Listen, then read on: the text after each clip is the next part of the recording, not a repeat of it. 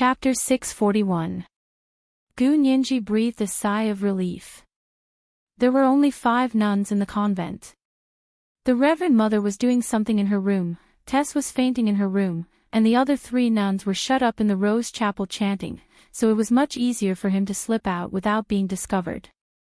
Gu Nianji glanced in the direction of the Reverend Mother's room and regretted that she couldn't borrow the phone there. She was worried that the phone was also being controlled. She silently returned to her room to pack. She definitely couldn't stay here any longer. To avoid alerting the enemy, Gu Nianji wrapped her pillow in the blanket to make it look like a person was sleeping under the blanket. She then wore the jacket she had changed out of yesterday under the nun's robe.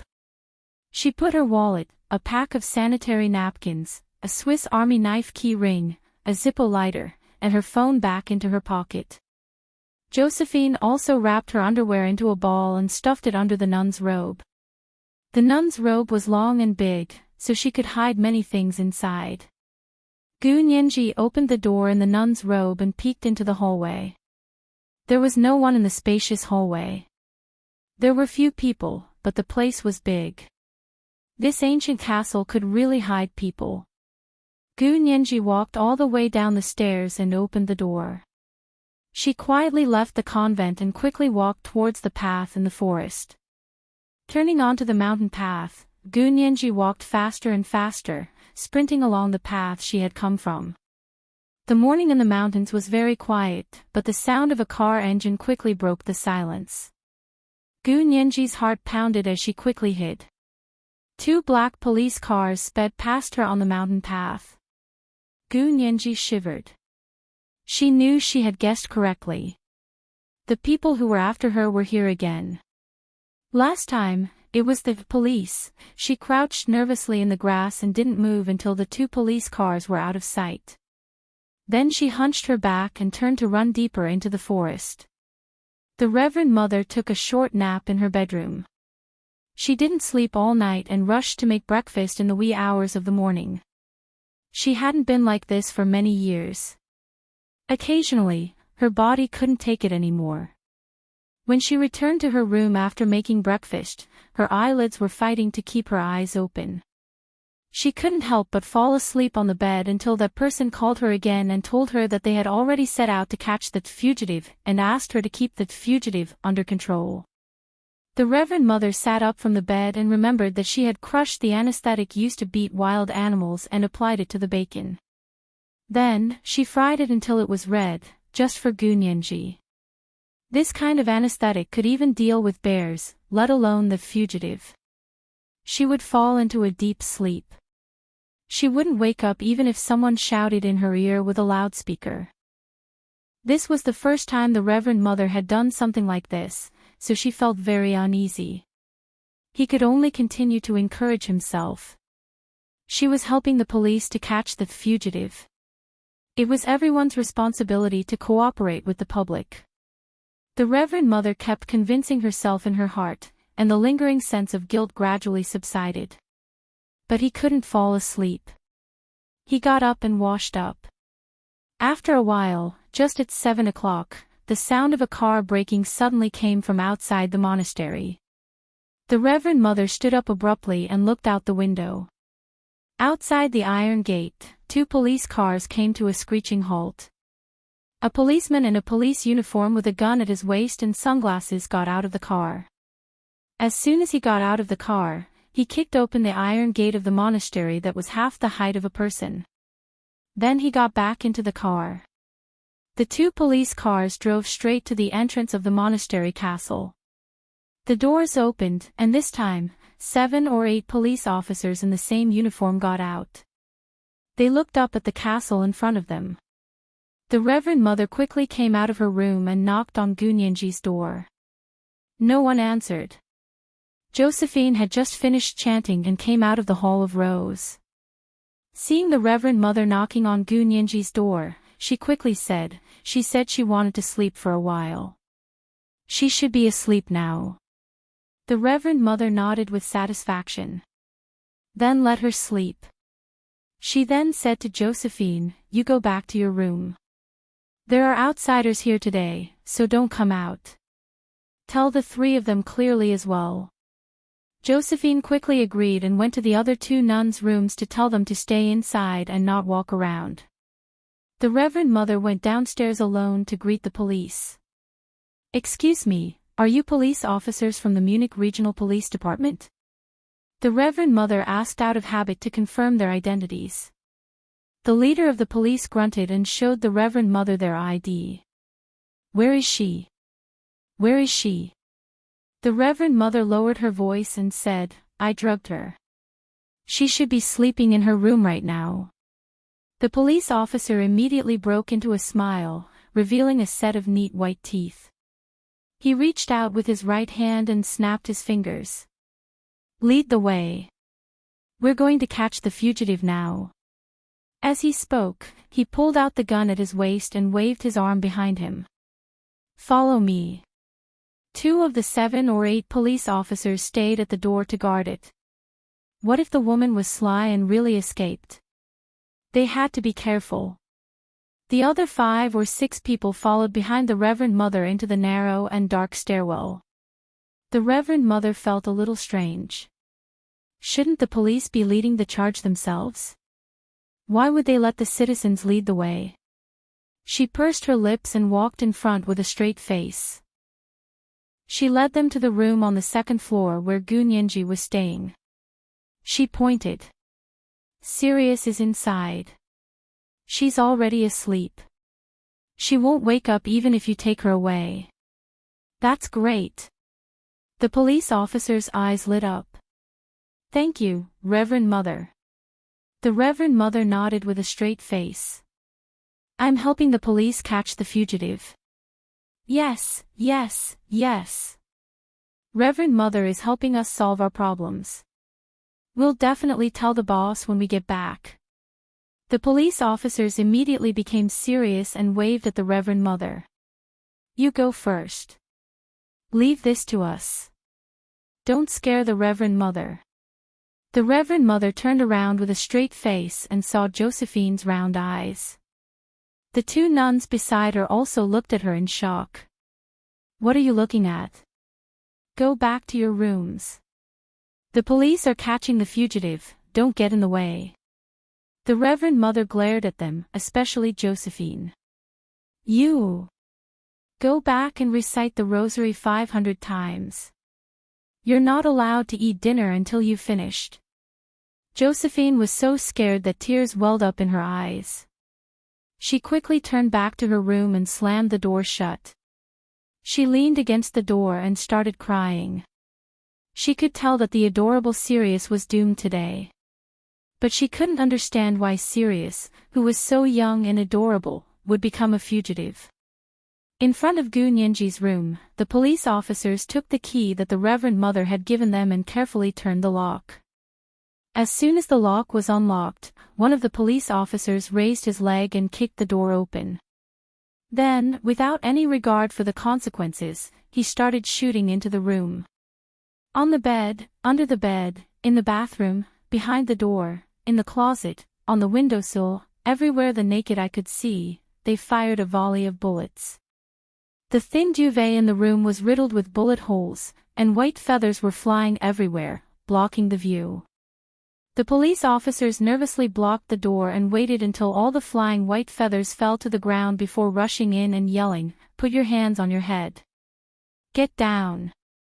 There was a motionless human figure under the duvet on the bed. It must have been shot to death, right? A bold police officer rushed over with his gun and lifted the duvet, then quickly fired another shot. Boom! This time, the entire duvet pillow split open. Countless feathers flew out and covered the person's head and face.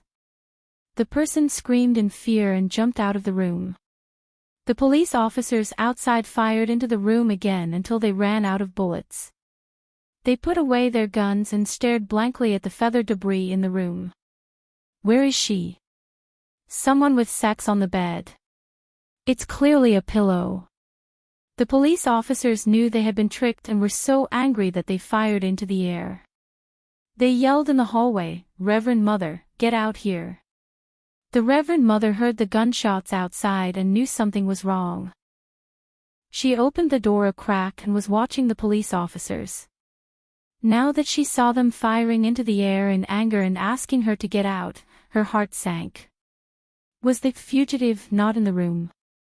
That was impossible. The anesthetic was used by the nunnery to deal with ferocious wild animals. Did it not work on humans? Also, she had clearly heard Josephine say that the fugitive was sleeping in the room. The Reverend Mother scuttled out of the room and asked the police officers in the hallway weakly, "Did you catch her?" The police officers saw the Reverend Mother come out and rushed over to grab her by the collar. They said fiercely, "Look! Where is she? Where is she?" The Reverend Mother looked at the mess in Gunyenji's room and was shocked to see that there were no signs of anyone inside. She straightened up and said, "But she was sleeping in the room just now." "Sleep my ass." The police pounded on the door with the butt of their guns. "If she's sleeping in there, go in and find her for me." The Reverend Mother trembled as she was pushed into the room. The duvet on the bed was wide open, and there was only a pierced pillow under the duvet. There was no one there. What was going on? The Reverend Mother turned to Josephine's room and shouted, "Josephine! Come out! Tell the police gentlemen, where did Sirius go?" The police officers turned to see a fat nun with a double chin peeking out from the crack of the door. She stammered, I don't know. The last time I saw her, she said she was sleepy and wanted to go back to her room to sleep. Then we went to chant. Bah! She must have run away." One of the police officers understood and glared at the nuns. "Tell me, which one of you tipped her off?" The Reverend Mother saw the police officer's unfriendly expression and quickly said, "I didn't tell anyone. They didn't know Sirius was a fugitive. That woman must be too cunning. I heard her lie to Josephine yesterday, so I decided to help you." One of the police officers glared at her angrily. His fingers itched to shoot all these silly nuns. However, his colleague tugged at him and said in a low voice, "Don't cause trouble for the boss. They could handle killing Gunyenji, but if they killed all the nuns, it would be a big deal. They might even be used as scapegoats."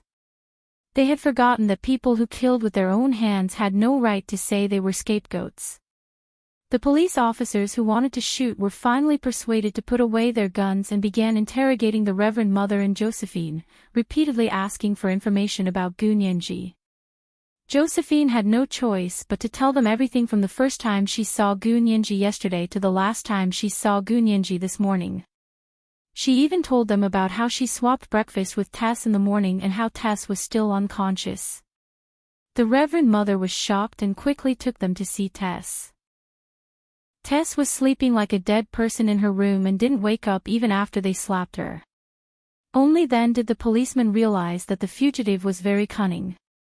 He must have noticed that the situation was not right, so he immediately exchanged the anesthetic breakfast with someone else. Then, he took the opportunity to run away when the others were not outside. Damn it! This is too much. We came here for nothing.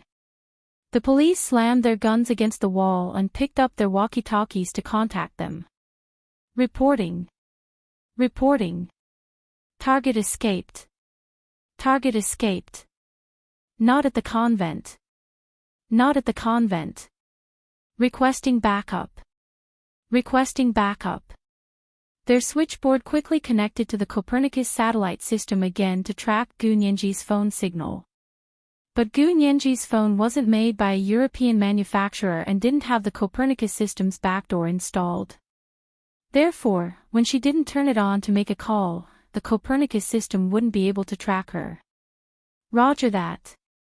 Team 2, retreat. Team 3, move out. Their boss changed his strategy so they didn't have to continue searching the convent. A few police officers drove away in their police cars, startling flocks of birds in the quiet valley. Josephine's eyes were red as she held back her tears. She looked at the Reverend Mother and said loudly, "Reverend Mother. Don't you want to explain what's going on?" The Reverend Mother refused to back down and said coldly, "Sister Josephine, what kind of attitude is that?" "I cooperated with the police." "Cooperated with the police." Josephine clenched her fists and took 2 steps forward. She said angrily, "Are they the police?" "They're robbers. I want to file a complaint. I want to file a complaint against these robbers who broke into people's homes and did whatever they wanted." So she only wanted to file a complaint against the police. The Reverend Mother sighed in relief and took a step back. Her tone softened as she said, "I want to file a complaint too. Go to my room and call the Munich Police Complaint Department."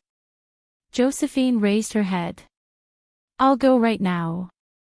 She rushed to the phone in the Reverend Mother's room and called the Munich Police Complaint Department. She said with dissatisfaction, "Your department sent 7 or 8 police officers to our convent today to do whatever they want. This is too much." The police officer on the other end of the line took her complaint seriously and quickly said, "Don't worry, please wait a moment. I'll go check the numbers of the officers who were sent out today and report it to them. They'll definitely give you an answer." Josephine's anger calmed down a little, but she still said forcefully, "They opened fire here and almost killed someone. If Sirius had really been sleeping in the house at the time, she would have been shot dead." The police officer checked for 5 minutes and came back with a puzzled expression. "You're saying that the people who were sent out today were from the Munich Regional Police Department?" "Yes, we saw their IDs. But we didn't send anyone out today." The police officer on the other end of the line was confused. "It just started today. Our people haven't even started working yet, so there wasn't a single call." "Huh? Are they fake police officers? This is too despicable. How can you let these criminals go around harming people?" Josephine continued to scold the police officer for half an hour. The police officer on the other end of the line could only smile bitterly. He took down her complaint and reported it to the Munich Regional Police Department's Major Crimes Unit. Someone had broken into the convent pretending to be a police officer. This was already under the jurisdiction of the Major Crimes Unit. After making the complaint call, Josephine frowned and said to the Reverend Mother, "Reverend Mother, the police said that they didn't send anyone out today. The people who came might be fake police officers." The Reverend Mother covered her mouth in shock and stopped herself from screaming.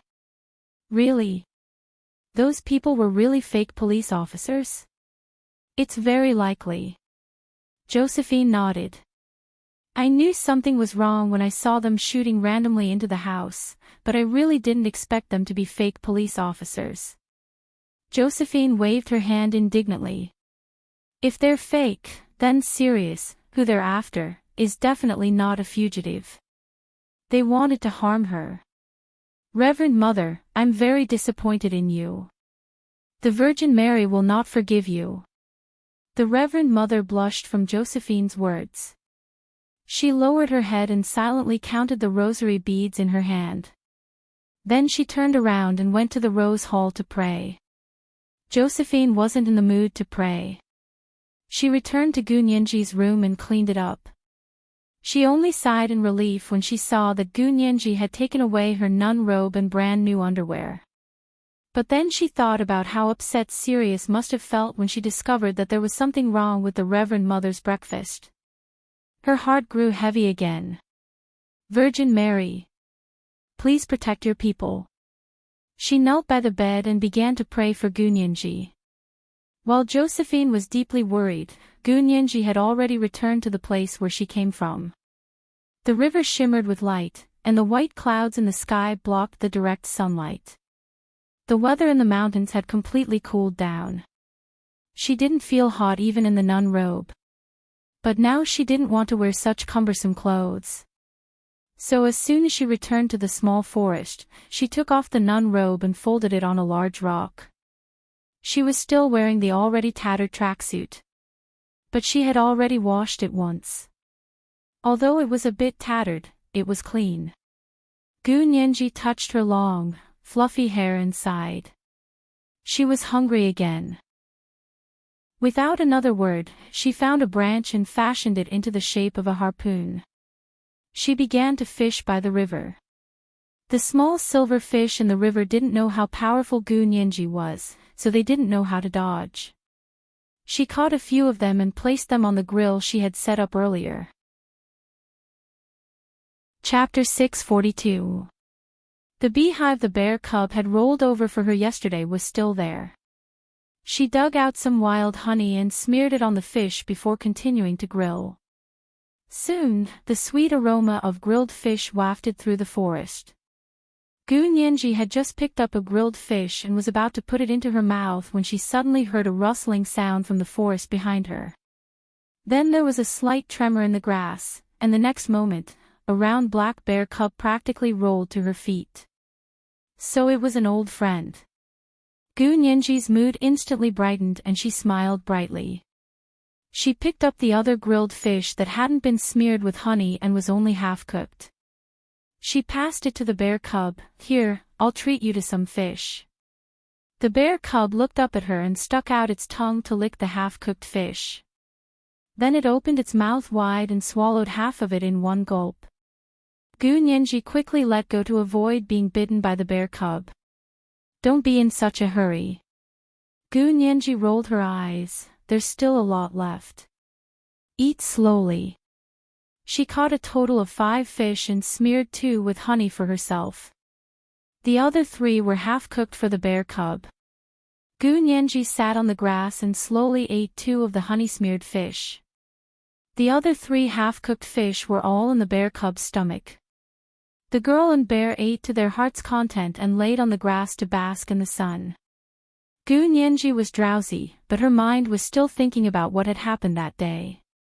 How had those people found her? She lay in the grass with a sweet and sour weed in her mouth. She carefully recalled what had happened from beginning to end. She couldn't think of anything special. She hadn't met anyone when the bear cub had brought her to the convent, so the bear cub couldn't have betrayed her. She hadn't even had the chance to borrow the Reverend Mother's phone, so how did they know she was at the convent? Then she remembered the Reverend Mother who hadn't been very nice to her. Could it be her doing something? Like calling the police because she didn't like her? She thought about it for a while and still felt it wasn't right. Most people wouldn't call the police just because they didn't like someone. That didn't make sense. There must be something she didn't know about, but she didn't want to think about it now. She had to think of a way to move forward. She couldn't stay in one place forever. After resting on the grass for a while, Gu Nianji stood up and shook off the grass on her.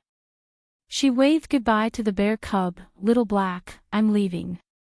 If I can make it out alive this time, we'll definitely help you guys." Gu Nianji didn't know what to wish for, and the bear cub might not even care. Gu Nianji didn't know what to wish for. Gu Nianji made a bundle out of the long nun's habit and wrapped the brand new underwear. She slung it on her back and strode forward. After walking for a while, she saw that the sun was already setting in the west and the sky was about to turn dark. When she turned around, she realized that the little black bear was still looking in the direction she had left in.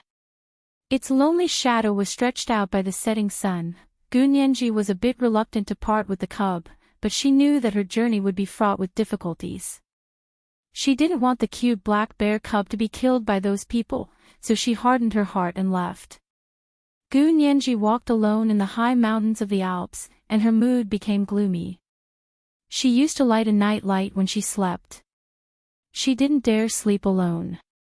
But now, she could sleep anywhere. Not to mention that there was no light. Even if she was alone in the wilderness, she would still be able to sleep. Gu Nianji laughed bitterly to herself. Massaging her legs, she looked around. If she couldn't find a place to stay, she'd have to sleep outside again. Gu Nianji sat down on the grass and took off her shoes. She noticed there were some blisters on her fair, tender soles. She used the sharp tip of the Swiss Army knife to pop the blisters, then dipped her feet in the stream. She then sat down on the grass and crossed her feet to dry them in the setting sun. After her feet were dry, Gunyanji slowly put on her shoes. She planned to find some berries to eat. She was tired and didn't want to catch fish. She'd had 2 grilled fish in the afternoon and 1 in the morning. She'd had too much fish today, so she didn't want to eat anymore. The sky gradually darkened, and the sound of birds fluttering could be heard in the evening sky. Gunyanji squinted to see the traces of birds flying in the sky. She noticed they were all flying towards the small forest diagonally ahead of her. Was that where the birds returned to the forest? Gunyanji followed it. Walking into the forest, she saw many nests high up in the trees. She swallowed her saliva and quietly climbed up a tree with a bird's nest. Sure enough, there were eggs in it. Gunyanji took advantage of the fact that most of the birds hadn't returned yet to dig out the nests one by one. She didn't take all the eggs in a nest. Instead, she took 1 or 2 eggs from each nest. That way, it wouldn't be too conspicuous and the birds wouldn't notice. Coming down from the tree, Gunyanji had already dug out her pocket full of eggs. She carried the bag of eggs back to the river and made a small fire. She buried the eggs in the embers and quickly roasted them. Gunyanji sat cross-legged on the grass and ate 3 eggs. She planned to eat the remaining 7 or 8 eggs tomorrow morning. After eating the roasted eggs, she went to find a mountain spring to drink and rinse her mouth before returning to the grass. She took the nun's habit and covered herself with it. She fell asleep on the grass. There was a small fire next to her, so wild animals didn't dare to come near her at night. White smoke rose from the fire and mixed with the night fog of the Alps. Even the forest rangers didn't notice it. Gunyanji had a good sleep. When she woke up the next day, she didn't feel sore at all. It was obvious she was used to sleeping on the grass. She sat up and spaced out for a while before smiling. The adaptability of humans was limitless. She got up to find spring water to rinse her mouth and ate the 3 eggs she had roasted yesterday. Gunyanji packed the nun's habit again and carried it on her back to continue walking. This time, she walked along the river until evening. She was a little tired and sat on a big rock by the river to rest her feet. She planned to find a forest nearby to see if there was anything edible. Berries, eggs, or mushrooms would do. She could tell the difference between edible mushrooms and poisonous ones. Wiping the sweat from her forehead, she walked into the forest. The trees in the forest were relatively dense. They weren't too thick or tall, so they probably hadn't been growing for too long. Gunyanji looked around and immediately saw a few bushes with berries growing not far from her. She quickly walked over. Just as she bent down to pick the berries, a crisp sound suddenly came from the silent forest. It sounded like someone stepping on a dead branch. Gunyanji's heart sank. Why was there such a sound here? At that moment, her body was moving faster than her mind. Before she could figure out what was going on, she had already fallen to the ground and quickly rolled to hide behind the bush. Whoosh whoosh whoosh whoosh whoosh. A series of silenced bullets came from a certain angle in the forest and hit exactly where Gunyanji had bent down. If she had been a second slower when she fell to the ground, the bullets would have passed through her waist and left her paralyzed. Gunyanji was nervous. Were those people chasing her again? But she didn't see any police or police cars this time. She hid behind the bushes and slowly moved backwards. The forest wasn't big, but because it was dense and the grass was thick, it wasn't easy to find someone there. Gunyanji slowly moved deeper into the forest. A few more gunshots sounded outside, but this time they weren't aimed in Gunyanji's direction. Instead, they were far to the left. Thud. A large bird fell from a tree. There was a whistle from outside, followed by cheers. Gunyanji could tell it was German for "well done." Her heart skipped a beat, and she pricked up her ears to listen to what the people were saying. The sound of conversation came nearer and nearer and nearer, until it finally left the grove. "Hans, how was the hunting season this time?" Not too bad. I hunted a snow wolf, a few foxes, and was planning on hunting a bear. That many? I only hunted a few rabbits and a bird. The people outside laughed heartily. They were all men's voices. So they were here to hunt. Gu Nianji suddenly remembered when she had dinner with Ijichu at the hotel and heard the people talk about hunting season in the Alps. So the hunting season had officially begun. Gu Nianji quietly hid in the small forest and waited until the sounds outside had completely faded before coming out. It was already dark. Gu Nianji walked out of the forest and was instantly stunned. She saw 4 or 5 men wearing cowboy hats and large sunglasses calmly holding their guns and aiming in the direction she came out from. Or rather, at her. Gu Nianji quickly fell backwards. Whoosh whoosh whoosh whoosh. A few bullets barely grazed her forehead as they flew into the bushes, sending up large amounts of dust and grass. Gu Nianji rolled back into the forest and hid behind a large tree trunk. She shouted at the people outside, "What are you doing? Aren't you here to hunt?" "Yes, we're here to hunt." The men outside roared with laughter. "You're our prey. It's not illegal to kill you." Gu Nianji was so angry she almost vomited blood. She really didn't expect such barbaric practices to exist in modern, civilized society.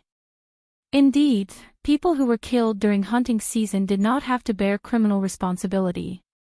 In the end, she could only blame herself for accidentally entering the hunters' hunting grounds and losing her life for nothing.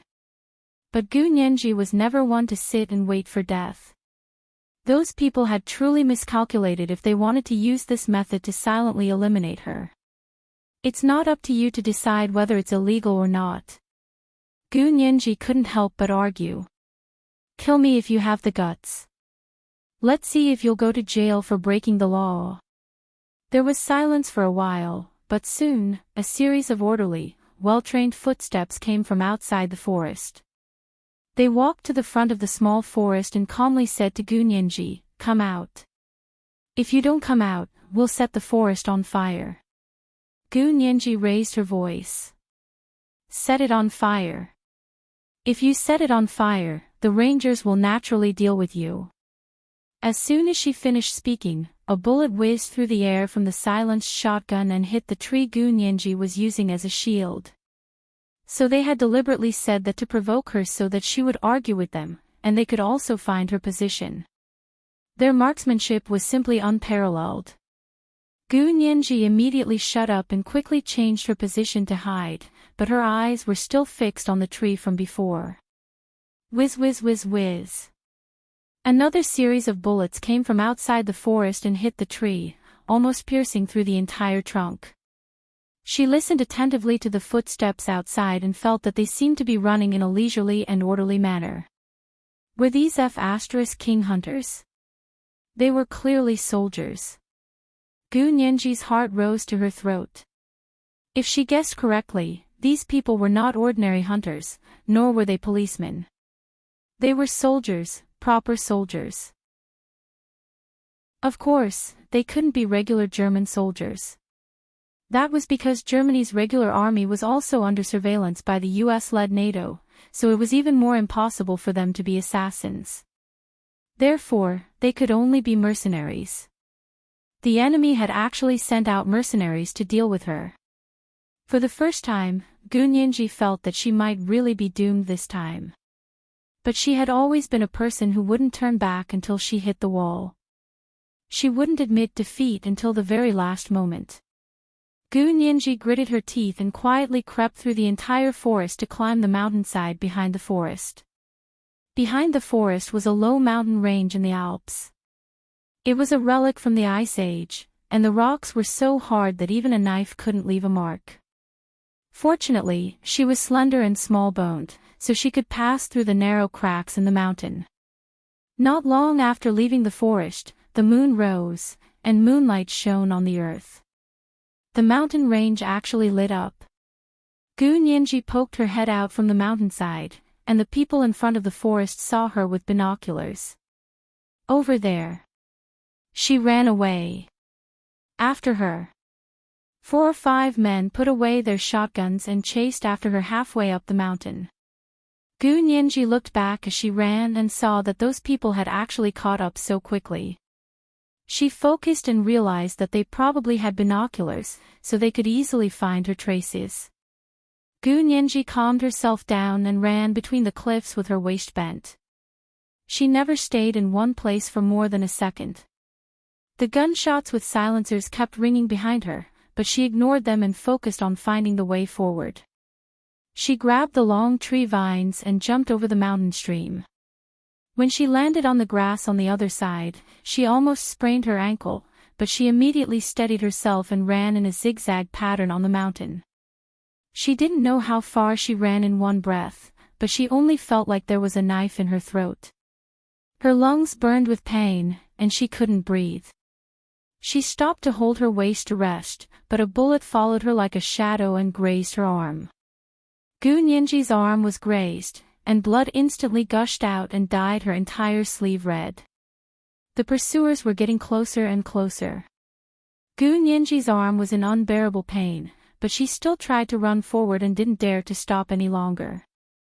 The smell of fresh blood attracted the beasts. Not far away, Gu Nianji saw 2 green lights on the opposite mountain top. Upon closer inspection, they weren't lights, but the eyes of wolves. There were more and more green eyes, indicating that the number of wolves was also increasing. Gu Nianji groaned inwardly. There were pursuers behind her and wild wolves in front of her. What should she do? She looked up and saw a mountain rock suddenly blocking her way. Gu Nianji had been running in a panic and didn't know which way to go.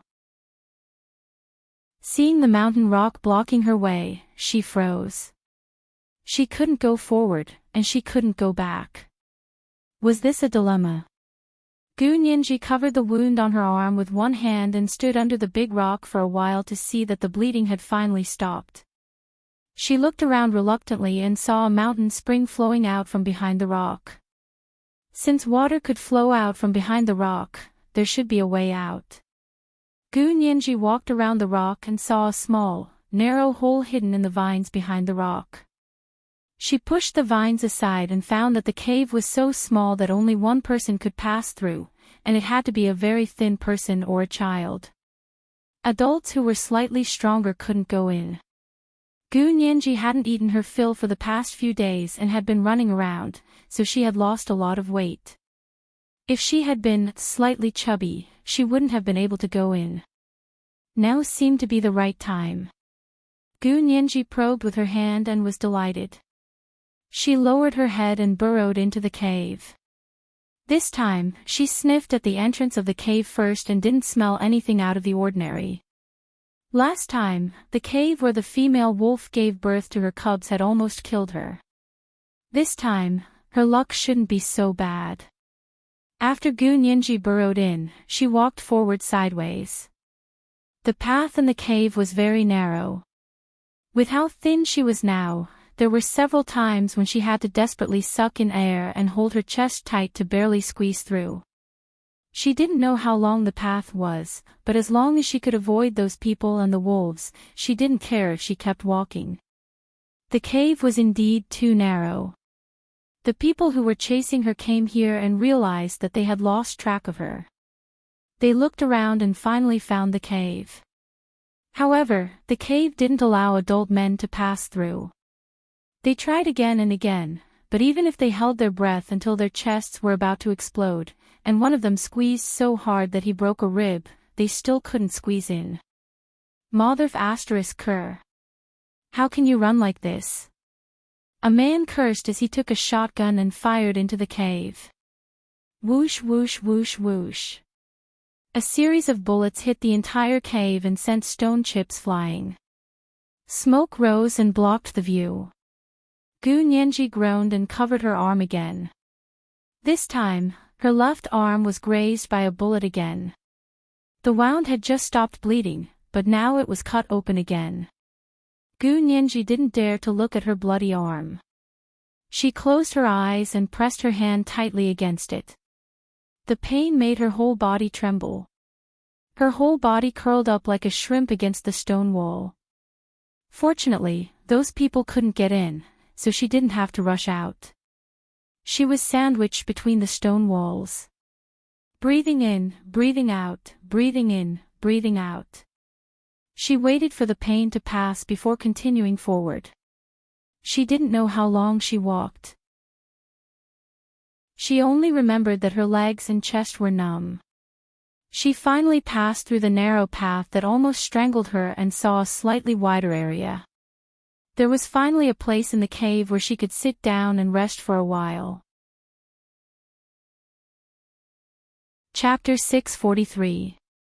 Gu Nianji endured the pain and removed the bag made of a nun's habit from her back. She took out the brand new underwear that Josephine had given her, found a tank top, and tied it tightly to the arm that had been grazed twice by the bullet. Then she quickly changed into the nun's habit and even wrapped a black scarf around her head. Even if the enemy had binoculars, they wouldn't be able to see her easily. In the dark, black clothes wouldn't reflect light, so it was easy to blend in with the night. After changing, Gu Nianji sat down to rest for a while before she finally recovered. Gu Nianji panted slightly and closed her eyes to lean against the cave. She clenched her fists and began to think in her mind. Who had such a deep grudge against her that they had to kill her, and also had the power to mobilize the police and mercenaries to kill her? Thinking about it this way, the scope should have narrowed down, but she still had no clue. She had been with Hu Xiaoheng and the others for as long as she could remember.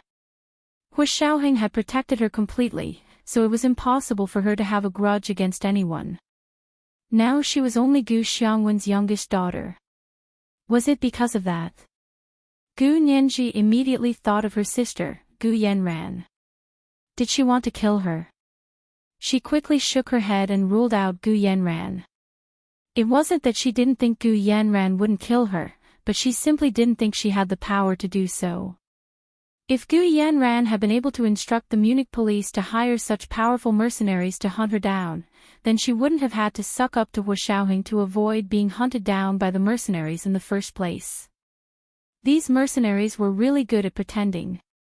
In order to make it look like they accidentally shot her during hunting season, they really used hunting rifles and not sniper rifles. Gu Nianji knew that if they really used sniper rifles or even anti-material rifles, she would have been dead already. What was so strange about an anti-material rifle shooting through a tree? The best anti-material rifle could shoot through a brick wall from a mile away and blow up the head of a criminal hiding in a house. Gu Nianji could only be glad that the enemy didn't dare to kill her without restraint and needed to cover up. Whether they were disguised as police or hunters, they didn't want to reveal their true identities. Why was that? It meant that the mastermind must be very afraid of the person behind her, right? So they desperately used all sorts of identities to disguise themselves. Who were they afraid of? Was it Hu Xiao or Professor He? Gu Nianji looked down and took out her phone from her trouser pocket.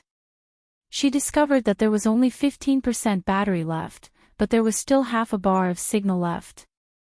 Should she try calling Hu Xiao and Professor He? She couldn't call Hu Xiaoheng directly, but she could still call in Shi Xiang. Looking for Brother Xiong was equivalent to looking for Hu Xiao. Only they could save her. Gu Nianji's reliance on Hu Xiaoheng had become a kind of faith. She believed that he was omnipotent and that he would definitely come to save her. Before that, she had to save herself. She had to ensure that she was still alive before he arrived. She dialed in Shi Xiang's number with the help of the starlight, but she couldn't get through. That half a bar of signal wasn't enough to support the call to the Huaxia Empire. Gu Nianji could only give up and thought of Professor He instead. She knew that he was still very powerful in America. But this was Germany, would it be the same? She also knew that Professor He had gone back because of his father's sudden illness. Would Professor He be put in a difficult position if she rashly called him? After some thought, she still tried calling He Jichu's number. Just like Yin Shi Xiang's number, she couldn't get through. Gu Nianji breathed a sigh of relief and stopped trying. She couldn't get through anyway.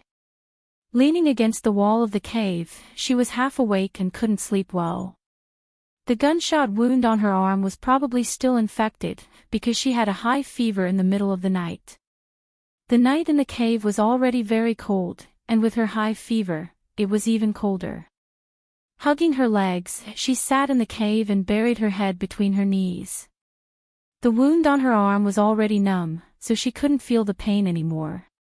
Her head was dizzy, and it wasn't a normal kind of pain. The pain seemed to have transferred to her head. She could only grit her teeth and didn't even dare to make a sound.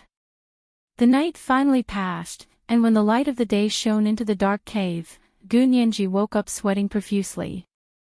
Her entire body was drenched in sweat, as if she had been drenched in the rain. Her legs were weak, and her entire body was sore. Only her arm didn't seem to hurt anymore. Gu Nianji composed herself and slowly untied the vest covering the wound. She touched it with her hand. The blood had already turned dark brown and stuck to her arm, so she couldn't see what the wound looked like. However, it really didn't hurt anymore. Even when she pressed it with her hand, it didn't feel as painful as yesterday. Closing her eyes, she slept for a while in the cave before supporting herself against the mountain wall and standing up slowly. Her legs didn't seem to be her own. She wanted them to move forward, but they wouldn't listen. It was too strenuous. She could only move one step and stop to catch her breath for a while before moving forward again. Walking and stopping like that, she walked for almost 4 to 5 hours before exiting the other side of the cave. As soon as she exited the cave, she saw a dark blue lake. The lake was surrounded by slightly withered grass, indicating that autumn was approaching. Further away were the Alps, which were gentler than the mountains on the other side of the cave. They weren't as steep and dangerous. The nearby lake water was so blue that it looked transparent, like the most clear sapphire had fallen to the ground and turned into lake water. But when she got closer, she discovered that the lake water should be a light green, the same color as the clearest seawater. The reason it looked blue from afar was because the entire blue sky was reflected in the lake water. Gu Nianji looked up at the sky. This was the top sapphire, just like the sky of a certain Tibetan she had seen on the internet. It was the closest place to the sky and also the highest place on the entire blue planet. That was the good thing about the Alps. There were lakes and rivers everywhere. No wonder the major rivers that ran through Europe all originated from the Alps. Gu Nianji was a little more cautious this time. She looked out of the cave for a while to make sure there was no one around before slowly walking out of the cave and towards the lake. There were some dandelions growing by the lake. Their green leaves supported small white fluffy balls that swayed in the breeze. Gu Nianji walked to a blue stone by the lake and squatted down. She put the vest she had tied around her wound in the lake water to clean it. The vest was stained with her blood and dyed the lake water near the shore a light pink. She dipped it in the lake water and gently washed her arm that was stained dark brown with blood. She did it bit by bit, afraid to touch the unscathed wound. Dandelions could stop bleeding. She planned to dig up a few dandelions and crush them to apply to the wound if the blood didn't stop flowing. These were the contents of Hu Xiaoheng's field survival course for the Special Operations Forces. She had followed Hu Xiaoheng all those years. She didn't go to school for the first few years, but the things she learned were definitely no less than in school. Her arm was washed clean bit by bit, and the dark brown blood stains were gone. Her arm was clean and white, without a single pore to be seen. As for the wound from the bullet, where was it? Gu Nianji felt from head to toe but couldn't see where the wound was. If she hadn't just washed off the dark brown blood stains, she would have thought she hadn't been grazed by the bullet at all. Gu Nianji touched her arm, a little confused. What was wrong with her? Was it her problem, or was there something wrong with the world? She had a fracture the day before and was as good as new the next day. She had been grazed by a bullet the day before and lost so much blood, but today she was as good as nothing. And it was all a high fever. After one night, she was back to normal. Could it be that her high fever was a miracle cure? In the future, she wouldn't need to take medicine when she got sick or injured. She would recover from a fever. Gunyanji thought about it, but felt it was too ridiculous. She pouted and hugged her knees as she sat by the lake, not knowing where to go. Ever since she came out of the small cave, she understood that she had probably passed through a small mountain range in the Alps. Now she was on the other side of the mountain. She sat by the lake for a long time until her stomach growled. She finally sighed and resigned to her fate to find something to eat. There were fish in the lake, but it seemed to be deeper here than the small river on the other side of the mountain. The fish wouldn't swim to the shallow shore, and she didn't dare jump into the lake. It would be difficult to catch them. She couldn't eat fish, so she had to think of another way. She definitely had to find berries, and then she had to find bird eggs. After what happened the day before, Gunyanji now avoided everyone who hunted in the Alps. She knew she was overreacting, but she only had one person and one life now. No matter how careful she was, she couldn't be too careful. She walked around the nearby mountains for a long time and found a nest of bird eggs. She took 4 or 5 out, then gathered a bunch of berries and returned to the lake. She started a fire, buried the eggs, and roasted them. Then she ate the berries to supplement her vitamins. Relying on these things, she walked and stopped, and after 2 days of walking along the lake, which was extraordinarily large, she at last saw a house. Or rather, she saw a wooden house standing on the grassy hillside. From her angle from the river, she could see the wooden walls painted red, the black log roof, and the white fence around the house. What excited her the most was that there was a satellite TV receiver on the roof of the wooden house. She saw the umbrella-shaped satellite antenna emitting a silvery white glow in the evening sun. She quickly took out her phone to look at it. There was only 5% power left, but her phone actually showed 2 bars. She wanted to cry. Gunyanji's hands trembled as she quickly opened the contact list on her phone. She immediately found In Shixiang's number and called him, but it was voicemail again. She almost thought that In Shixiang's phone had also been hijacked by a Trojan. But on second thought, with Brother Zhe around, how could Brother Xiong's phone be hijacked? That was impossible. Then what was the reason? She quickly thought of the time difference. It was around 6 in the evening in Germany's daylight time. It should be midnight in the imperial capital, so perhaps Brother Xiong was already asleep. But this time, Gunyanji didn't dare leave a message. She quietly hung up. She remembered that she had called In Shixiang and Zhao Liangzi the first day she was in danger and left a message. However, neither of them had returned her calls until now. This was also a rather strange thing. Gunyanji felt uneasy, but she quickly shook her head and didn't think about it anymore. Looking up at the wooden house on the hillside, she decided to stay there for the night and charge her phone. Of course, if this family didn't have iPhones, then there was nothing she could do. She was just unlucky and couldn't blame anyone else. Gunyanji washed her hands and face by the lake again and combed her hair with her hand before walking along the mountain path to the hillside. Behind the fairy tale-like red and black wooden house was a towering forest. The mountain peak behind the forest was covered in pure white snow. Red, black, green, and white intertwined and almost reflected the glow of a rainbow under the golden sunset. Gunyanji squinted to admire the beautiful scenery and slowly walked to the white fence of the wooden house. The front yard of the house was paved with a green lawn that was neatly trimmed.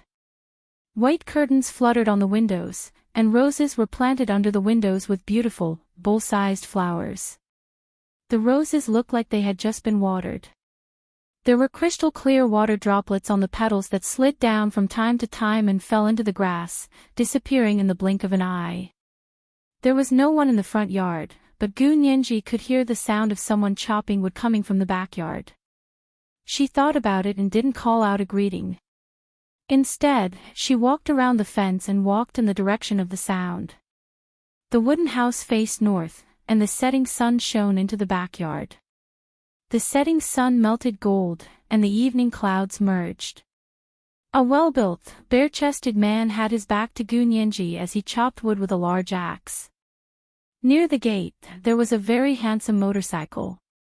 On the ground beside it, there were 10 or so thick tree trunks, and on the other side, there was a tall pile of firewood, which should have been cut down.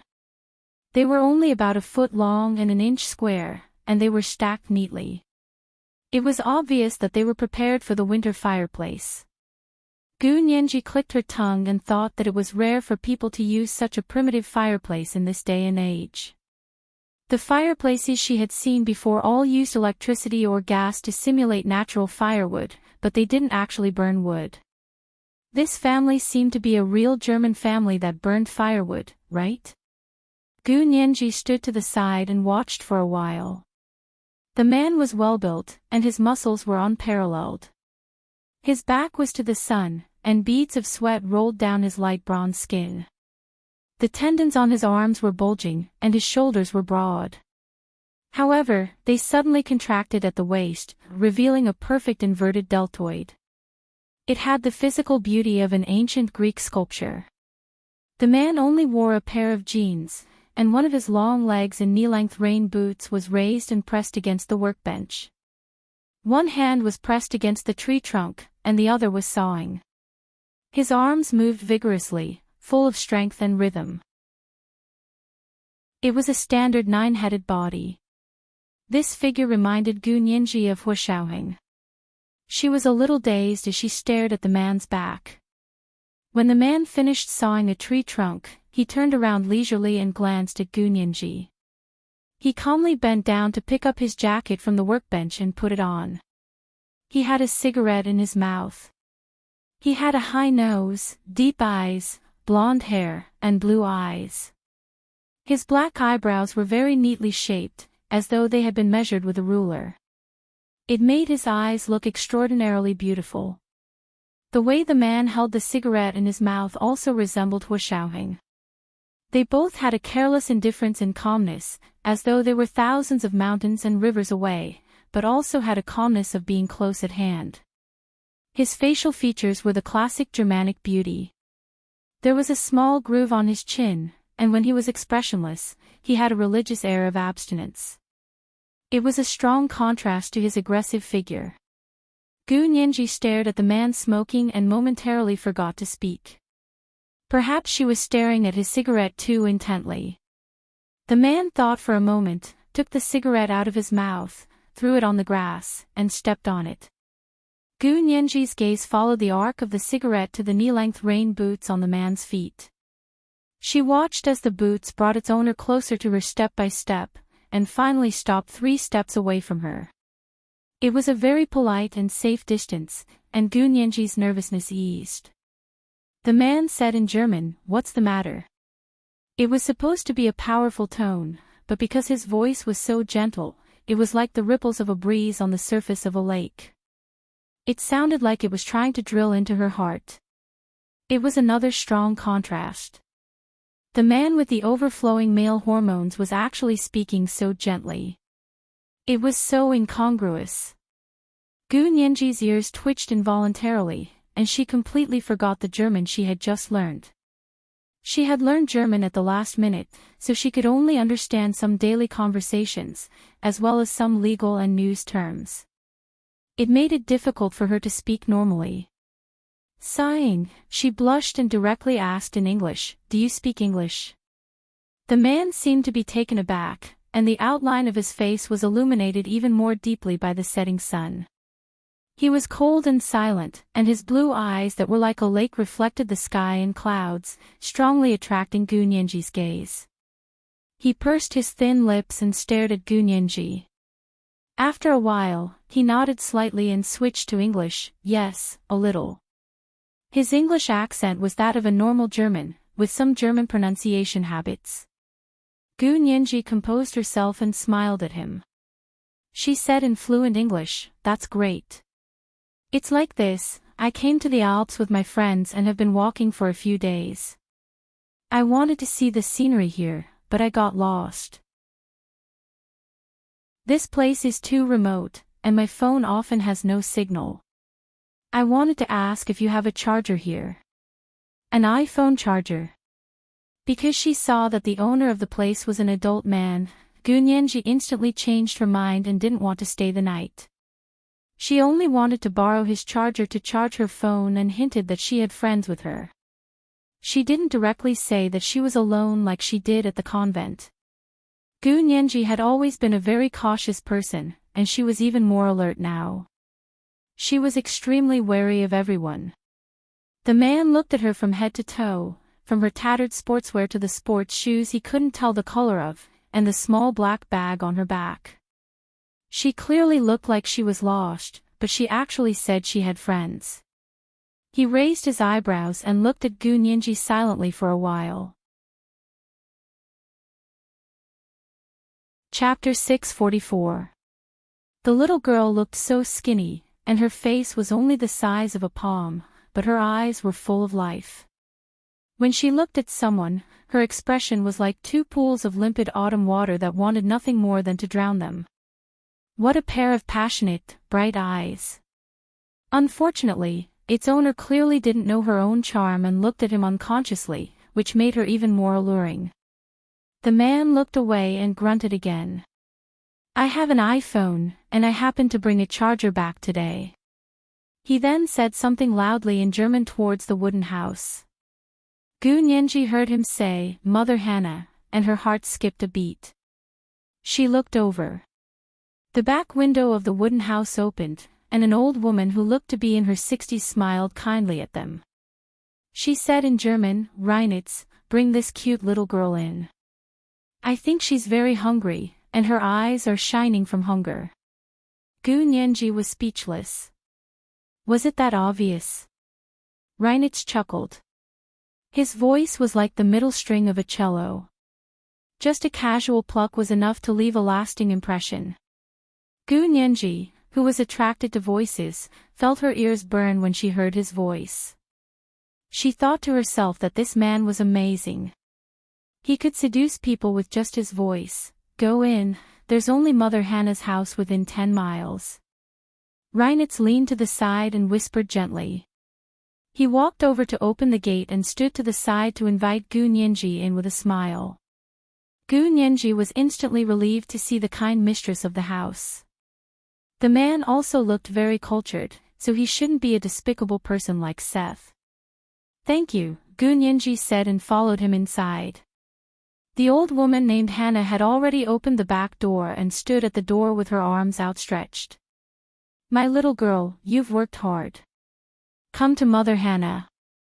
Gunyanji had been wandering the Alps for 8 or 9 days, and this was the first time she had heard such heartwarming words.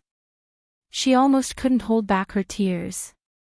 However, she managed to hold it in and took a deep breath to hug Hannah.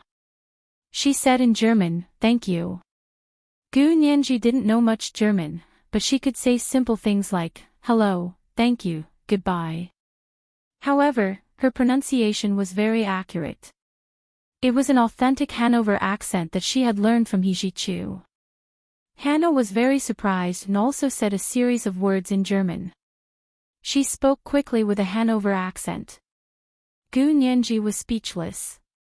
She couldn't understand a word and looked at Reinitz for help. Reinitz stood next to her, and his eyes flashed when he saw her big, expressive eyes. He chuckled and said something to Hannah in German. Hannah immediately switched to English. You don't speak German. But what you said just now was very accurate. It was an authentic Hanoverian accent. I'm a Hanoverian myself, and hearing it made me feel very close. As she spoke, she pulled Gunyanji's hand into the house. Gunyanji smiled sheepishly. I only know a few simple German phrases. I don't know anything more complicated. That's okay, we all speak English. Hannah winked at her, very cheerful and childlike. Gunyanji smiled and saw Reinitz walk in from the corner of her eye. He walked past her and turned into the room on the other side. Hannah pulled her to sit in the kitchen and brought out freshly baked bread, mayonnaise, and 2 white sausages. She placed them on the table in front of her and asked, "What's your name?" "My name is Sirius."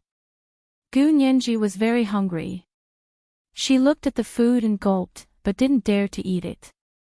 "Sirius. Nice name, very pretty, just like you." Hannah greeted her warmly. "Are you eating? Aren't you hungry?" Gu Nianji still didn't dare to move. Her bright eyes scanned the food as she nervously tried to come up with an excuse to reject him. After all, it was food from a stranger. It was best not to eat before she knew if it was good or bad. Hannah saw that her gaze kept drifting to the white sausages and thought she was still embarrassed. She quickly picked up the knife and carefully cut the white sausages for her. She said kindly, "Here, look, this is the white sausages I made myself. I used the best black pork in Bavaria. It was raised in the wild and didn't use any animal feed. Try it." Gu Nianji gulped again. Her eyes were glued to the white sausages. They looked so delicious. She really wanted to eat them, but after the incident with the Reverend Mother at the convent, she was very careful about eating other people's food. While she was hesitating, Reinitz walked out of the room and sat on the high stool next to her. He picked up the knife and fork and ate a piece of white sausage, then a piece of bread, and a sip of milk before saying to Mother Hannah, "Mother Hannah, go check the bathroom. I think she wants to take a shower." Gu Nianji blushed immediately and mumbled, not knowing what to say. Reinitz seemed to understand what she was thinking. She only dared to pick up the knife and fork to eat when she saw other people eat it. Now that he said that, she was too embarrassed to eat again. Hannah quickly said with a smile, "Serious, Reinitz doesn't know how to talk. Ignore him. You've been out for a few days. I'll go prepare some clothes for you. I hope you like them." She stood up and went to the room Reinitz had come out from. Only Reinitz and Gu Nianji were left in the kitchen. Gu Nianji finally noticed that Reinitz had changed his clothes. The thin plaid flannel shirt and jeans were gone. Instead, he wore a slim white shirt, khaki slacks, and a pair of tennis shoes. He stretched his long legs and lazily sat next to her. He pointed at the white sausage on the plate and said gently, "Eat it. It's delicious. I tasted it just now, and it's not bad." Gu Nianji looked at Reinitz's eyes that were as blue as a lake and faintly felt that he seemed to understand her concerns, so he ate quietly to let her know that the food was fine. Gu Nianji was a bit embarrassed by his understanding. She felt like she was a frightened bird engaging the heart of a gentleman with her own yardstick. Even in a terrible case like Li Haiqing's, there were prosecutors who insisted on justice, and there were police officers who silently hid direct evidence from their corrupt superiors. How could she treat everyone she met as harboring evil intentions? If she didn't eat it now, she would really be overreacting. Gu Nianji picked up the knife and fork in front of her and slowly forked a piece of white sausage into her mouth to chew. Perhaps it was because she hadn't eaten proper food in 8 or 9 days, but the white sausage tasted so good in her mouth that it made her cry. And she really did cry. "Why are you crying? Does it not taste to your liking?" Reinitz said gently as he picked up a tissue from the dining table to wipe her tears. His movements were very gentle, but although he tried his best to restrain himself, it still left a few red marks on Gu Nianji's delicate skin. He froze and didn't know what to do with the tissue. He said quietly, "Your face is too soft." It was originally a statement, but when it came out, it had a hint of ambiguity. Gu Nianji wiped her face and smiled. She didn't reply and took big bites of the white sausage. After swallowing, she said, "It really is delicious. It's even better than the white sausage from 4-star Michelin restaurants that I've eaten before." Reinitz only realized his words were a bit presumptuous after he said them, but Gu Nianji didn't mind and easily resolved it. He finally breathed a sigh of relief and changed the topic. Of course, there's only one secret to making good white sausages, and that's pork. If the pork isn't good, even the best chef can't make good white sausages. Gu Nianji drank a mouthful of milk and nodded. Yes, it's just like our Huaxia Empire's saying, even the cleverest housewife can't cook without rice. It's the same principle. Even the cleverest housewife can't cook without rice. Well said. Reinitz chuckled quietly. His blue eyes sparkled like stars, and he was extremely charming. Gu Nianji looked away and picked up a piece of bread. She looked down and smeared mayonnaise on it before taking small bites. Reinitz sat next to her and watched her eat. Seeing that she finished the 2 white sausages in no time, he got up to fish out another white sausage from the steamer. He cut it up and placed it in front of Gu Nianji. Thank you. Gu Nianji's head was almost down to her chest. She was very embarrassed. Reinitz looked at her bewildered expression and sighed inwardly. What a child! Just a moment ago, she was stubbornly refusing to eat food from a stranger, and now she felt bad for a little kindness from someone else. No need to thank me. You're too thin and need to nourish yourself. But you shouldn't eat too much at once. Don't eat any more after finishing this white sausage. There's still a lot in the steamer, so you can eat later. Reinitz gently advised her, go shower in that room after eating, then rest for a while before coming back for dinner. He could see that the young girl's physical strength was almost at its limit, but she was still very energetic. When she looked at people, her dark eyes were so bright it seemed like they could suck people in. Reinitz never knew that black hair and eyes looked so good. His sense of beauty was clearly towards blonde girls of the same race. Eat slowly. I'm going out for a smoke. Sensing Gu Nianji's awkwardness, Reinitz got up and left the kitchen to smoke outside. After a while, Gu Nianji saw Reinitz's back through the kitchen window. He was sitting on a white fence in the front yard with his long legs propped up and a cigarette in his hand. The way he smoked really resembled Huaxiao. Gu Nianji quickly looked down and continued eating. She hadn't seen Huaxiao for so many days, and everyone looked like Huaxiao. Actually, who could compare to him?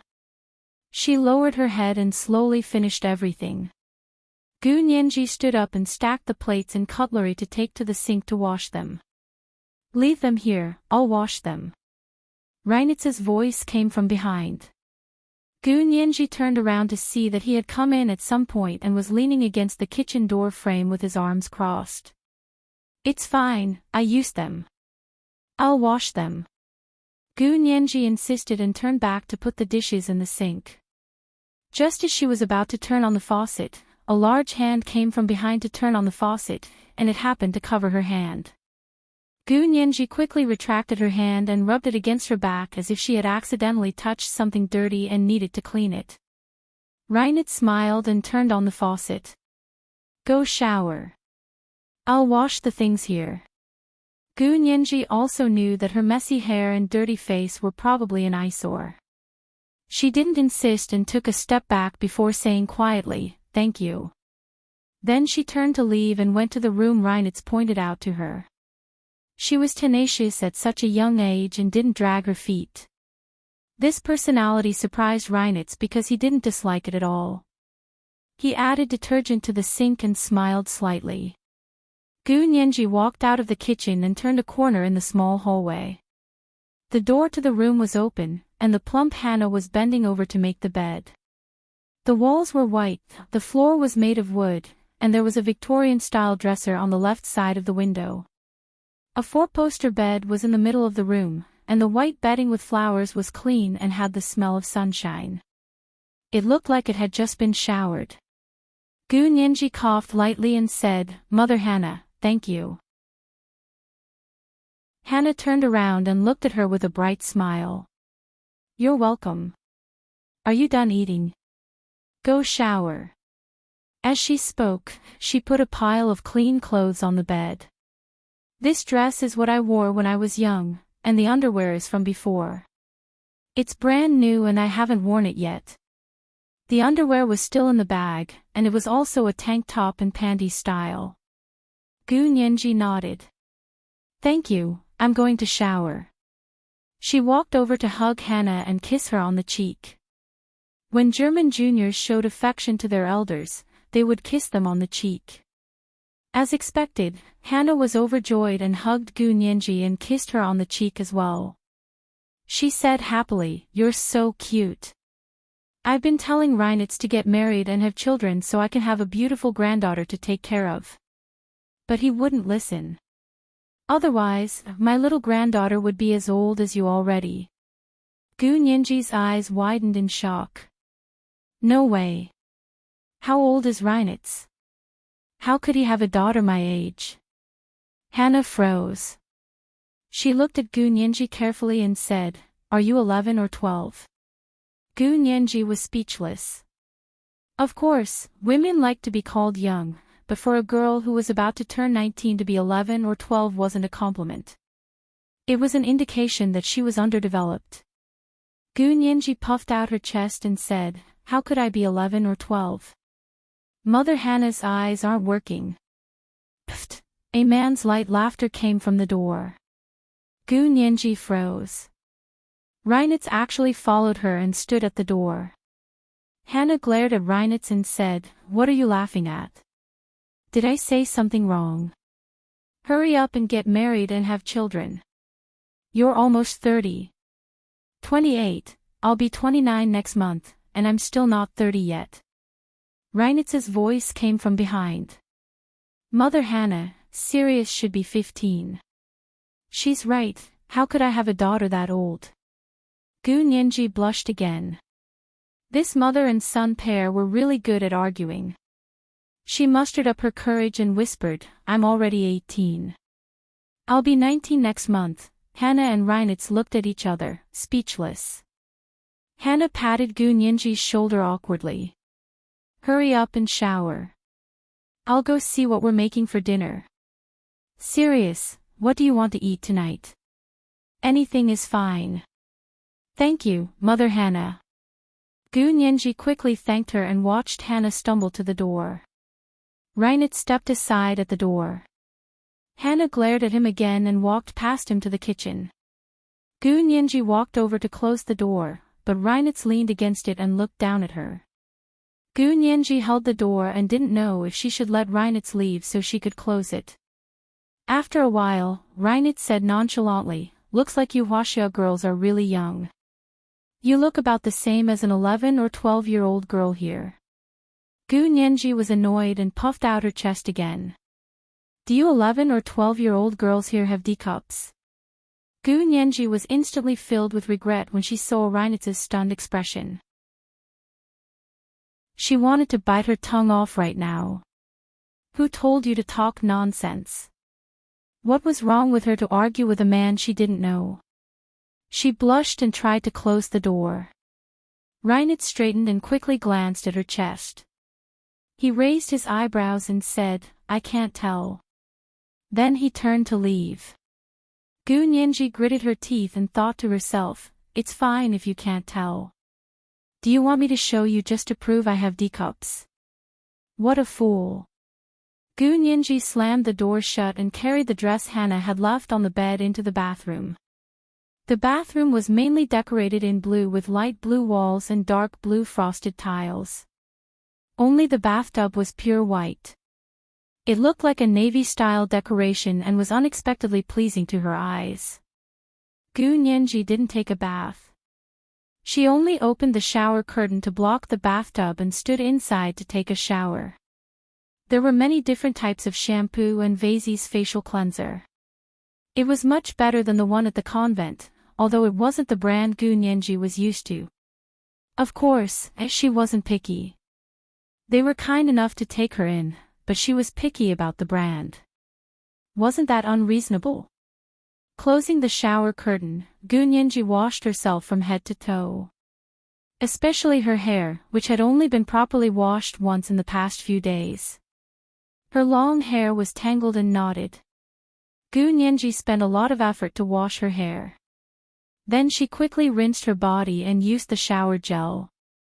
Wrapping herself in a towel, she looked in the mirror in the bathroom and realized why Hannah and Reinert said she looked like an 11 or 12-year-old girl. She was really too thin.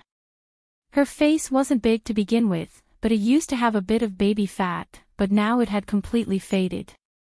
On her palm-sized face, only a pair of large, soul-stirringly dark eyes remained. She had a sharp chin, a slender neck, and a high protruding collarbone. Her image described what it meant to be as skinny as a stick. As for her chest, Gunyenji looked down. Fortunately, it was only a little thinner. It probably wasn't as spectacular as a D cup, but it was still a C cup. Needless to say, her waist was big enough to hold with her hand. Being so thin was actually very unattractive. If it weren't for her height, even people from the Huaxia Empire would think she was only 13 or 14 years old. Chapter 645. German girls were slightly taller, so they were around 1.7 meters tall at the age of 11 or 12, which was Gunyenji's current height. So when Mother Hannah said she was only 11 or 12, it wasn't baseless. It was based on the standards of German girls. Gunyenji resentfully changed into the dress Hannah gave her. It was a traditional German dress with a blue and white striped skirt and a lake blue top. There was a corset at the waist and chest, and the top part of the dress was a small vest style. The corset made her breasts stand out. She definitely wasn't a little girl who hadn't developed yet. Gunyenji's mood improved and she clenched her fists. She wanted to eat, eat, eat. Being this skinny wasn't healthy, and she wouldn't have the strength to escape. After what happened at the convent, she didn't think she was safe now. She found a hairdryer in the bathroom and began to dry her hair. She stopped when it was half dry. As soon as she put down the hairdryer, she heard someone knock on the door. She opened the door with her hair down. Reinert stood at the door. He didn't expect the little girl to change into a different person after a shower and a change of dress. Her long, black hair flowed down her back like seaweed and had natural curls. His fingers couldn't help but twitch, then he secretly clenched them to resist the urge to touch her hair. Her palm-sized face was still tender from a shower, and her cheeks were naturally flushed. Her plump and moist lips had a perfect shape. Gunyenji looked at him in confusion, her upper lip slightly puckered like a seductive kiss. Reinert's gaze moved away from her lips unnaturally, but when he looked down, he saw her perky breasts. He immediately looked up at the sky. "Dinner is ready. Come eat." He turned and walked away. Gunyenji smiled and nodded at his back. "Okay, I'll be right there." She returned to her room and braided her half-dry hair. She tied it up with her old rubber band and went to the kitchen. Hannah probably knew she was starving, so she prepared a sumptuous dinner. There was a deep white porcelain bowl filled with thick soup. It smelled like seafood, but it wasn't necessarily so. Gunyenji thought, how could there be seafood here? Freshwater or lake food was more like it. Other than the plates in front of everyone, there were 5 oval-shaped porcelain plates. One had freshly roasted beef triangles on it, and another had several sticks of bread. Thankfully, there were no blueberries on it. There was also a long porcelain plate with sliced white sausages. The fourth one contained a glutinous pig trotter and a long porcelain plate with a small cake that had just been baked. It smelled so good that Gunyenji couldn't help but take a deep breath to calm herself. "Come and sit down. This is the clamshell soup I prepared especially for you." Hannah greeted her warmly and gave her a bowl. Gunyenji couldn't help but take a spoonful. Sure enough, it was clam meat that had been cooked into a soup. However, she couldn't mistake the aroma. Reinert smiled and cut a piece of bread for her.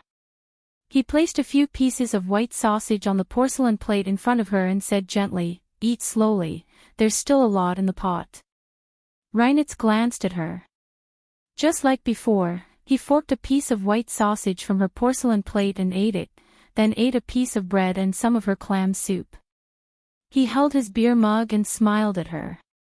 Reinitz glanced at her. Just like before, he forked a piece of white sausage from her porcelain plate and ate it. Then he ate a piece of bread and some of her clam stew. Holding his beer mug, he looked at her with a smile. Gu Nianji glanced at her.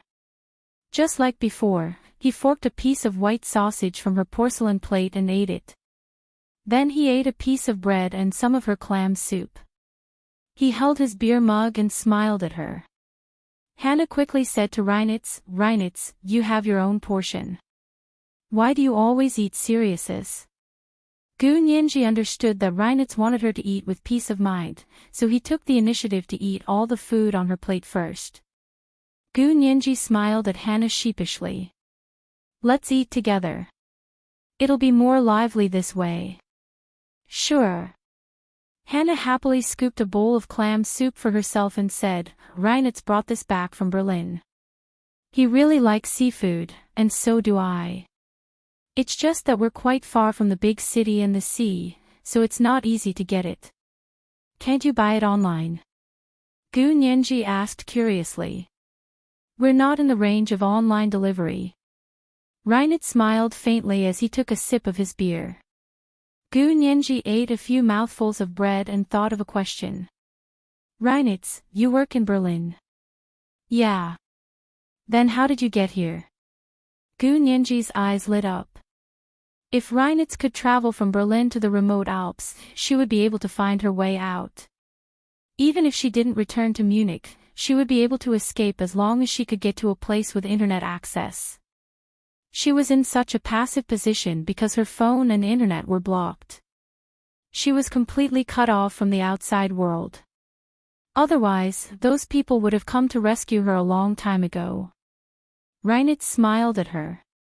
"I rode my motorcycle here.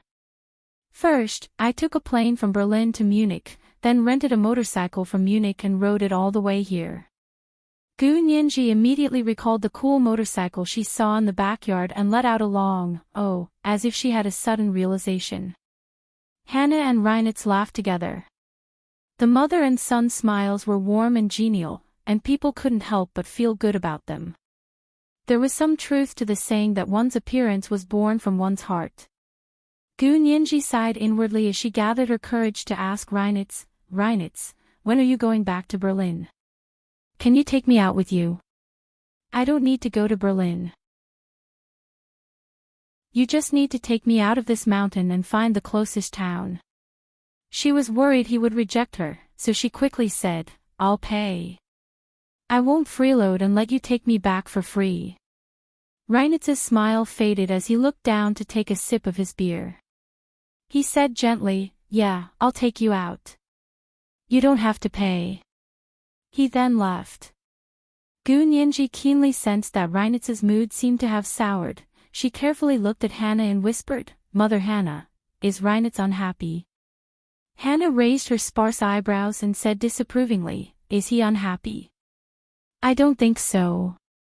Gu Nianji was speechless. It was so obvious. How could she not feel it? Reinitz has always been like this. He has a good temper and is never unhappy or angry, Hannah said mysteriously to Gu Nianji. Also, we are women, and he is a man. A man must give in to a woman, or else he won't be a gentleman and won't be able to find a wife. Gu Nianji was speechless. No way. Reinitz's looks were already above average when compared to the average handsome guy. He wasn't any worse than those so-called European and American male stars. Gu Nianji felt that her own sense of beauty was still there, so she only listened to Mother Hannah's words and didn't make any comments. She only said, "Reinitz is very handsome." "Mother Hannah, you must have seen too much of him, so you don't think so." Then she spent the rest of the time praising Mother Hannah's delicious dinner. She also ate a lot. Mother Hannah was so sleepy that she went back to her bedroom to sleep, but Gu Nianji was still slowly eating her 7th white sausage. Reinitz had already finished smoking and stood outside for a while. He waited for the smell of smoke to dissipate before returning inside. At that time, he saw that Gu Nianji and Hannah were deep in conversation, so he didn't disturb them. He leaned against the kitchen door and quietly listened to their conversation. Later, Hannah was sleepy and wanted to go to sleep, so Reinitz quickly moved to the side. Gu Nianji stood up to watch Hannah leave and didn't see Reinitz. When Hannah came out, she saw Reinitz but didn't say anything. She smiled and patted his shoulder before leaving. Reinitz looked at Gu Nianji with interest at the kitchen door for a while. Seeing that she was still eating, he walked in and sat next to her. He put his hand on her knife and fork and said gently, "You can't eat the last white sausage anymore. It's not that I'm stingy, but I'm afraid you can't take it. You'll have a stomachache at night." After starving for a few days, Reinitz instinctively felt that this girl's body wouldn't be able to take it. Gu Nianji's eyes dimmed. She thought of her strange body and the wounds that healed overnight. She said in a helpless tone, "So what? I said I won't eat and drink for free. I'll give you money. Do I care about money?" Reinitz, who had always been gentle, finally became angry. "You only care about money.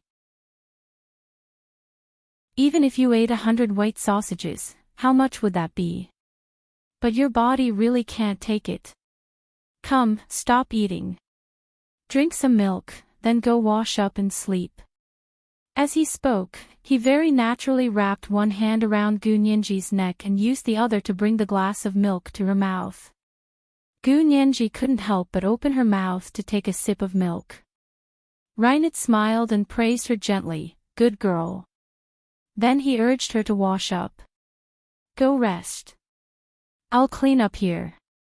When Gu Nianji first arrived, she had a small meal, and Reinitz had also cleaned up. Now, he had to clean up again. Gu Nianji felt really embarrassed. "Let me help you." Gu Nianji stood up. "No, there's not much. I can make it faster." As Reinitz spoke, he stacked the porcelain plates. Gu Nianji had already finished all the food on the plates. He glanced at Gu Nianji and smiled. "It's a good thing that you can eat. I don't like it when little girls eat like little birds." Gu Nianji pursed her lips and smiled awkwardly. She whispered, "I'm not like this at home. I'm really starving this time." "Yeah." Reinitz glanced at her and didn't expose the lie she told him when she first arrived. But Gu Nianji was embarrassed. She stood next to Reinitz and watched him wash the dishes. She handed him the detergent and said shamefully, I actually got lost by myself." "I know." Gu Nianji, her face turned even redder. I wandered around the mountains for a few days. I only ate berries, occasionally grilled fish, and bird eggs." Gu Nianji told the truth. "I ate such delicious food today. I couldn't help it. I said it's okay. I didn't let you eat because I was afraid your body couldn't take it." Reinitz used the back of his hand to gently touch Gu Nianji's stomach. "It hurts here. Do you want to eat some digestive tablets?" Gu Nianji shook her head with a smile. "I'm fine. I should be fine, right?" She wanted to test how strong her body could be. Reinitz didn't try to persuade her anymore. He quickly washed the plates and cutlery, wiped them, and put them back in the closet. Gu Nianji handed him the hand sanitizer for him to wash his hands. Reinitz laughed. His blue eyes gazed deeply at her as he asked her, "Don't you need to charge your phone?" "Yes, yes, yes." Gu Nianji quickly took out her phone. "Do you have a charger for this iPhone?" Reinitz looked at it and said, "This is last year's model. My phone happens to be the same model." He walked out of the kitchen and went to his room to get the charger. Gu Nianji followed behind him and discovered that Reinitz's room was actually next to the guest room she had just showered in. Reinitz came out with the charger and saw that Gu Nianji's expression was a bit strange. He thought about it and said, "The house is small, so please bear with it. There are only a few rooms. If you don't want to stay here, you'll have to stay with Mother Hannah." Of course, Gu Nianji didn't want to stay with someone else. She immediately shook her head. It's fine, it's fine. I understand." She then immediately said goodnight to Reinitz. Reinitz smiled and nodded. "Good night." He then returned to his room. Gu Nianji also returned to her room. Although the two rooms were next to each other, the soundproofing was probably pretty good because Gu Nianji couldn't hear anything outside at all when she closed the door. She plugged the charger into the wall socket and plugged in her phone. At this time, her phone had less than 2% battery left. Thank the heavens. Her luck really had its ups and downs. Gu Nianji's phone was charging, so she swiped it open to see that there were still 2 bars of signal. She tried the internet connection, and it seemed like it could connect, but it was too slow. She couldn't even open text messages or receive any messages, so she gave up. She opened the contact list on her phone and wanted to call In Shixiang and Zhao Liangze again. This time, the phone rang for a long time before it finally connected. It wasn't voicemail, but the operator of the Special Operations Forces switchboard picked up the call. "Hello, Special Operations Forces HQ Telecommunications Department. Who are you looking for?" Gu Nianji didn't say anything and hung up in a daze. How could In Shixiang's number be picked up by the switchboard? That's impossible. Could there have been major changes in the Special Operations Forces during the month that she was gone? She held the phone and thought for a long time before finally deciding to try Chenlai's number. She dialed the number, and it rang for a while before someone picked up. Gu Nianji was overjoyed and quickly said, "Brother Chen, it's Nianji." The person on the other end seemed to freeze for a moment before a gentle female voice said, "Nianji. I'm Yi Zidan. Dr. Chen is currently performing a major surgery on the head of the military. It'll take another 10 hours. Do you need something?" Gu Nianji immediately became discouraged. "Brother Chen is performing surgery. Then tell him that I have something urgent to discuss with Brother Xiong and the others. I left a message for them, but they haven't replied. Can you ask Brother Chen to help me ask Brother Xiong if they received my message?" Yi Zidan replied amiably, "Okay, don't worry, Nianji. As far as I know, Lieutenant Colonel Yin and Lieutenant Colonel Zhao are also on a mission. They left more than 10 days ago. They can't bring their original phones when they're on a mission." Oh.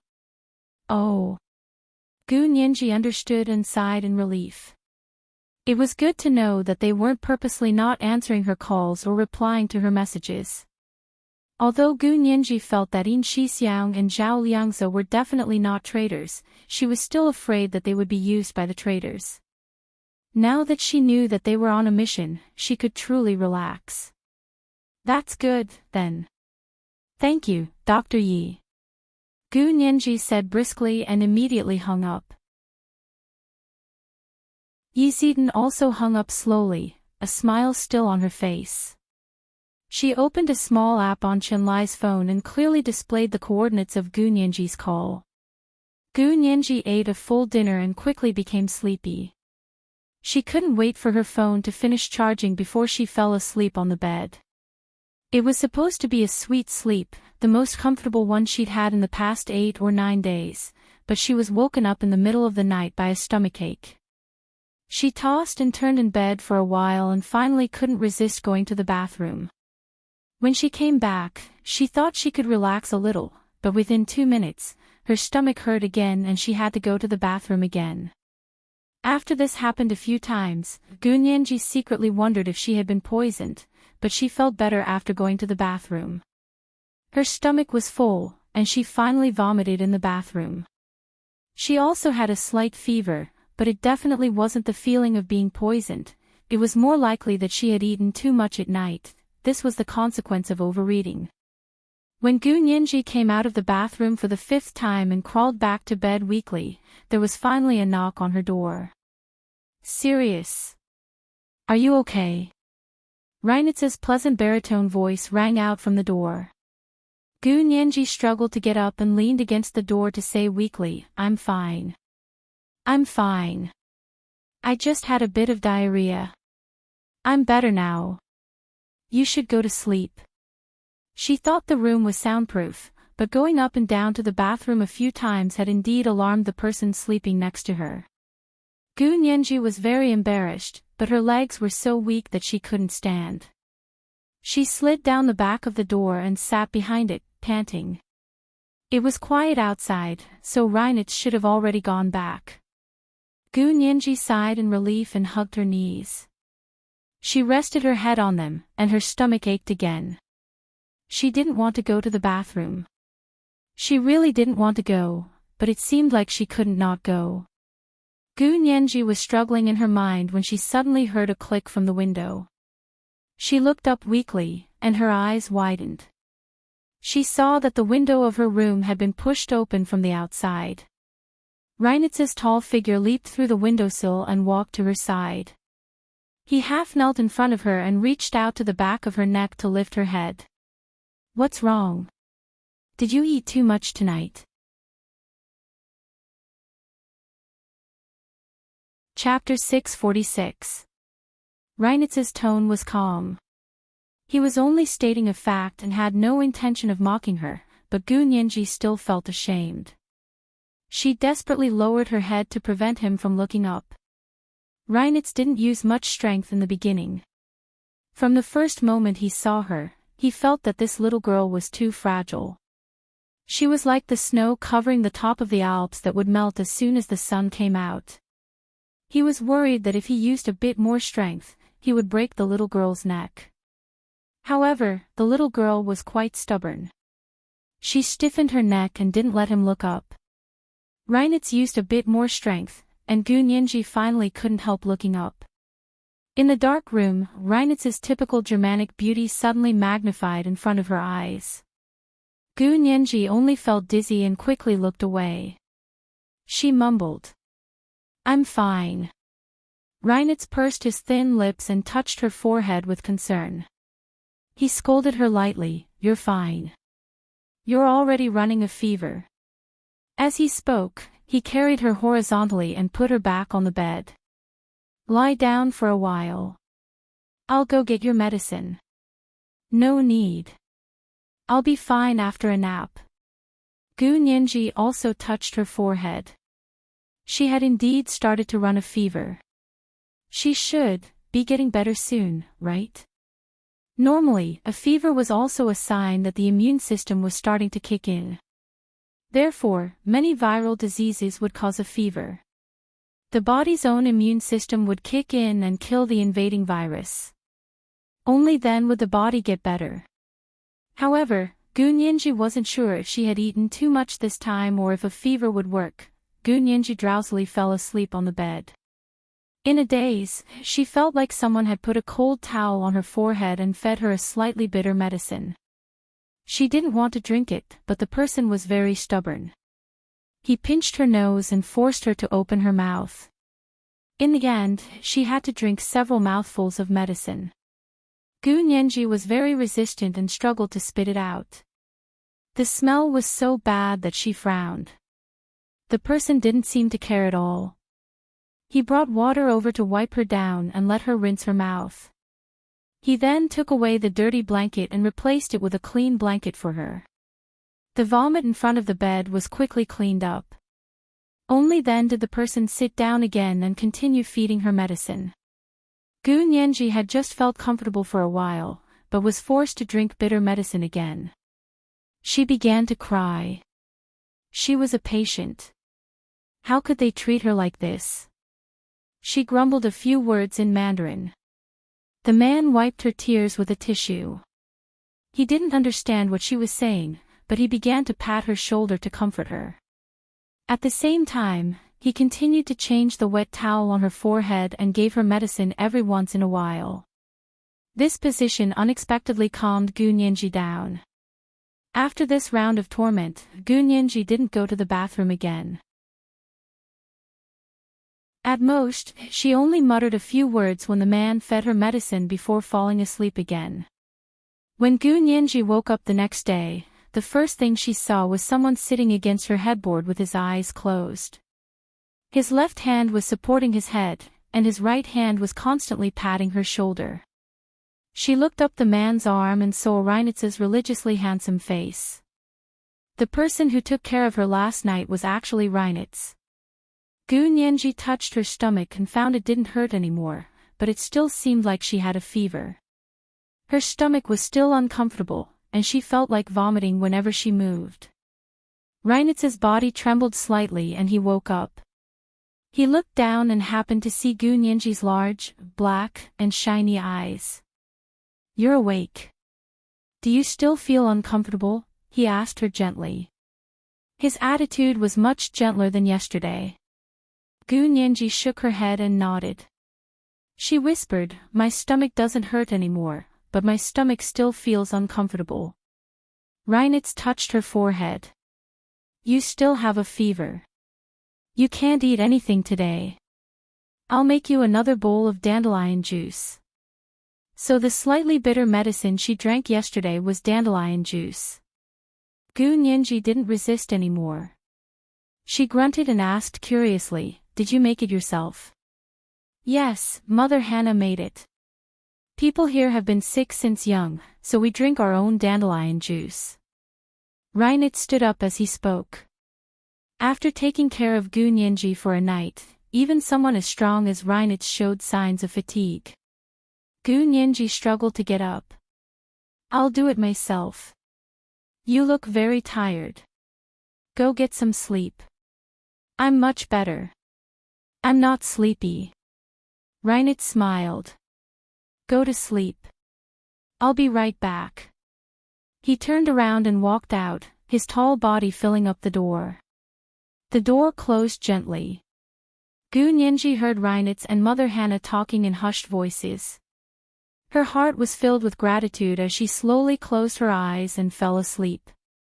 She still didn't sleep well. She knew Reinitz and Mother Hannah took turns taking care of her.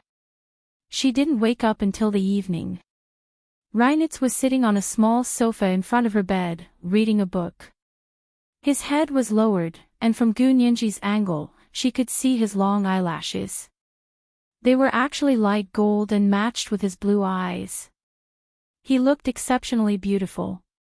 However, Gunyenji found that she still liked Huashao's thick, long eyelashes and deep, dark eyes. She stared at Reinitz in a daze. Thinking of Huashao, her gaze softened. Reinitz looked down at his book and felt her gaze on him. He calmly looked up and saw that she was awake. He moved closer to tuck in the thin blanket. "You're awake. Are you hungry?" Gunyenji couldn't help but laugh. "I don't dare to eat and drink to my heart's content anymore." As soon as the words left her mouth, she realized that her voice was very small. She had to pant a few times just to speak.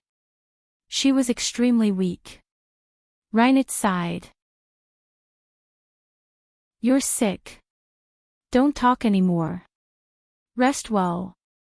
Gunyenji shifted on the bed. She wanted to get up and go to the bathroom. She had slept in bed all day. Even if she didn't eat, she had drunk dandelion juice all day. It was hard not to want to go to the bathroom, so her strange constitution didn't work on diarrhea. "What's wrong?" Reinitz saw that Gunyenji didn't want to sleep. "Are you feeling unwell?" Gunyenji was crying. "Brother, can you go out for a while?" She looked at Reinitz, but she couldn't bring herself to say it. Reinitz also stared at her. After a while, he seemed to understand what she meant. He calmly stood up. "I'm going out for a smoke." He walked out and gently closed the door. Gunyenji breathed a sigh of relief. She had a new understanding of Reinitz's ability to understand others. She lifted the thin blanket and got off the bed. There was a pair of furry slippers in front of the bed. The toes were actually shaped like a black bear cub. She looked at the slippers and couldn't help smiling. She thought about the intelligent black bear cub she had met on the other side of the mountain. She wondered if it still remembered her. Gunyenji thought about it as she put on the slippers. She stood up and walked only 2 steps before her legs gave way. She fell to the floor with a thud. Reinitz, who was at the door, flung the door open and saw Gunyenji fall on the floor in front of the bed. He quickly walked over to help her up and didn't say anything. He almost carried her to the bathroom door. He thought about it and pushed the door open. He walked Gunyenji to the toilet and had her hold on the sink next to the toilet. Once she was steady, he lowered his head and left. Gunyenji's face was so red it looked like it was burning. But there was nothing she could do. Her legs were still weak from yesterday's diarrhea, but she couldn't wait. Fortunately, Reinitz had already brought her here. She could take care of the rest herself. Gunyenji flushed the toilet with a red face. She slowly stood up with the sink and turned on the water to wash her hands. Reinitz heard it from outside. He knocked on the door and asked, "Are you done?" "I'm coming in." Gunyenji slowly walked to the door with the help of the wall. She opened the door and happened to see Reinitz. "Thank you," Gunyenji whispered. Reinitz didn't say anything else. He simply stretched out his strong arms to carry her and put her back on the bed. He pulled the thin blanket over her. "Sleep a little longer. You can eat something tonight. Otherwise, you'll be too weak." Gunyenji nodded. She was already much better, but the diarrhea was very draining. She was very tired and couldn't even walk steadily. Lying on the bed with his eyes closed, Reinitz went out to discuss dinner with Hannah. Afterwards, he made her a pot of Koik's oat seafood porridge. They didn't have rice, so they couldn't make rice porridge. They had a lot of Koiks and oats. Gunyenji didn't have the strength to eat it herself, so Hannah fed it to her. Humans were iron, but rice was steel. After finishing a bowl, Gunyenji felt much better. She had slept all day, so she wasn't very sleepy. But Hannah was used to sleeping at 8:30 every night, so she quickly said goodnight and went back to bed. Reinitz ate dinner, cleaned up the kitchen, and went to his room to shower. Gunyenji took the opportunity to take a look at her phone. It was already charged, but to her disappointment, there was no signal today. It was back to how it was a few days ago. Holding the phone, she lay on the bed and silently pondered what was going on. After Reinitz finished showering, he came to see if Gunyenji was asleep. He saw her lying on the bed with her eyes wide open. Her eyes were blank, and it was obvious she was thinking about something. His gaze fell on the phone in Gunyenji's hand and seemed to understand something. He said to her, "This is the mountains, so the signal is often intermittent. Don't worry." "Oh." Gunyenji was a little shocked. "Then how do you contact people outside the mountains? Don't you have a landline?" "This place is too remote, so there's no phone line here." Reinitz patiently explained to her, "Mother Hannah doesn't like to talk on the phone either. If something happens, she will go over the mountain to the ranger base. They have a phone and internet." Ranger, Gunyenji guiltily thought about the fire she set on the other side of the mountain and their ambiguous position. They definitely wouldn't dare to go to the ranger and walk right into the trap. Reinitz would take her out anyway, so she didn't need to go to the ranger. Gunyenji nodded. "I see." Then she stopped worrying about the internet and phone and asked Reinitz, "How long will you be staying this time? When do you plan to leave? Can you take me with you?" Reinitz smiled. "I was supposed to leave today, but you're sick. I can stay for another 2 days." "Oh. Won't it affect your work?" Gunyenji felt very bad. She knew that Westerners usually took annual leave for a fixed amount of time. If they exceeded it, they wouldn't get paid. No, I have a lot of annual leave. I haven't taken it in years. Reinitz seemed to know her concerns and said tactfully, okay, go to sleep. I'll read here. Gu Nianji knew he wanted to take care of her, and she didn't know if she would have a relapse at night, so she didn't refuse. She slipped under the thin blanket and said, then I'll sleep. Good night. Good night.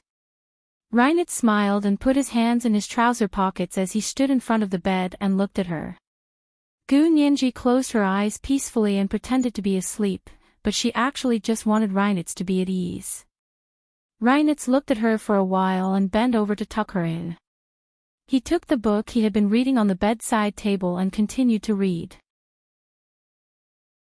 The lights in the room were turned off, leaving only a warm yellow desk lamp on. Gu Nianji felt the atmosphere was very familiar, and the familiar environment made her feel very safe. However, she couldn't sleep now and didn't dare to toss and turn in bed. She just lay straight and silently thought about what to do next. Yin Shixiang and Zhao Liangze had actually gone on a mission more than 10 days ago. Calculating the time, it was just before her accident. Was this a coincidence or was it deliberate? There was also Smith and the others. They hadn't heard from her for so many days. Did they not have any suspicions? Gu Nianji's mind was a mess, and countless thoughts ran through her head. She had a vague bad guess, but because it was so frightening, she didn't dare believe it was true. Time passed slowly, and when Gu Nianji came back to her senses, she found that Reinitz had already fallen asleep on the sofa. His breathing was long and soothing, just like his entire person, giving off a calm and gentle feeling. Gu Nianji looked away and slowly sighed. She told herself that as long as she could leave the Alps and return to a place with internet and people, she would be saved. She couldn't wait any longer. She had to tell Reinitz tomorrow and ask him to take her away earlier. Closing her eyes, Gu Nianji began to feel sleepy. Just as she was about to fall asleep, she suddenly heard the low roar of a motorcycle outside the window, but when she listened carefully, she couldn't hear it anymore. Gu Nianji's heart skipped a beat, and she quickly heard the rustling of the fence, followed by a dull thud. Gu Nianji's eyes widened in an instant. She was about to sit up nervously when she saw Reinitz, who had been sleeping soundly on the sofa, suddenly jump up and quickly pounce to the window. He lifted a corner of the curtain to look outside. Gu Nianji was much more energetic after lying down for the entire afternoon. She was no longer as unsteady as she had been in the morning. She climbed out of bed and silently put on her original clothes. She wore the nun's robe over it and carried her treasures inside. Her phone, charger, Reinitz's, a small bag of sanitary napkins, a Zippo lighter, a Swiss Army knife, and her wallet. Putting on her sneakers, Gu Nianji moved to Reinitz's side and looked outside. The starry sky outside was very bright. When she moved closer, she happened to see a few sneaky people holding guns and climbing over the fence. Then, at the edge of the fence, one person stopped, lay on the ground, and reached down. Then he pulled forcefully and pulled someone up from the ground. This movement was so strange. Could there be a trap near the fence? Reinitz seemed to know what she was thinking and said without turning his head, to prevent wild animals, there are some traps near the fence. No wonder the sound just now was the sound of a person falling into a trap. Gu Nianji felt very apologetic and whispered to Reinitz, "Thank you for taking care of me, but I have to go. These people are after me, and I'll drag you guys down if I stay here." Reinitz suddenly turned around and looked at her deeply. His blue eyes were like the ocean, tolerant and thought-provoking. She nodded at him and turned to leave. Reinitz suddenly reached out and grabbed Gu Nianji's wrist. "You're still sick. How are you going to leave? Where are you going in the middle of the night?" Gu Nianji didn't look up. She looked down at Reinitz's hand holding her wrist. "Of course I'm leaving the same way I came. Otherwise, how do you think I got here? Someone is after you." Reinitz narrowed his eyes. Bad girl, you're not telling me the truth. He didn't use a question, but a statement instead. Gu Nianji nodded shyly. Her voice was almost inaudible. Sorry, I didn't want to either. She struggled to break free from his hand, but Reinitz's grip was firm. She couldn't pry his hand away no matter how hard she tried. Come with me. Reinitz didn't let go of her hand. Instead, he took her hand and quickly left the room. He took her back to his room first and picked up a duffel bag from the sofa beside the bed. At the same time, he took out a gun from the drawer of the bedside table and stuffed it into Gu Nianji's hand. He asked her, "Do you know how to shoot?" Gu Nianji immediately trusted him even more when he handed her the gun. She nodded quickly. Yes. Hold it well and listen to my orders. Reinitz looked at her deeply again and suddenly hugged her head. He kissed her forehead. Be brave. Gu Nianji closed her eyes tightly. Her neck stiffened as she awkwardly dodged to the side. However, Reinitz quickly let go of her and didn't intend to continue. Don't be afraid. He comforted her. I'll get you out of here safely. With that, he took her hand and continued walking. When they passed by Mother Hannah's room, Reinitz opened the door and woke her up. He simply said, "There are bad guys. Hide quickly. Sirius and I will distract them." Then he pulled Gu Nianji away. Mother Hannah was startled and quickly climbed out of bed. She put on her coat and hid in the basement. Where are we going? Gu Nianji was a bit confused. Although the small wooden house didn't have many rooms, the hallways were full of twists and turns. She couldn't see the direction clearly. The backyard, of course, Reinitz said without turning around. Gu Nianji's room faced the front yard. The sneaky people with guns had come from the front yard. And the direction Reinitz was pulling her was the backyard.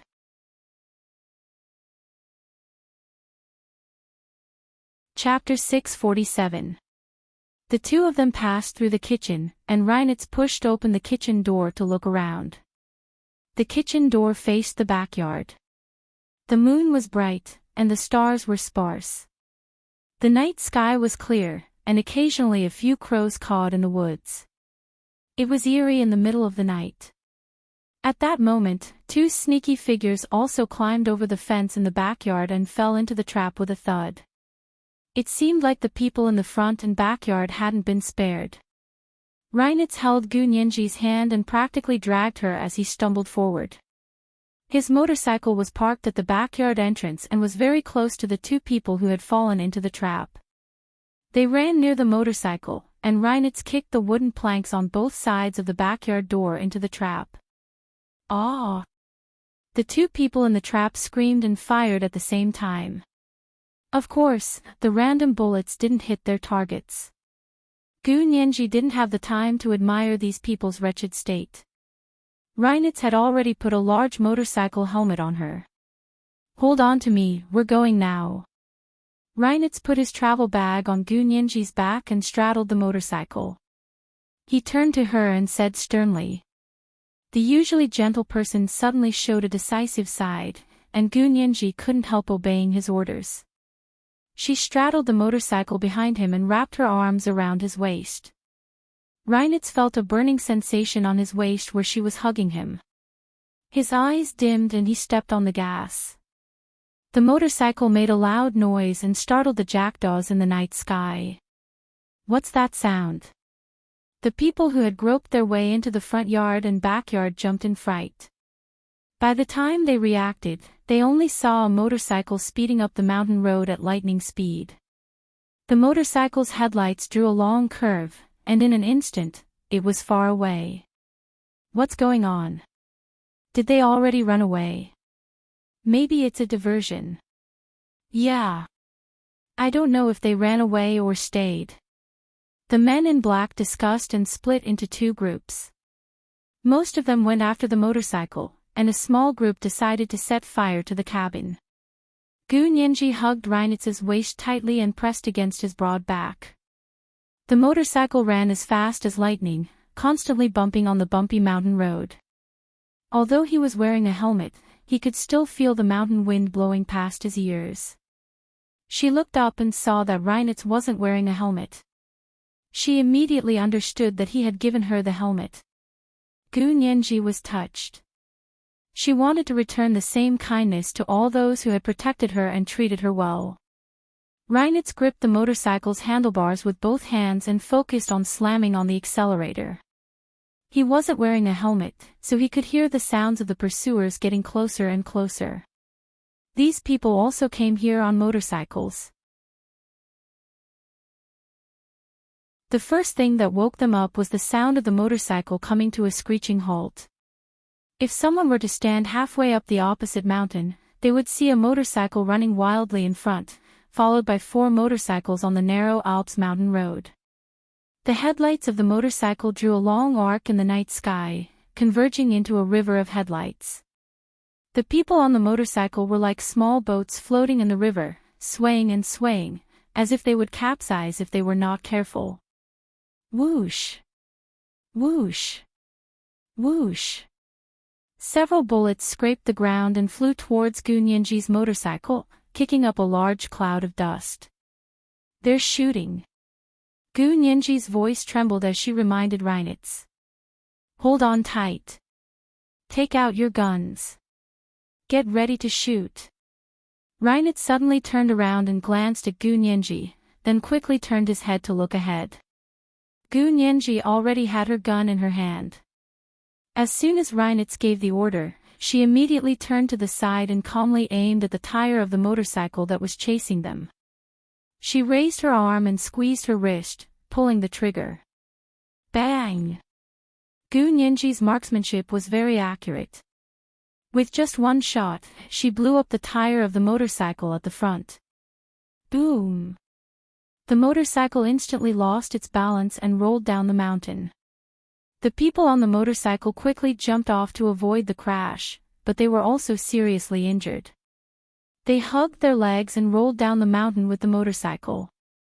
The motorcycle at the front was knocked down, so the 3 motorcycles behind became Gu Nianji's targets. When Reinitz heard the noise, he turned around to look and froze. He didn't expect this little girl's marksmanship to be so good.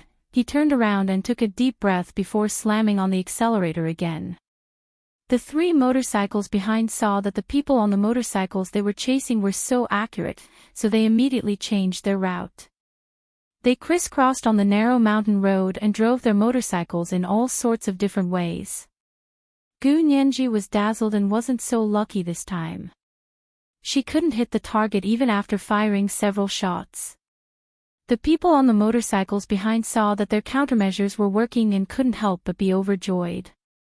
The situation immediately reversed, and the people on the 3 motorcycles behind started shooting at Gu Nianji. Gu Nianji panicked and yelled at Reinitz, "Can you slow down a bit? I didn't hit them." Reinitz tilted his head and listened.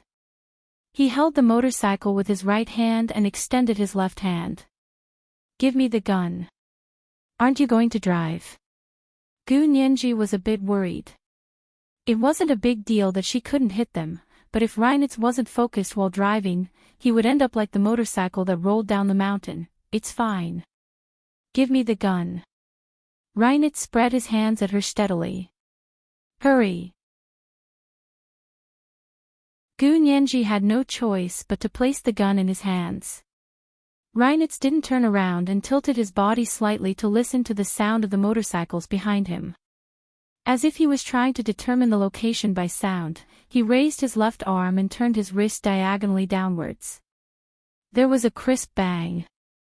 Bang! The wheels of the motorcycle in the back made an explosive sound, and the entire motorcycle suddenly fell forward. The people on the motorcycle didn't have time to jump off and were thrown forward by inertia. Immediately after, there were 2 gunshots. The 2 people who had just been thrown off the motorcycle were shot in the head and rolled down the mountain with the motorcycles. Gu Nianji's eyes almost popped out of their sockets. Under the bright moonlight, Reinitz's typical Germanic beauty was no longer gentle and warm. Instead, it was cold and indifferent. His superb shooting skills were only slightly inferior to Xiaoheng's, and he was better than anyone Gu Nianji had ever seen. There were still 2 motorcycles left behind.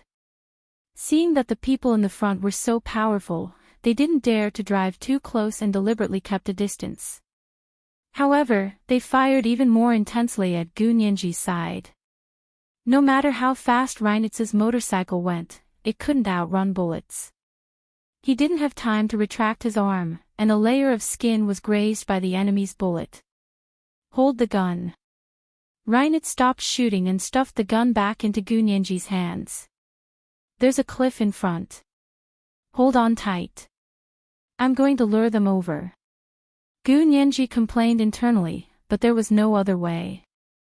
At this time, she could only trust Reinitz. After all, his shooting skills were so good, wasn't it? Reinitz gripped the handlebars with both hands and stepped on the brakes. The motorcycles behind suddenly realized that they were getting closer and closer to the motorcycles in front. They couldn't help but be overjoyed and madly stepped on the gas to chase after them. At the same time, they kept firing. However, Reinitz's motorcycle skills were very good. He drove in a figure-8 pattern on the road and constantly confused the people behind. When the other party felt that the target in front was within reach, Reinitz suddenly stepped on the gas again. The motorcycle made a deafening roar and suddenly accelerated forward. The motorcycles behind instinctively stepped on the gas and relentlessly chased after them. When Reinitz heard the motorcycles behind them getting closer and closer, he stepped hard on the gas and gripped the handlebars tightly. He used all his strength to twist to the left, and at the same time, he used his feet to support himself on the ground to slow down the motorcycle's inertia and make a sharp 90-degree turn. Gu Nianji sat behind Reinitz and waited for the motorcycle to turn around. She was shocked to discover that the 90-degree turn on the mountain road was practically a corner of death because the left side of the road was a hill going up and the right side was a cliff going down. If they didn't know the road and were driving so fast, they could fall even in broad daylight. Her heart was in her throat. Just as the motorcycle was about to slow down due to the sharp turn, Reinitz turned around and hugged her.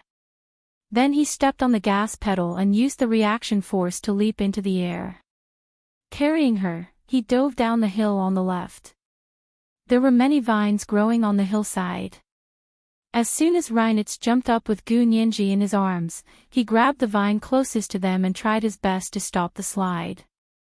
Gu Nianji clutched tightly to Reinitz's shirt and closed her eyes, not daring to look. The people on the 2 motorcycles behind them didn't understand what was happening and suddenly realized that the motorcycle they were chasing had already turned a corner and was already out of sight. They hurriedly stepped on the gas and chased after it. When they reached the intersection, they discovered that it was a 90-degree turn. The people on the motorcycles immediately felt that something was wrong, but it was too late. Although they slammed on the brakes, the turn was too sharp, the mountain road was narrow, and the cliff on the right was too close to them. Before they could react, they had already fallen off the cliff with the motorcycles. Reinitz held Gu Nianji's head tightly in his arms and used his body to protect her. He grabbed the vine with one hand and held Gu Nianji with the other. The 2 of them hung on the mountainside by relying on the vines. It wasn't as dangerous as the last time Gu Nianji fell off the cliff. They finally got rid of the last 2 motorcycles chasing them and could finally catch their breath. Reinitz lowered his head to kiss Gu Nianji's hair and said gently, "It's okay, serious." "It's okay now." Gu Nianji slowly opened her eyes and looked up at the situation around her. They were hanging on the mountainside, surrounded by vines and large patches of leaves that rustled when the wind blew. Fortunately, the hillside here was a bit flatter than the one Gu Nianji had come from. It wasn't a straight cliff. Otherwise, they wouldn't have been able to hang on and would have rolled down a long time ago. Gu Nianji poked her head out of Reinitz's arms and murmured, "Where is this? We can get out from this road." Reinitz shrugged and was about to continue speaking when he suddenly frowned and looked in the direction they had come from. He froze for a moment and couldn't speak for a long time. Gu Nianji saw that Reinitz had suddenly become quiet and felt a bit strange. She looked at him, then followed his line of sight and was also stunned. She saw that Reinitz's home, in the direction of that beautiful wooden cabin, was burning with a raging fire. There were helicopters circling back and forth in the night sky, spraying white foam to put out the fire. Although it was far away, the fire was so bright that it didn't take much effort to see it. Gu Nianji's heart suddenly shrank and she almost cried. It's all my fault. Mother Hannah. Mother Hannah. She. If anything happened to Mother Hannah because of her, Gu Nianji would never forgive herself for the rest of her life. Reinitz hugged her tightly in his arms. His voice was very low and very different from his usual gentle voice. He suppressed the emotions in his heart and whispered, "It's okay. Mother Hannah will definitely be fine." "How do you know?" Gu Nianji's tears were already flowing. "It was such a big fire. The people who were after me must have stayed there. They split into two groups. Because the helicopter there is a ranger's plane. They came to put out the fire. When we left, Mother Hannah was already hiding in the basement. There's water there and another exit," Reinitz said calmly and gently. He wasn't completely sure. But he had to comfort Gu Nianji like this. Seeing her sad, his cold and hard heart began to ache. "Really?" Gu Nianji wiped her tears. "Then should we go back and take a look?" "No." Reinitz immediately objected. "There are still people after you. I suspect they have a backup plan. We can't go back." "But your mother." Gu Nianji was extremely apologetic. "Reinitz, I'm so sorry. I shouldn't have, don't say should or shouldn't." Reinitz cut her off. "Since it already happened, there's no should or shouldn't." He lowered his head and looked deeply at Gu Nianji. His azure eyes looked a bit translucent in the night sky. Reinitz's expression was like the water in the glacier. Although gentle, it was also extremely cold. Gu Nianji closed her eyes. "Then what should we do? What about you? What about Mother Hannah?" Reinitz thought about it and tugged at the vines. "We'll go up. There's a shortcut up the mountain. We can get out of this mountain." "Oh. Really?" Gu Nianji suddenly opened her eyes. Her large, dark eyes looked like they could speak to Reinitz. Without the motorcycle and the possibility of something happening to Mother Hannah, Gu Nianji's spirits had suffered a heavy blow. But now that she heard there was a shortcut, she perked up. "Okay, I'll take you up." Reinitz's right hand hugged Gu Nianji's waist tightly. He tugged at the vines with his left hand and stepped on the rocks under his feet. The two of them climbed up a distance. Gu Nianji was a bit uneasy. "Reinitz, let go of me. Let me climb up myself. It's too dangerous." Reinitz refused to let go. "I'll take you up. Trust me." Gu Nianji could only shut up and focus on climbing with Reinitz. The two of them climbed from midnight until dawn. They finally reached the top of the small mountain when the sky began to brighten. There was indeed an unknown path there. It wasn't a paved road, but a path that the people here made with their feet.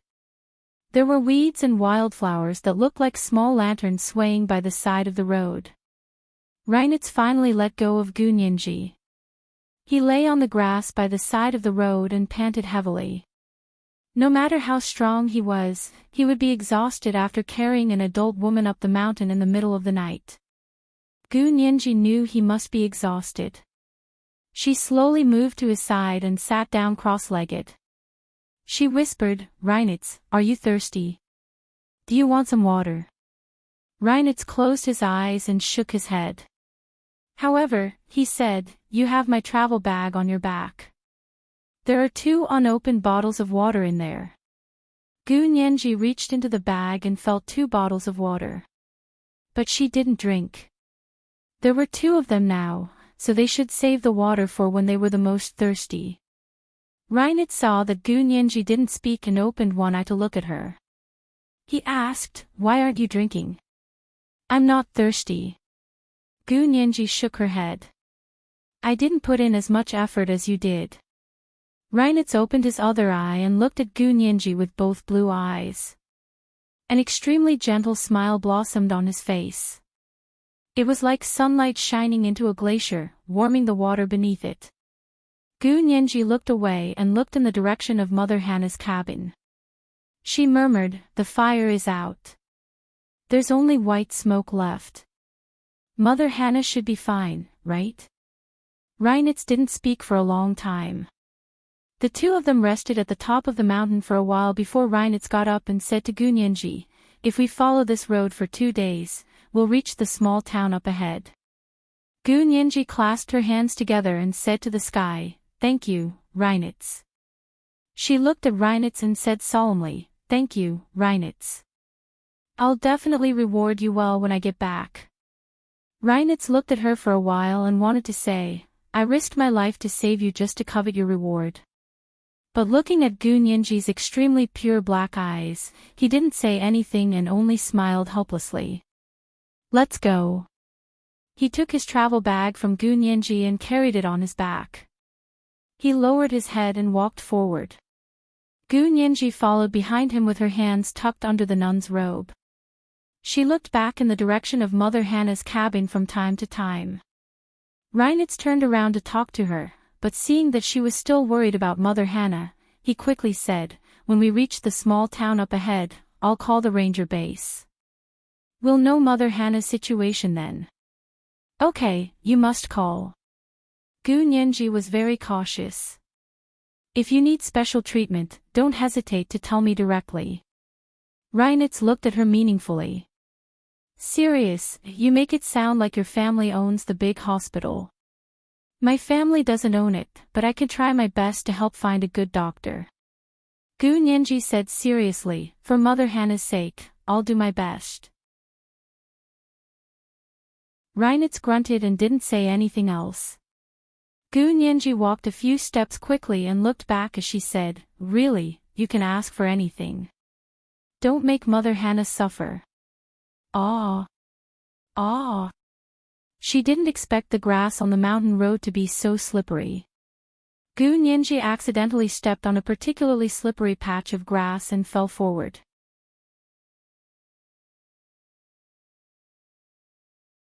Chapter 648. Reinert heard her scream and quickly turned around to grab her hand to stop her from slipping forward.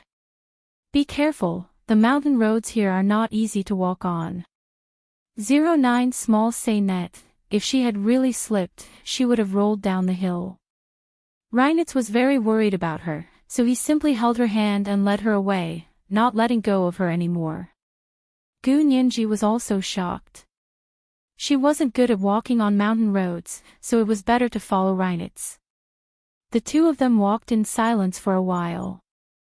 Reinert also looked back at Mother Hannah's house and suddenly said to Gu Nianji, "I was adopted by Mother Hannah." Gu Nianji was speechless. Reinert was lost in his memories. "I was an orphan and grew up in an orphanage. I was only adopted by Mother Hannah when I was 12. Reinert paused and felt a lump in his throat. "I'm very grateful to her. Without her, I wouldn't be who I am now." Gu Nianji didn't know what to say. After a while, she comforted him sympathetically. "Mother Hannah is so kind. Good people will be rewarded. You'll be fine." "Really?" Reinert didn't seem to believe it. "Is that what you Asians believe in? Good people will be rewarded?" "Yes." Gu Nianji blinked. "What's there to doubt about?" Reinert smiled and didn't argue with her. He continued, "I was very naughty in the orphanage when I was young. No one wanted to adopt a naughty little boy. When I turned 10, I understood that if I was naughty, no one would be willing to adopt me, so I began to be obedient and well-behaved. But at that time, I was already 11 years old, and very few people were willing to adopt children older than 10. Gu Nianji glanced at the gentle and refined Reinitz. If it weren't for the ruthlessness and decisiveness Reinitz displayed when he fired the gun just now, Gu Nianji would have always thought that Reinitz was a gentle gentleman. Of course, he was also a gentleman now, but he wasn't gentle. He had his own edge, and Gu Nianji admired that about him. He acted when he needed to and didn't hesitate. But whether he was gentle or ruthless, it didn't match the word naughty. Gu Nianji couldn't help but think about what kind of child Reinitz was when he was young. I was very depressed. I thought that I would never become good again. I wanted to continue being naughty and bad. When I was 12, Mother Hannah came to the orphanage and adopted me, Reinitz said lightly, his expression extremely calm.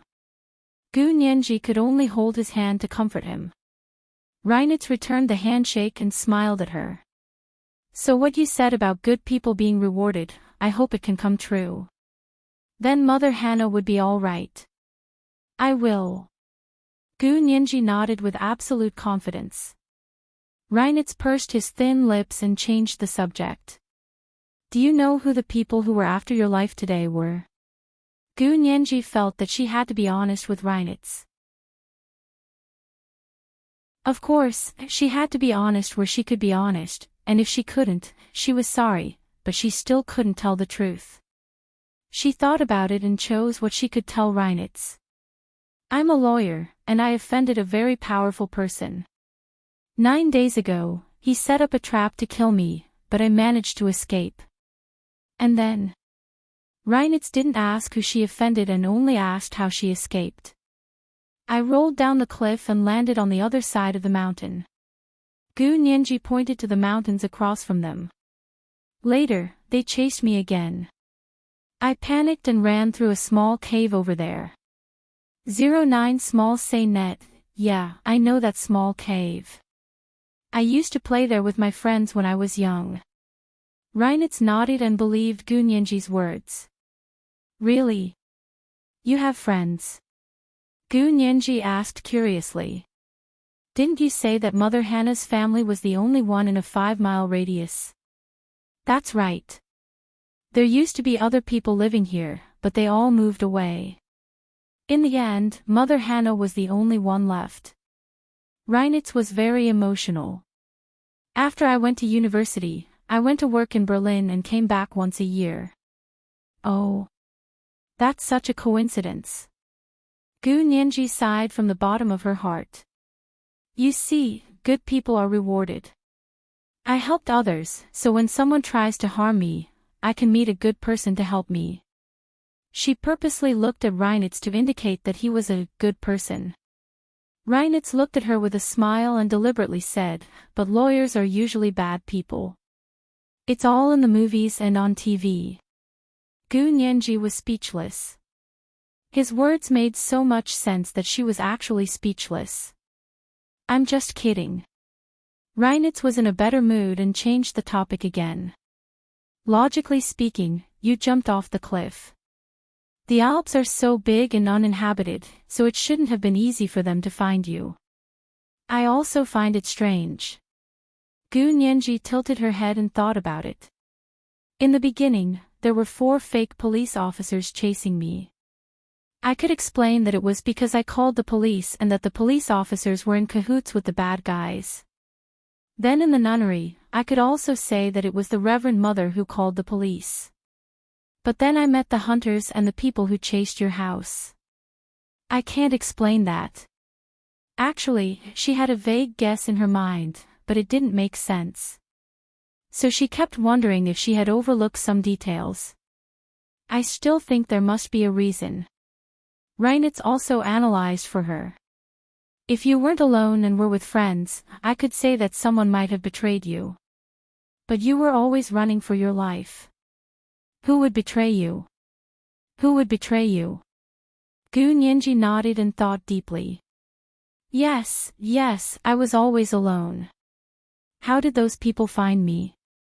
They found me so accurately and in such a timely manner. It was almost as if I had betrayed myself. After saying that, she suddenly froze. How could she have forgotten? Her phone. All she could think about was that Smith and the others' phones might have been installed with a Trojan horse, so they could intercept her calls and texts. But what about her own phone? She was very sure that her phone wasn't installed with a Trojan horse, but as long as it was a phone, it would emit a signal when it was turned on. Regardless of whether there was a base station nearby, it would automatically search for a network it could connect to. Gu Nianji quickly remembered that when she saw the nunnery, she immediately turned on her phone to search for a signal. Similarly, when she saw Mother Hannah's cabin, her first reaction was to turn on her phone to search for a signal. She still remembered the ecstasy she felt when she saw 2 bars of signal on her phone, and after every ecstasy, there would be a chase after her like a shadow. It was as if these people knew where she was. Reinitz's words just now reminded her that in a wild area like the Alps, how could these people accurately find a person's location in the vast mountains? This kind of technical method was no less than looking for a needle in a haystack. But what if this needle had a positioning system? For example, Europe's Copernicus satellite positioning system. Then this satellite positioning system could completely locate the needle with a margin of error of less than 10 meters. A range of 10 meters was nothing to the ocean or the mountains. It was like exposing herself to the enemy. Gu Nianji raised her phone and looked at it expressionlessly. She really didn't think that the other party would have the ability to mobilize Europe's Copernicus satellite positioning system. Most people knew that cell phone signals could be tracked by satellites, but Gu Nianji knew from the Nandus satellite positioning system incident that it took a lot of energy and cost to use satellites to track a specific cell phone signal. In order to track a specific cell phone signal, the satellite orbit change alone would cost hundreds of millions of dollars, not to mention the large team cooperation needed to achieve the effect of shadow following. It definitely wasn't something that could be tracked easily, and not any small fry's phone was worth tracking, so in the beginning, she didn't even think about it. Now that she understood this logic, she wanted to give herself a thumbs up. She was so valuable that it was worth spending hundreds of millions of dollars to take her life. How awesome! So she had to protect herself well. She couldn't lose such a valuable life for nothing. And the identity of the person behind the scenes was even higher than she had previously estimated. Gu Nianji sneered in her heart. It looked like the other party was pressuring her step by step, but the truth was that they were at their wits' end and were giving themselves away more and more. Because there were really only a handful of people who could mobilize Copernicus satellite positioning system. Reinitz turned around, and his heart also jumped. Is there a problem with your phone? They have someone who knows my phone number, so when I turned it on, they used the satellite positioning system to find my location. They really think too highly of me. Gu Nianji's voice was flat as she pressed the open button on the phone. After scanning her fingerprint, she opened the phone and entered setting. She pressed reset everything, reinstall, destroy all records. Everything inside was reformatted and erased, so the phone returned to its original state. The iPhone's sapphire screen flashed a few times, then dimmed and went out. Gu Nianji looked at the phone that had accompanied her for 2 years and fondled it reluctantly for a while. Then she asked Reinitz, is there a lake or a river nearby? Yeah, the most important thing here is a lake or a river. Reinitz knew what she wanted to do, so he led her onto a path that led down the mountain. The two of them didn't go far before Gu Nianji saw another lake. It was even larger and deeper than the one she saw near Mother Hannah's house. The sky and clouds were reflected in the lake, and it was so blue that it was hard to tell where the sky was and where the lake was. Gu Nianji looked down at her phone and gritted her teeth. She suddenly raised her arm and drew a beautiful arc in the air before throwing her rose gold phone. Splash! The water splashed on the surface of the lake and drowned the rose gold mobile phone. After throwing the phone into the lake, Gu Nianji felt empty in her heart. It was like she had lost her support and had nothing to rely on. Let's go. Reinitz gently hugged her shoulders. It's okay. When we get out of here, I'll give you a phone. Gu Nianji snapped back to reality and smiled at Reinitz. She shook her head and said, It's okay. I don't want to use a phone for now. If I need one, I can buy it myself. Reinitz didn't force her. He took her hand and walked up the mountain path. That's fine. You can follow me until your parents and relatives come to pick you up. Gu Nianji was sad. I don't have parents. After saying that, she felt something was wrong. I don't have a mother. I only have a father. He just found me. Reinitz seemed a bit surprised. He stopped and looked at her gently. You were also an orphan when you were young. A child whose parents weren't by their side could be called an orphan, right?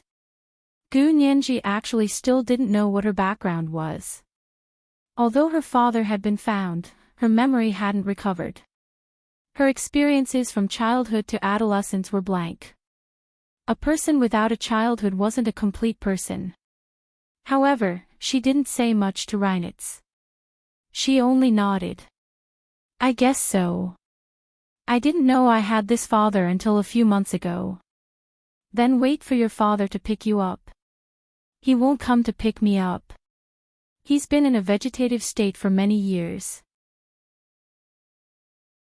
Reinitz didn't expect that when this seemingly delicate and weak little girl said those words, she didn't feel so much pain that she wanted to die, nor did she resent the world. She just said it calmly, as if she was talking about someone else's business. His feelings became more and more complicated. Holding her hand tightly, Reinitz didn't say anything else. He simply said, It's okay. You have me in the future. Gu Nianji smiled. Reinitz, thank you for comforting me. But I'm already an adult and don't need a guardian anymore. Reinitz fell silent and continued walking. After a while, he said, I know. I meant that you can follow me until you get home safely. Okay, then I'll have to trouble you. Gu Nianji didn't refuse. At this time, she really needed someone like him to help her get home. It wasn't impossible for her to rely on herself. If she insisted on leaving, Reinitz would let her go, but Gu Nianji thought that would be too impolite. She didn't want to leave a bad impression with someone who was unconditionally good to her. When we get to the small town up ahead, I'll find a place to go online and call my family.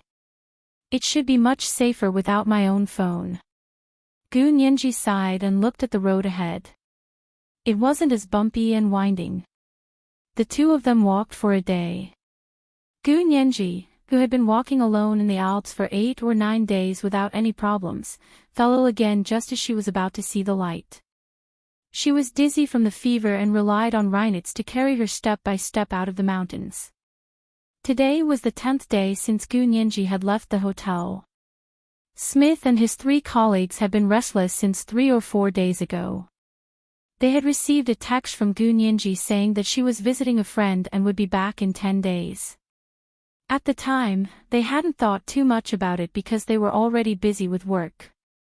Also, they had received news the day after Gu Nianji left that Seth had escaped from the hospital. They had kept an eye on the police, hospital, and court to urge them to arrest Seth and bring him to justice. They had been busy for 6 or 7 days. They were too busy, so Smith said he wanted to call Gu Nianji and ask if she could come back earlier. There were too many things to do, and the 4 of them couldn't handle it anymore. In the end, the 4 of them had called countless times since that day, but they couldn't get through. Every time, they were sent to voicemail. When they couldn't get through the first time, they didn't care and thought it was just a lack of battery.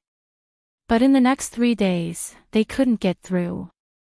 Something was wrong. Although the 4 of them were anxious, they remembered that Gu Nianji had said 10 days. Perhaps she didn't want to work and simply turned off her phone when she was on vacation. Smith and the others were the same sometimes. If they really wanted to go on vacation, the only way was to turn off their phones or not bring them with them at all to get rid of the endless work. They thought Gu Nianji was in the same situation. But today, Gu Nianji should be back no matter what. Even if she didn't come back, she should have called or sent them a text to let them know. In the end, they waited from sunrise to sunset and didn't receive any news from Gu Nianji. When they called again, the phone was already out of service. Smith paced around his room with his arms crossed. The other 3 lawyers sat on the sofa in his room, all looking worried. They didn't speak, but they could see the worry and anxiety on each other's faces. "Smith, stop pacing around. You're making me dizzy." One of the lawyers pressed his hand down. "Sit down. Everyone, let's discuss what's going on. I think something happened to Lawyer Gu." Smith put down his arms, his expression grim. The lawyer's intuition told him that Gu Nianji was probably dead since there had been no news of her for 10 days. And if something really happened, they would have missed the most precious 36 hours. The precious 36 hours would have passed before they realized Gu Nianji was missing. If they couldn't find the missing person in the first 36 hours, the chances of finding her again were too small. Smith and his 3 colleagues were all gloomy and angry. They actually only discovered Gu Nianji after she disappeared for 10 days. Were they pigs? They were too slow. They had thought that she had gone on a trip with friends, but now they knew that there might have been an accident. The 4 of them all thought of the past Gu Nianji. Actually, they weren't particularly familiar with her. She was always reading and studying in her room. She had always been so quiet and only came out to talk to them and have meetings when needed. The rest of the time, she was studying, writing trial summary reports, or learning German with a translator. She was busy and happy.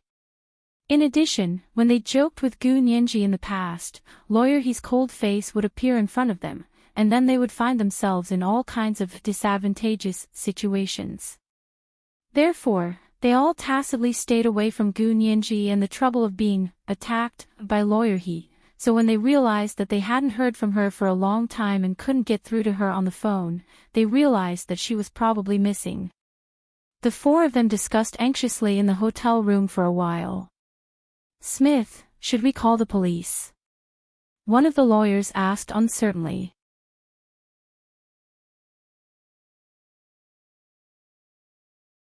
Chapter 649. Smith thought about it and shook his head. "Let's look for it ourselves. I don't really trust the police system here." The other 2 lawyers agreed. "We're not familiar with this place, and we're here to represent our clients against the German police and government. I think it's best not to call the police for now in case there's a misunderstanding, and we don't want to make a big deal out of this." Smith wagged his finger. "How about this? Let's go to the hotel and ask for the surveillance footage from the past 10 days and see if we can find anything." They showed their lawyer identities and asked for the surveillance footage from the Hilton Hotel. Although the management of the Hilton Hotel wasn't very willing, for the sake of the largest law firm in the United States, they still made a copy of the surveillance footage of the hotel's entrance and back door for the past 10 days. The surveillance footage didn't involve the client's privacy, so it was fine to let them see it. But of course, the 4 lawyers weren't satisfied with only the surveillance footage from the entrance. What if Gu Nianji was killed by someone from the hotel? This was not unheard of. For example, there was a very famous case that happened in New York a few years ago. A young woman suddenly disappeared and was found naked in a cistern on the roof of the hotel she stayed in. The cistern was 2 meters high and covered with a very heavy cement lid. It required several strong men to lift the cement lid, but the New York police ruled it a suicide. The 4 were all relatively famous lawyers in the United States, and because they had seen too much chaos in the police system, they didn't blindly trust the police's ability. Also, Gu Nianji's sudden disappearance was too strange, and they didn't dare trust the German police. Smith's expression was cold as he yelled at the Hilton Hotel's security director, "If something happens to our colleague in your hotel, can you bear the responsibility? I can guarantee that if something really happens to her here, your Hilton Hotel will not be able to continue operating in the world." The Hilton Hotel security director's face flushed and paled as he glared at the imposing lawyers. In the end, he reluctantly asked for permission from his superior.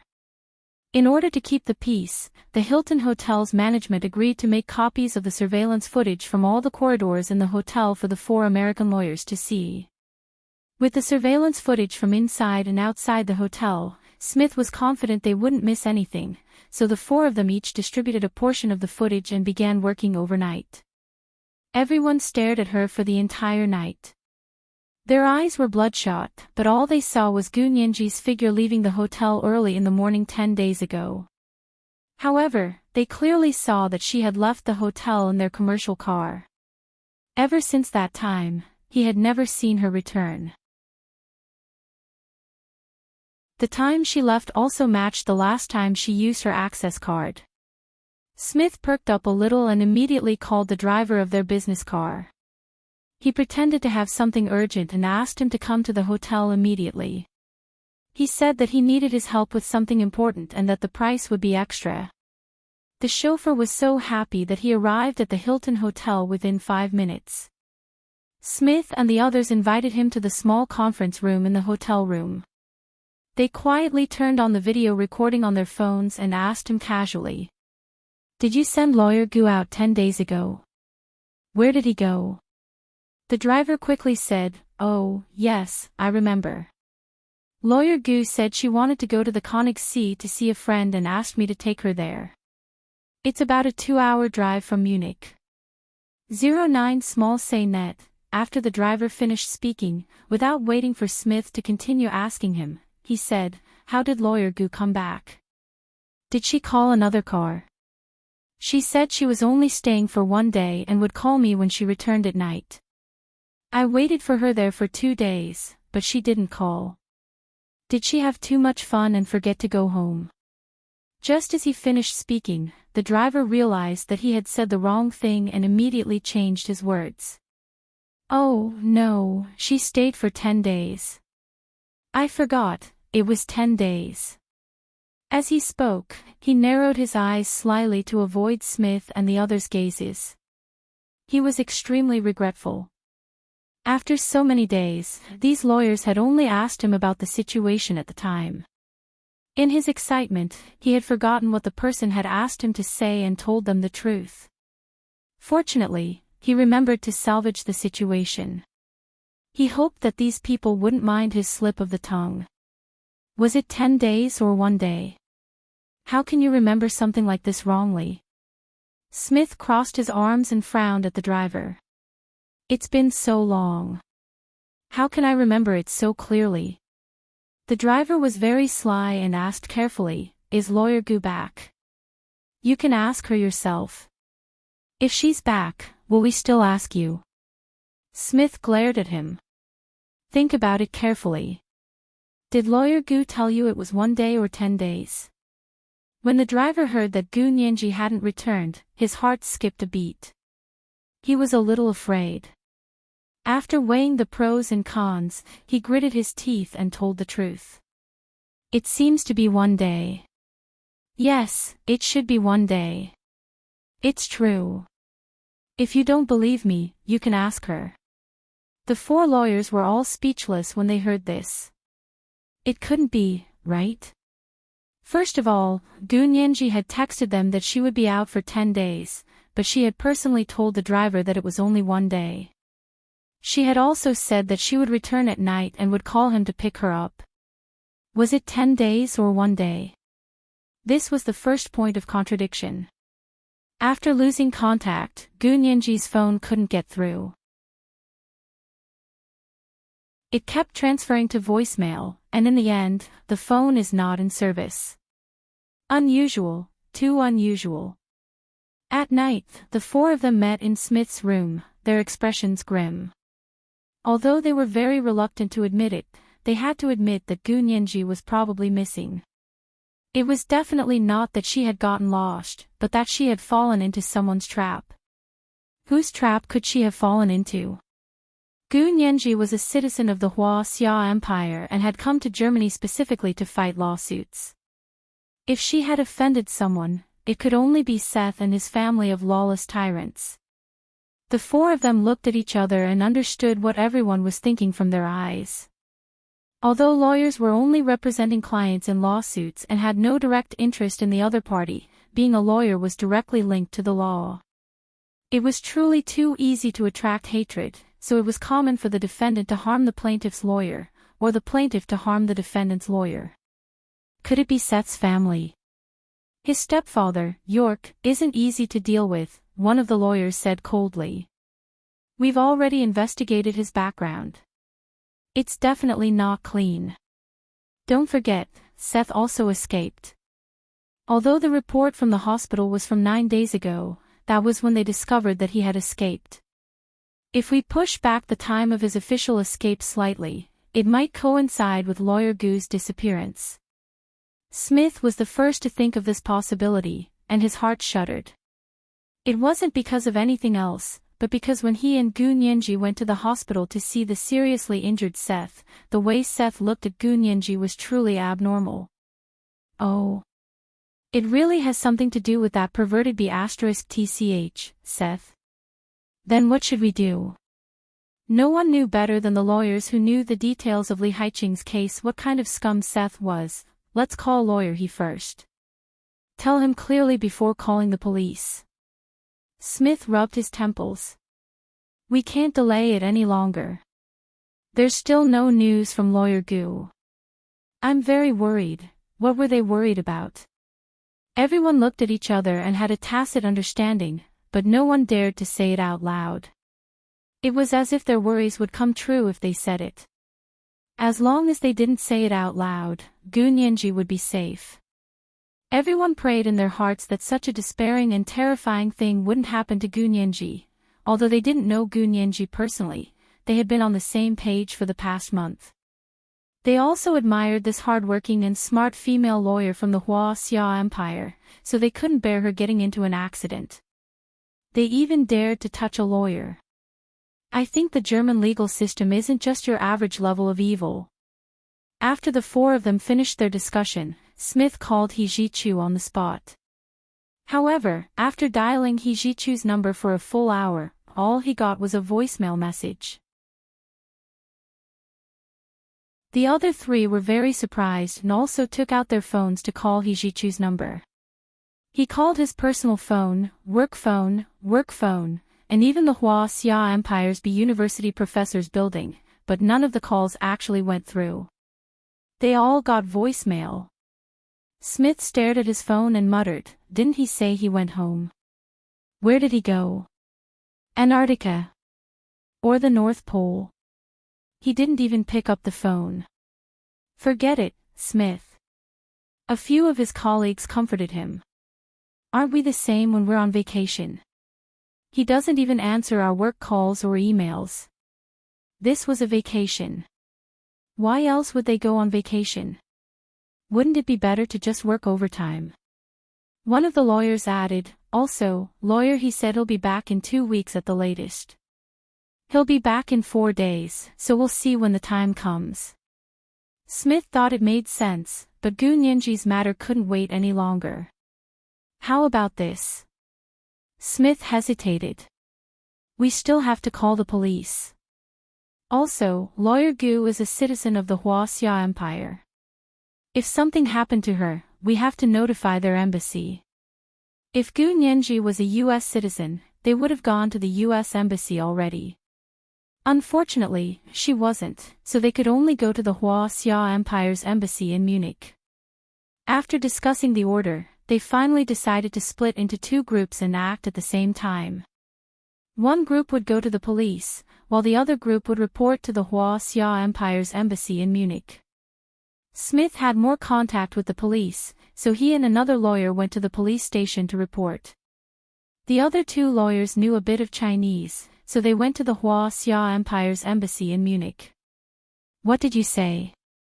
Your lawyer is missing. The officer in charge of missing persons cases at the Munich police station looked at Smith and his colleagues as if to say, are you kidding me? Smith had been at the Munich police station every day for the past few days because of Seth's escape from the hospital. He urged them to quickly arrest the fugitive, so everyone there was familiar with him. Some police officers understood and sympathized with him, but others hated him and felt he was interfering with their work. Also, their accusations had tarnished the reputation of the German police, so they weren't friendly toward him. Now that he had come to make a report, a few police officers took pleasure in his misfortune and kept making things difficult for him. Smith was infuriated by them, but he couldn't do anything. Missing? Do you think it's that easy to file a missing person case?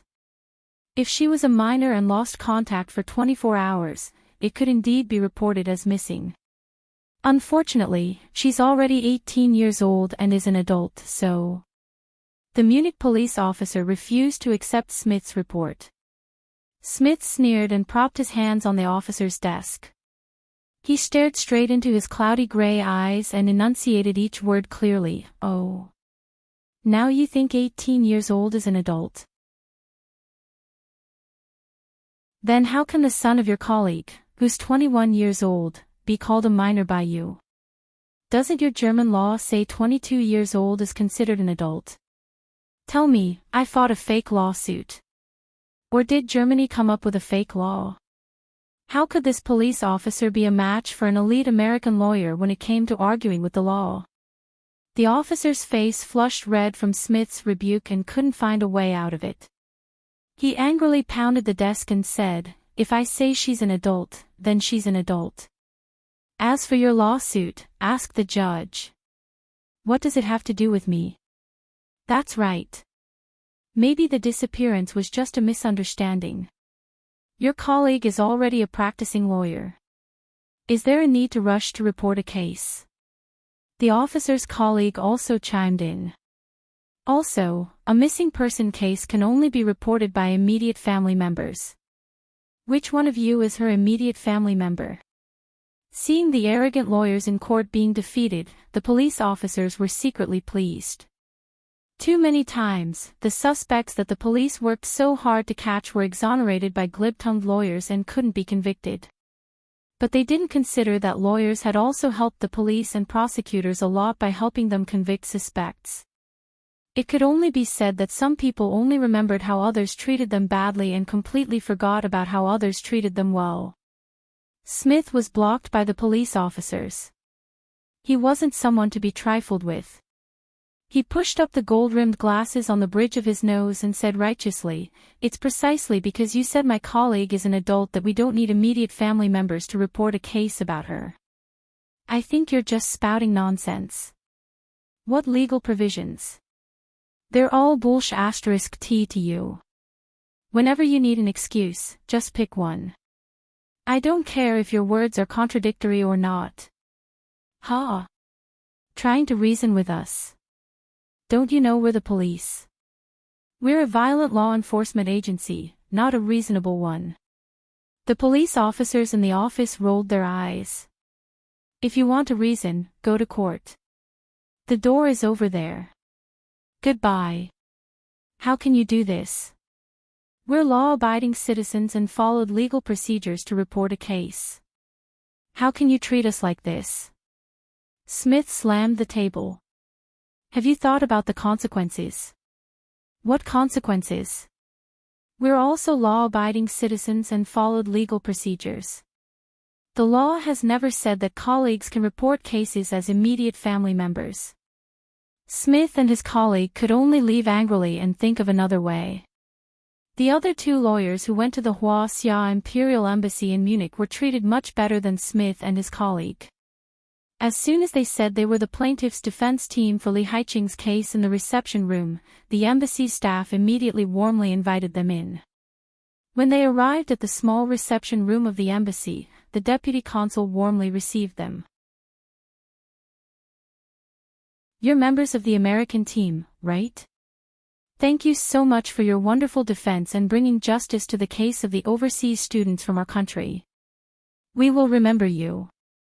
The deputy consul was a middle-aged man in his 50s. He maintained himself well and looked like he was in his early 40s. The two of them quickly said humbly, "We're here for our lawyer, Lawyer Gu. She's also a citizen of the Huaxia Empire." "Oh. It's Lawyer Gu." "Yes, yes, yes. She's very good. I listened to her argument in court. Her English was so fluent, there was no accent at all. Perfect Oxford accent." The deputy consul chuckled and complimented Gu Nianji. The two lawyers saw that the deputy consul was very helpful, so they immediately struck while the iron was hot. "Yes, yes. She's very good. Although she's young, she's extremely smart and hardworking. She's the main trial lawyer for this trial. She's very experienced. Ha ha ha. Our country's female lawyers are indeed very good." The deputy consul was so happy that he couldn't close his mouth. However, he didn't forget what the two American lawyers had just said, so he asked, "You just said you're here for her. What's going on?" "It's like this."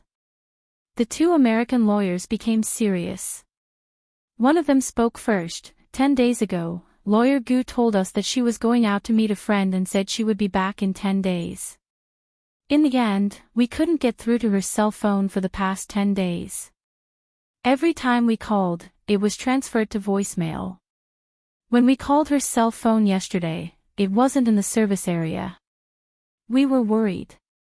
The other lawyer continued, "We felt that there was a problem, so we got some people to investigate Lawyer Gu's whereabouts.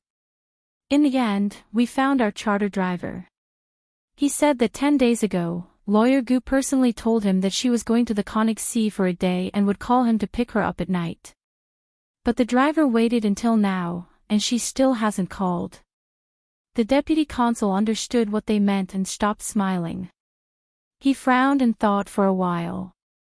"You mean Lawyer Gu disappeared?" The two American lawyers said together, "Our other two colleagues have already gone to the Munich Regional Police Station to report the case. The two of us specially came to inform you. After all, you are the embassy of Lawyer Gu's country and have an obligation to protect your country's citizens overseas. That's natural. Not to mention that she's a lawyer who was entrusted by Minister Bai to come to Germany to fight a lawsuit for her compatriots. Even if she's an ordinary overseas student or labor worker, our embassy will do it." The deputy consul slapped the table. "Fill out Lawyer Gu's information. I'll contact the country right away and see what they're doing."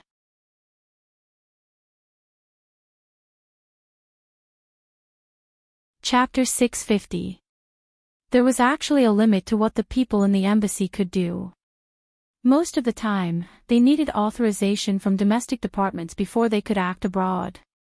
It was precisely because of this that they were too inflexible and caused delays that Huashaoheng and the Special Operations Forces were born. The two American lawyers nodded and sat in the small conference room to carefully fill in Gu Nianji's resume. They weren't familiar with Gu Nianji, but she was an employee of their law firm, so the HR department had detailed information about her. The two American lawyers immediately contacted the American law firm. It was around 2 p.m. in the United States. The two lawyers called back to the American law firm. After some effort, they finally contacted the HR director and told him about Gu Nianji. When the HR director learned that Gu Nianji might have gone missing in Germany, he took it seriously and immediately sent Gu Nianji's resume to the two lawyers. At the same time, he texted a number He Jichu had specially left for the law firm's executives. Only the executives knew this number. The employees didn't know. He Jichu had told them that if he returned to his hometown and the law firm was in a difficult situation and needed to be resolved quickly, they could text this number. Otherwise, they shouldn't contact this number. In all these years, they hadn't used this number to contact He Jichu. This was the first time. To appease the two American lawyers, the HR director said to them, "I've already sent the message to Lawyer He. He will contact you when he knows." The HR director of the law firm knew that Gu Nianji had been single-handedly recruited by He Jichu, so he chose to personally train her after she was recruited. According to the rules, Gu Nianji was a rookie lawyer. It was impossible for her to be taught by a lawyer and partner like He-ji-chu. But what were the rules? Rules were meant to be broken. He-ji-chu had personally instructed them to take care of Gun-yenji, so the HR department knew what was good for them and insisted on following the rules. The law was not unreasonable. Those who could reach the top were all shrewd people. The two American lawyers at the Hua-Xia embassy in Munich heard that He-ji-chu had already sent the message. They immediately said, "We also tried to contact lawyer He, but we couldn't get through to his phone. It kept going to voicemail." "Really? I'm not sure about that, but I've already texted him. Let's see if he'll call you back." The HR director pretended that he had tried his best and didn't mention that the number wasn't known to his subordinates. The two lawyers saw that the law firm had tried their best and didn't ask for more. They finished filling out Gun-yenji's resume at the embassy and left. This resume was, of course, the identity that Gun-yenji could use in the Hua-Xia Empire, including the fact that her father, Gu Xiangwen, had appeared later. This was also on the American law firm's data sheet. When the deputy consul of the Hua-Xia Imperial Embassy in Munich saw the information sheet, he didn't realize who Gun-yenji was. This was because the deputy consul had never known Gun-yenji before. He had never had any contact with Hua Xiaoheng's rank or department. Gun-yenji's situation had changed as well. Because her identity had already been verified, someone used it as a reason to lower her security level. She was now no different from a normal Hua-Xia citizen and no longer enjoyed the highest security level that Hua Xiaoheng had given her before. Because of these two reasons, the deputy consul didn't realize the severity of the situation when he checked Gun-yenji's information at the embassy. He sent the news of Gun-yenji's disappearance back to the Hua-Xia Ministry of Foreign Affairs to wait for a domestic review to determine the scope of action they could take. However, the two lawyers didn't know about these procedures. After returning to the Hilton Hotel from the embassy, they chatted and had a good impression of the Hua-Xia embassy staff in Munich. They were happy that things had gone smoothly. They had just returned to their room to tidy up when they saw Smith and another colleague return with dark expressions. Well, looking at the two men's downcast faces, the two knew that their trip was not going to be smooth sailing. "What's going on? Don't tell me you only went to report a case, but the other party refused to file it," one of the lawyers said exaggeratedly. He had only wanted to make fun of them, but Smith rolled his eyes and snapped, "These pigs. They have the guts to refuse to file it." Everyone was speechless. Did I really get it right? Why? The lawyer who had made fun of them was confused. How can they refuse to file something like this? Let me tell you, the Munich Regional Police Department has a lot of drama. They first said we aren't lawyer Gu's immediate family, so we can't file a case for her. Smith retorted and said lawyer Gu is an adult and doesn't need immediate family to file a case. They immediately said we have too little evidence and won't even file it for us. They insist lawyer Gu was just having fun and forgot to contact us. They won't admit she's missing. The other lawyer who went to the police station with Smith shook his head and sighed. What should we do? They're such bastards. I bet lawyer Gu didn't forget to contact us because she was having fun. Do you have any common sense? The other two lawyers who had just returned from the Hua-Xia embassy in Munich were also furious. This is too much. We need their embassy to step in at this time. Right, you went to the embassy of lawyer Gu's country. How was it? What do they plan to do? Smith poured himself a glass of red wine and swirled it in his hand before downing it. Oh, their embassy is great. The deputy consul came to see us personally and had us fill out lawyer Gu's information form. It seems he wants to consult his superiors. One of the lawyers who went to the Hua-Xia embassy in Munich began to report on their situation. It was obviously much better than Smith's. Really? Smith finally felt better.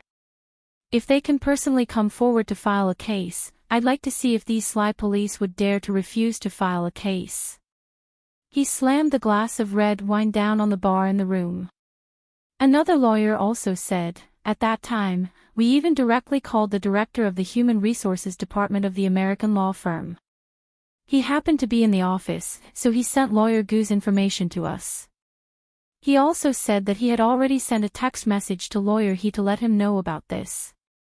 Gu Nianji was He Jichu's personal lawyer, so if something happened to her, He Jichu would definitely be notified. He texted Lawyer He. Did it work? Does the director know we can't get through to Lawyer He's phone? Smith asked suspiciously. The four of us have each called countless times, but there's still no reply. He slammed his hand on the table and was in the midst of righteous anger when he suddenly heard his phone ring. He took it out impatiently and froze. It's Lawyer He. Smith raised the phone and trembled as he shouted excitedly. They were almost in despair after not being able to contact He Jichu for so many days. The other three people in the room were also excited. They didn't speak and focused on Smith. Smith simply put it on speaker. He Jichu's voice came from the phone's microphone. It was the usual American English with an R sound. What's going on? The director of human resources didn't make it clear. What happened to Nianji? Smith took a deep breath and said solemnly into the phone, Lawyer Gu has been missing for 10 days. The other side of the phone didn't speak for a long time. He didn't know if He Jichu didn't understand or was shocked, but it was silent for a long time until Smith thought he had hung up. He Jichu said simply, I'll be right back. Then he hung up. Smith and the three lawyers in the room looked at each other for a while and seemed to sigh in relief. Okay, Lawyer He will be back soon. Once he was back, they would have a pillar of support. In He Jichu's room, he sat in front of the window with one hand supporting his head and the other resting on the sofa armrest. He watched the scenery outside without moving. It was evening, and the setting sun was like a round salted egg yolk against the western sky, emitting its last bit of heat. There was a huge ginkgo tree outside the window. When the evening wind blew, countless yellow and green leaves fell like fans. A woman in plain silk pants carried a small basket and bent over to pick up the fallen leaves under the ginkgo tree. As if sensing someone looking in her direction, the woman looked up and smiled at He Jichu's window. It was Wen Shui. He Jichu didn't look at her. His gaze was in the direction of the ginkgo tree, but his mind was actually empty. He was thinking about Gu Nianji. How could it be so coincidental? He had just left, and Nianji had gotten into trouble. It was like this last time, and the time before that. This kind of thing happened again and again. He Jichu couldn't help but think that there were still people around him who were holding him back. He thought he had gotten rid of those people a long time ago, but now it seemed that he hadn't. The biggest culprit was still lurking around him. No matter who this person was or what their identity was, once he found them, they would be tortured until they wished they were dead. This was also why He Jichu didn't want to bring Gu Nianji back for now. He couldn't be sure that he was completely safe with her. He had originally thought that Gu Nianji would be absolutely safe with Wu Xiaoheng, so he would rather let her stay with him even if it hurt him to death. Now it seemed that wasn't the case. He Jichu took a deep breath and closed his eyes. He rubbed his temples to calm his anger. After a while, he picked up the phone and ordered his people, get ready immediately. I'm going to Germany. 10 minutes later, He Jichu went to Senior Mr. He's room to say goodbye. He made some arrangements and only left after obtaining Senior Mr. He's approval. By the time Wen Shui received the news and rushed over, He Jichu had already left. Auntie Qin, has the eldest young master already left? Wen Shui asked worriedly. The old master just finished his craniotomy, and he dares to leave by himself. Auntie Qin sat in her room and patiently arranged flowers. She picked out fresh flowers from the greenhouse from the basket and said dryly, "The old master's surgery was very successful. He doesn't have to worry about the future anymore." Also, Auntie Chin didn't say anything else. She smiled, and it was as if a bolt of lightning had lit up the dimly lit room. It was dazzling and blinding. She slowly turned around to look at Wen Shui. Come and help Auntie Chin finish arranging the flowers." Wen Shui slowly walked over and knelt beside Auntie Chin. She patiently helped her arrange the remaining flowers and grass one by one. Auntie Chin's hand touched her shoulder. Her hand was so white and smooth that it looked like it was carved from suet jade. It was even colder than real suet jade. Is the best. I didn't have to say anything, and you could arrange the flowers exactly the way I wanted. I was taught by Auntie Chin. How could I not understand your intentions? Wen Shui smiled good-naturedly and didn't dare look at Auntie Chin's face. She was truly too beautiful. Every time she looked at her, she would fall into a daze. But Senior Mr. He, sigh, how could he be so blind? Ever since Senior Mr. He's first wife passed away, he didn't even care about a stunning woman like Auntie Chin. However, this kind of infatuation had an irresistible attraction to women. It was the same for Auntie Chin, right? When she silently held up the flowers and said, "Should we put these flowers in Senior Mr. He's room?" "No." Auntie Chin sighed. "We can't go in before Senior Mr. He gets up." "What?" Wen Shui cried out. "How can we do that?" "Auntie Chin, you and Senior Mr. He are husband and wife." Although she was the second wife, she was still his legitimate wife. Auntie Chin shook her head indifferently. How could those people dare to disobey the young master's orders? But it doesn't matter. As long as Senior Mr. He gets better, I'll do anything.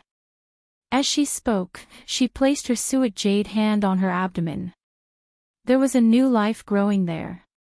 When she sighed and praised, "Auntie Chin, people are made of flesh. Senior Mr. He will definitely understand your heart in time." "I hope so." Auntie Chin tilted her head and looked out the window. Her large eyes sparkled like stars, and her entire body lit up. At 7 a.m. the next day, a private plane from Boston landed at Germany's Munich International Airport. He Jichu got off the plane expressionlessly and was surrounded by people as he exited through the airport's special VIP passageway. After exiting the airport customs, a custom-made Rolls-Royce Phantom bulletproof limousine was already parked at the airport entrance, waiting for He Jichu to get in. The Munich police were notified ahead of time and even provided 2 police cars. The police cars cleared the way and escorted He Jichu to the Hilton Hotel without any obstructions. The pedestrians and cars on the road all moved out of the way, and everyone looked curiously at the Rolls-Royce Phantom surrounded by police cars. Which country's leader was sitting inside? I wonder if any foreign leaders have visited Munich recently. Maybe it's a private visit, someone muttered. That won't be reported on the news, but the reception won't change. Oh, that's possible. As everyone chatted, someone took a photo of He Jichu's Rolls-Royce Phantom and posted it on social media to let everyone guess which country's leader had come to Munich in private. However, the photo was immediately deleted as soon as it was posted, and the IP address of the person who uploaded the photo was blocked. His phone immediately received a warning call from the police, saying that taking a photo of someone else without the owner's permission and posting it on social media was a violation of someone's privacy. He would be subject to punitive compensation. Not to mention anything else, just punitive compensation was more frightening than going to jail. As long as it wasn't a life sentence, one would eventually be released from jail. However, punitive compensation would cause one to be stuck in poverty for the rest of their lives, and they would never be able to lift their heads again. For people like that, a fine was more painful than going to jail. This way, no one dared to post a photo of He Jichu's Rolls-Royce Phantom again. He-ji-chu returned to the Hilton Hotel as fast as he could. Smith and the others received a call early in the morning saying that He-ji-chu would be arriving at the hotel soon. They immediately dressed up and waited at the Hilton Hotel for He-ji-chu's arrival. When the Rolls-Royce Phantom surrounded by police cars appeared, Smith and the others never expected it to be He-ji-chu's personal car. So when He-ji-chu got out of the car and walked to the Hilton Hotel lobby with a group of bodyguards and subordinates, Smith and the others were stunned. They froze for a while before hurrying to catch up and call out, "Lawyer He." He-ji-chu stopped and turned around to see Smith and the others rushing over. He nodded and gently waved his right hand, and the bodyguards beside him immediately made way for them. Smith and the others walked over and were shocked speechless by He-ji-chu's extravagance. He stood among the sturdy bodyguards and subordinates with his usual aloof expression. His shimmering peach blossom eyes were devoid of any emotion, and although he wasn't as sturdy as the bodyguards, his aura was invincible. He was like a king who ruled over the world. Smith couldn't help but feel a sense of awe. This was a completely different state of mind from treating He-ji-chu as his boss. "Lawyer. Lawyer He." Smith greeted He-ji-chu with trepidation, his eyes constantly glancing at the bodyguards and subordinates beside He-ji-chu. It seemed like only 10 days had passed, and the quiet but refined and modest He-ji-chu was gone. The current He-ji-chu was both unfamiliar and familiar to those who had known him before. He-ji-chu knew what Smith and the others were thinking from their expressions, but he wasn't in the mood or time to explain it to them. "Come with me," He-ji-chu said dryly, then turned to walk into the hotel lobby and into the elevator. Smith and the others hurried to follow and found a place in the elevator that was crowded with bodyguards.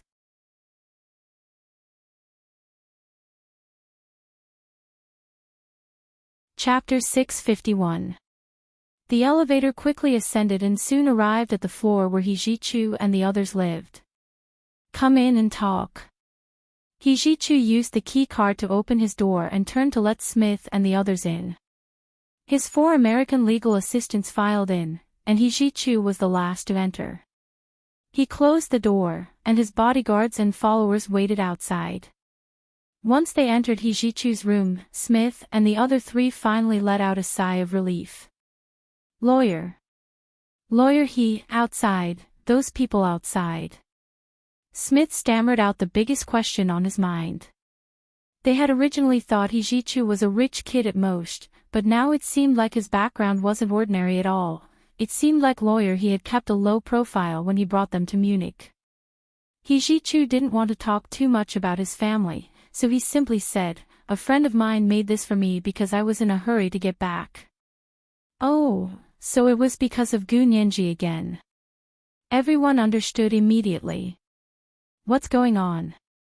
He-ji-chu sat down on the armchair and gestured for Smith and the other 3 to sit down. The 4 lawyers sat in their usual seats, and Smith began to talk about Gu Nianji. "The day after you left, Lawyer Gu said she was going to meet a friend and texted the 4 of us to say she would be back in 10 days. Smith said as he swiped open the phone with Gu Nianji's text message for He-ji-chu to see. "This is the text message I received from Lawyer Gu on my phone." All 3 of them received the same text message from Lawyer Gu's phone. The other 3 lawyers also took out their phones for He-ji-chu to see. He-ji-chu only glanced at it before replying expressionlessly, who would have nothing better to do than send the same text to everyone. "Are you close to Nianji?"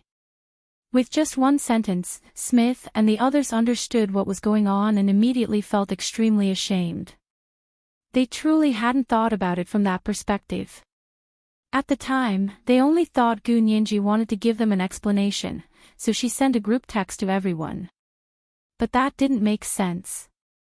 Logically speaking, even if she planned to take 10 days off, she would at most inform her boss and a colleague she was close with.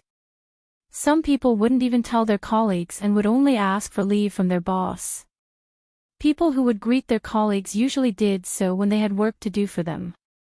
Gu Nianji obviously didn't have any work for Smith and the others to do. He-ji-chu wasn't there at the time, and Gu Nianji was the closest to Smith, so it wasn't strange for Smith to receive the text. However, it was strange for the other 3 people who weren't close to her to receive the same text. If the 4 of them had been slightly more vigilant and immediately called Gu Nianji to ask what was going on, perhaps things wouldn't have gotten to this point. He Ji-chu took Smith's phone and tapped on it a few times to check its settings before tossing the phone back to Smith. Someone installed a Trojan horse blocking program on your phone. I'm guessing that Nianji might have called you, but she was intercepted and transferred away. Ah. Trojan horse. No way. I've never been on a phishing website. Smith howled. Lawyer He, you have to believe me. I really didn't. The other 3 looked at each other and showed their phones to He Ji-chu in unison. Lawyer He, can you take a look at this for us? He Ji-chu took them and checked them one by one before tossing them back to them. Your phones are the same. It's the same Trojan virus. The 4 lawyers' faces instantly turned ashen. Modern people's phones were like their own personal secrets. There were more or less things they didn't want others to see on them. Now that they knew there was a Trojan virus on their phones, they felt like they had been naked in broad daylight. It was so shameful that they didn't want to show their faces. He Ji-chu originally wanted to persuade them to change phones, but then he thought about how Gu Nianji wouldn't know their numbers if they changed phones now. What if she found a chance to call for help? Wouldn't that mean they couldn't find the number? He Ji-chu immediately changed his mind. He first extended his hand to Smith. Give me your phone. I'll remove the Trojan virus for you and install an app that can block it.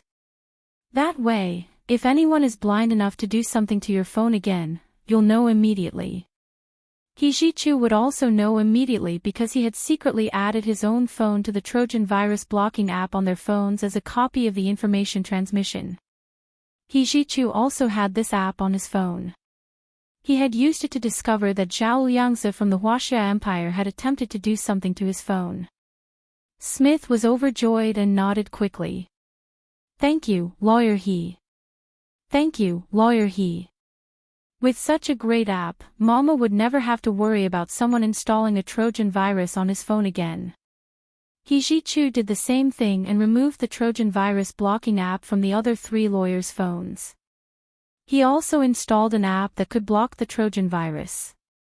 While installing the app, He Ji-chu was excited and analyzed the text messages Gu Nianji had sent to Smith.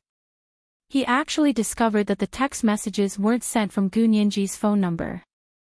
Gu Nianji's phone number displayed on Smith's phone was a disguise.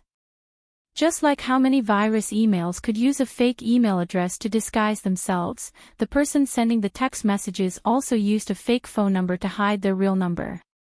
It was just that using a fake email address for a virus email was relatively easy. People only needed to be a bit more careful to see the clues. However, it was much more difficult to disguise a fake number in a text message. It was even harder to investigate. Smith and the others looked at He Ji-chu with admiration. They all looked like they wanted to worship him. Their eyes were shining with admiration. Gu Nianji's family background was better, he was younger, he was smarter, more hardworking, and more knowledgeable. It was no wonder that someone like that became a partner at their law firm before the age of 30. They originally thought that He Ji-chu relied on his family background to become a partner at the largest law firm in the United States in his 20s. Now they understood that even without his family background, He Ji-chu's ability was more than enough to become a partner. He Ji-chu felt uncomfortable being stared at by the 4 people. He frowned and pointed at Smith. Continue. What happened after that? Smith came back to his senses and quickly said, but we waited for 10 days and found that we still couldn't contact Lawyer Gu. We went to the hotel surveillance footage and found that Lawyer Gu left the hotel in the morning 10 days ago in a private car we chartered. The private car driver told us that Lawyer Gu personally told him that she would only be staying at the Conic Sea for 1 day. She said that she would call him that night and ask him to pick her up. As Smith spoke, He showed He-ji-chu the video of the interview he had recorded with the private car driver. He-ji-chu sat up straight and stared at the video for a while. He murmured. Nyeonji really went to the Connexie. Yes, we checked the hotel's security footage for the past 10 days. Lawyer Gu left the hotel in the morning 10 days ago and got into the private car. We haven't heard from her since. Smith also showed He-ji-chu the surveillance footage they had requested from the Hilton Hotel. Of course, they only showed He-ji-chu the surveillance footage related to Gu Nyeonji. There were so many other videos that He-ji-chu didn't have time to watch them all. He-ji-chu frowned as he saw Gu Nyeonji wearing sportswear on the video and carrying her favorite Hermes bucket bag. She walked briskly out of the Hilton Hotel lobby, walked down the stairs, and got into the private car. Smith pressed pause, and the video stopped at the moment Gu Nyeonji got into the car. He-ji-chu stared at the image for a long time, his face a bit pale. Smith and the other three looked at each other and said one last thing to He-ji-chu. Also, the day after Lawyer Gu disappeared, Seth escaped from the hospital and hasn't been caught yet. What? He-ji-chu stood up abruptly. Say that again. What does this have to do with Seth? He clenched his fists, and his shimmering, sultry eyes narrowed dangerously. He was no longer carefree and instead had a suppressed ruthlessness. Smith was a bit scared and shifted back on the sofa. There's currently no evidence to prove the connection between the two. I'm just telling you the truth. He-ji-chu couldn't stay calm anymore. He crossed his arms and paced around the living room as he said to Smith, "Tell me everything in chronological order again. Start from when you and Nyeonji went to the hospital to see Seth. Was that B*TCH really injured?" Smith nodded and patiently recounted everything from the beginning. He even said, "Since the day after Seth escaped from the hospital, I've been urging the Munich Police Department to put him on the wanted list every day. In the end, the police gave us all kinds of excuses, and we still haven't heard from Seth. They didn't say it, but everyone knew that Seth must have escaped after so many days without any news. He might have even gone into hiding overseas. Also, this Munich Police Department is evil to the core. We went to report Lawyer Gu's disappearance yesterday and asked them to investigate, but they actually refused to open a case." Smith was filled with righteous indignation. Thinking about how the Munich Police Department had made things difficult for him yesterday, he wanted nothing more than to sue them for another billion. When He-ji-chu heard that, his brows no longer furrowed. He actually chuckled, and his laughter carried a chilling sense of ruthlessness. His expression gradually calmed down as he thought to himself, "I wanted to discuss the law with you, but you actually want to use your background against me. I wanted to treat this case fairly, but you actually used underhanded methods against my people. There's a path to heaven, but you don't want to take it. There's no other way. Okay, I got it. You guys can leave first." He-ji-chu made up his mind. He waved his hand and said to the four lawyers, "You guys go and investigate the driver of the charter bus first. See if he's been acting strangely this past month. See if he's been in contact with our enemies. Especially, see if there were any strange changes in his bank account." "Oh. You're saying there's something wrong with this driver?" Smith and the others were stunned. No. Would the driver hired by their law firm be the kind of person who would break the law? Wasn't there supposed to be a background check? He was the last person to see Nyeonji, so you can't ignore him no matter what, He-ji-chu said coldly. "Get out." Smith and the others looked at each other and left in shame. Coming out of He-ji-chu's room, Smith punched the wall hard and said angrily, "Don't let me find out there's something wrong with this driver. Or else I'll make sure he goes to jail for the rest of his life." The other three lawyers were also very uneasy. In the 10 days that Gu Nyeonji had been missing, they'd ridden in this driver's car many times and never thought that he was someone with ulterior motives. He Jichu stood alone in the hotel room with his arms crossed and a gloomy expression on his face as he stared at the French windows. The weather was gloomy and there was no sun. It was already late September, and the weather was starting to turn cold. At this time, Nianji. How was she? He Jichu couldn't think about it.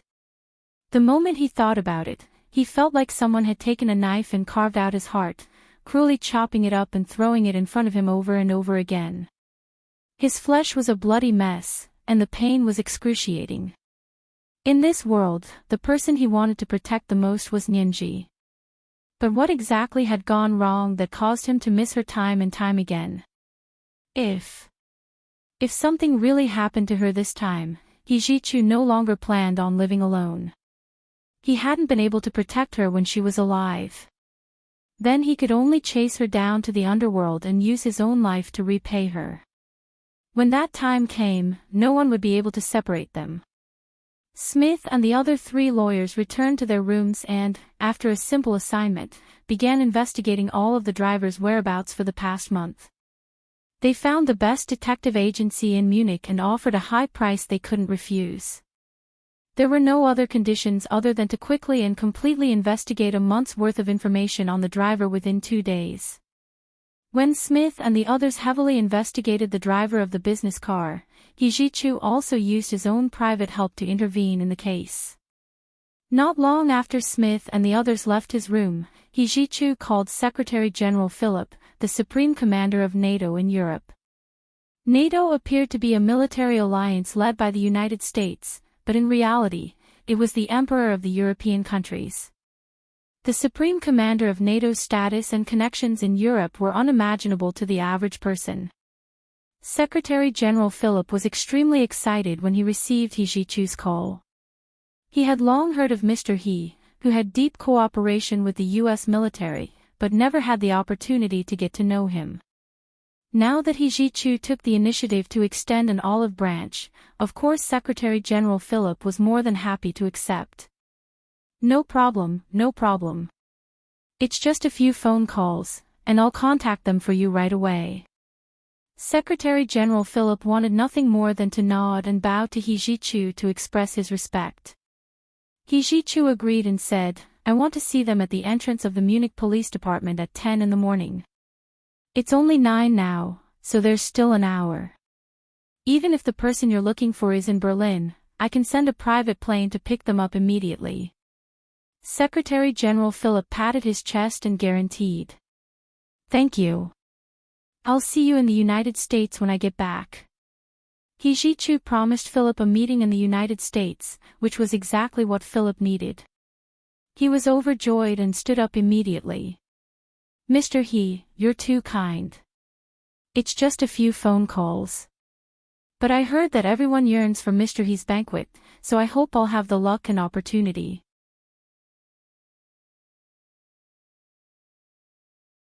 He Jichu laughed lightly. At the end of next month, I'll be holding a birthday banquet at the manor, and I hope Mr. Philip will come. The invitation will be sent to your place in a few days. Oh. It's your birthday, Mr. He. Philip was ecstatic. To be invited to a birthday banquet meant that he was a very close friend. No, it's my good friend's birthday. It was Gu Nianji's birthday. If she could come back safely this time, he would accept her back to his side again. He would no longer tolerate her, and he would no longer ignore her. I understand. Philip instinctively knew that this good friend had to be his girlfriend. He was overjoyed and kept saying, thank you, even though He Jichu had already hung up. The smile on Philip's face didn't disappear as he immediately called the people He Jichu had requested. He happened to be familiar with these people. Although they weren't from the military, they were all powerful political figures in Germany. Of course, he had to have a good relationship with the Emperor of Europe. He Jichu asked him to help make a few calls to the mayor of Munich, the Minister of Justice, and the chairman of the Munich Regional Council. He asked them to go with him to the Munich Police Department that day. An hour passed, and it was 10:00 in the morning.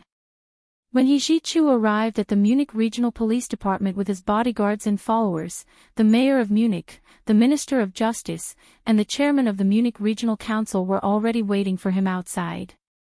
"Mr. He, I've heard a lot about you." The Minister of Justice of Germany had been sitting in on Li Haiqing's case for a while, so he immediately came over when he received a call from the NATO Supreme Commander, Secretary General Philip. He Ji-chu didn't like to show his face in public, but that didn't mean he didn't have connections. His status in the United States was enough for all the German officials to treat him kindly. He Ji-chu smiled reservedly and casually shook hands with the Minister of Justice before parting ways. The mayor of Munich and the chairman of the regional council came to He Ji-chu's side respectfully and shook hands with him.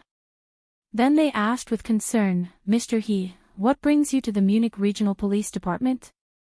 These people already knew that He Ji-chu represented an American law firm in Germany for a lawsuit a month ago, but they didn't know He Ji-chu's other identity in the United States.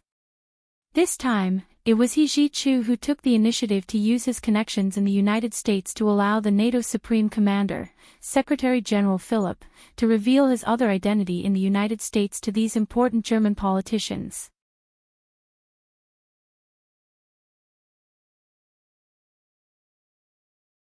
Chapter 652. Even the Supreme Commander of NATO had to lick his boots, so of course the German officials and lawmakers couldn't ignore him. 09 Xiaoshuanet, we always knew you were representing that female student from the Xia Empire in the lawsuit, but we didn't expect you to have such status in the United States. We were negligent, very negligent. The mayor of Munich almost bowed 90 degrees. He Ji-chu nodded lightly with a half-smile. "I did come to the lawsuit and never thought about asking Mr. Philip for help. But your Munich Police Department is too powerful. My right-hand man who helped me with Li Haiqing's case couldn't be found for a while. My subordinates came to the police department to file a case to find her, but your police department refused to file a case and even talked to me about being underage. If He Ji-chu really had the ability to get NATO to help, then it meant military control. This was more than just ruthless." "Oh. Your right-hand man can't be found. Where did he go missing?" The mayor of Munich stuttered when he heard that, and sweat beaded on his forehead. The local officials knew exactly what kind of lawsuit He Ji-chu and his men were fighting. But how could they have known He Ji-chu had such a background and status? Of course, everyone tacitly stood on York and Seth's side. After all, they were citizens of their own country, so they couldn't help outsiders. Also, York knew how to conduct himself and was very resourceful. The high-ranking officials all more or less benefited from York, so they turned a blind eye to the stalemate over Li Haiqing's case. The Germans had always looked down on the eastern countries, especially the Xia Empire, which had been so backward and incompetent in the past. In their minds, the Xia Empire was still the weak eastern country that was isolated internationally and beaten up by other countries. They didn't expect this weak country to surpass them all these years, and their national power shot up like a rocket. Within 20 years, they went from a third-rate country to China and became the second most powerful country in the world. They were second only to the United States and had long left established European countries like Germany in the dust. However, because their national power rose too quickly, they hadn't accumulated enough prestige and influence internationally, so they were often ignored and looked down upon. It could be said that if the victim in Li Haiqing's case was an American, the German police and court wouldn't have dared to tamper with the case so blatantly. He Ji-chu knew these people very well. He looked straight ahead as he walked towards the police station. "We'll talk about the specifics later. But I'm not here today for this matter. I'm here for something else." The mayor of Munich, the German Minister of Justice, and the chairman of the Munich Regional Council all felt their faces burn. He Ji-chu's words hurt. The three of them grumbled inwardly about York's overreach. It was one thing for him to be able to do whatever he wanted in the Roslau area, but now he even had a finger in the Munich Police Department. He Jichu wasn't the only one who was unhappy. Even the mayor of Munich felt a little uncomfortable. When the four of them walked to the entrance of the Munich Regional Police Department, the chief of the Munich Regional Police Department received the news and finally rushed over. He walked out of the door and extended his hand to the mayor of BR from afar. "Welcome, Mr. Mayor. Please forgive me for not coming out to greet you." The mayor of Munich shook hands with the Munich Regional Police Chief with a straight face and introduced He Jichu to him. "This is Mr. He, a close friend of NATO's Supreme Commander Philip. He has some matters to discuss with your police station." 09 Small Say Net. The Munich Regional Police Chief was no stranger to He Jichu and could guess why he was here.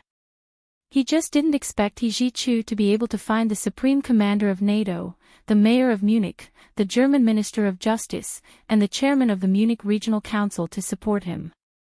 Mr. He, what can I do for you?" The Munich Regional Police Chief was almost bowing to the ground. His bald head was shiny, but it wasn't clear if it was from sweat or oil. "I don't dare to give you advice. Yesterday, my subordinates came to report that my right-hand man went missing in your place, but you refused to file a case. I want to know why."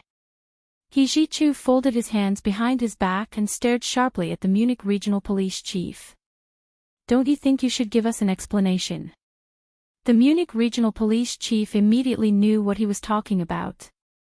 He Jichu's first two assistants came to report that their colleague went missing yesterday and requested the police station to file a case for her, but they refused. Is it about your assistant's disappearance?" The Munich Regional Police Chief stammered as he tried to think of a way to deal with it. He couldn't refuse, but if he agreed, what would happen to York? The Munich Regional Police Chief cursed York for being brainless.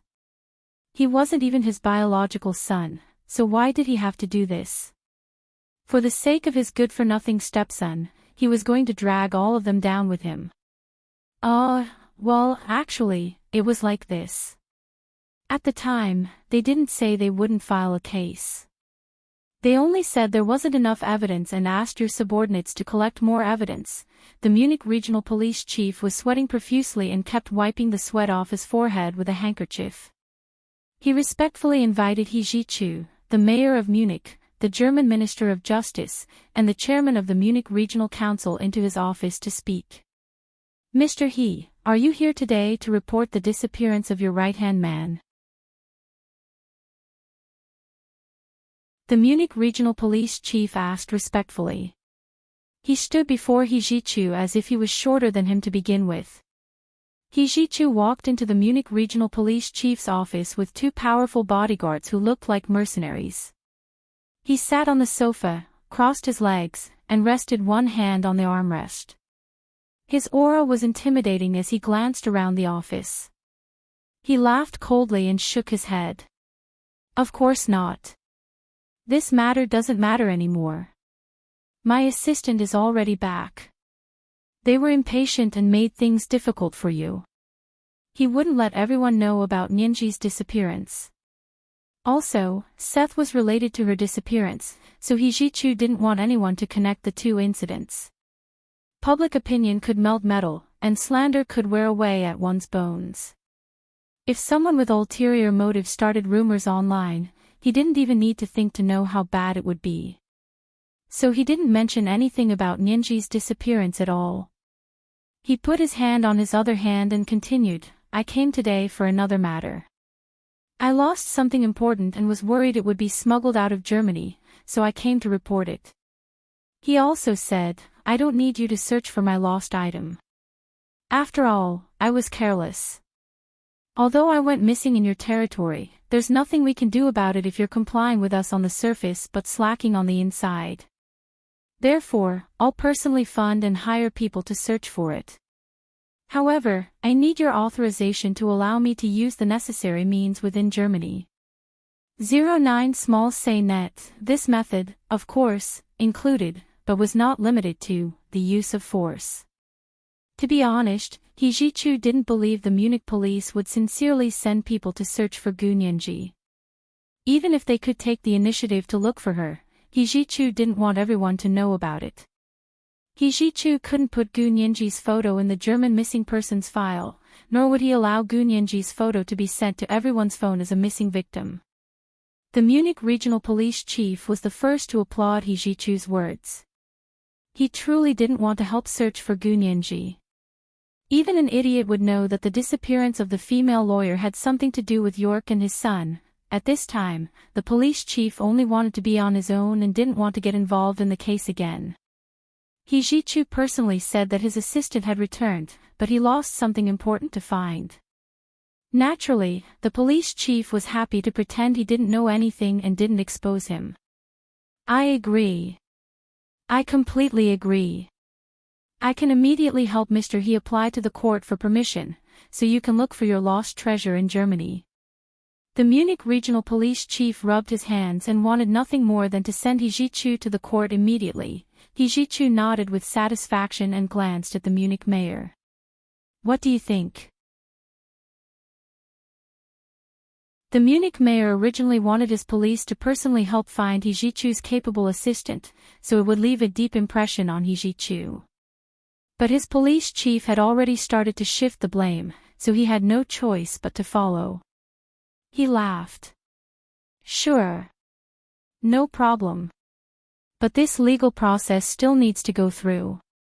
Your people must at least have the qualifications of a detective agency. The German Minister of Justice immediately shook his head and helped He Jichu find legal basis. They don't have to have the qualifications of a detective agency. As long as the court allows it and there are social figures vouching for it, Americans, especially the U.S. military, can take necessary actions in Germany. As expected of the Minister of Justice, he really knew how to play around with legal provisions. He Jichu's calm and gloomy face finally showed a hint of a smile. He spread his hands. Thank you, Mr. Minister. My people are indeed Americans, so they should meet the requirements of your country's laws. The Munich Regional Council chief waited for a long time for an opportunity to curry favor and immediately said, "That's great. Why don't I help you apply to the court for permission? This is a case that happened in Munich, so as the representative of the citizens of the Munich region, I have the responsibility to protect the personal and property safety of the people in my jurisdiction, including but not limited to German citizens, as well as legal immigrants, tourists, and workers on official business trips." He Jichu's lost item was, of course, his property safety being compromised, so it was also within the scope of the law. The three people who came with He Jichu today were almost all the top leaders in the Munich region. With their help, He Jichu's permit application went smoothly. At noon, he had already received the court permit to take necessary actions in Germany. With this permit, he could use the excuse of looking for important property to secretly search for Gu Nianji. He had decided to do this a long time ago, so he directly brought close to 50 of his personal subordinates from the United States. Other than 4 of them who were his bodyguards, the rest were brought by him specifically to search for Gu Nianji. These people were all detectives in the United States, and many of them were directly retired U.S. soldiers. They were all experts in tracking and investigation in the military. When they began their search in Munich, none of the Munich media reported Gu Nianji's disappearance. Even Smith and the others understood He Jichu's intentions and kept quiet about it.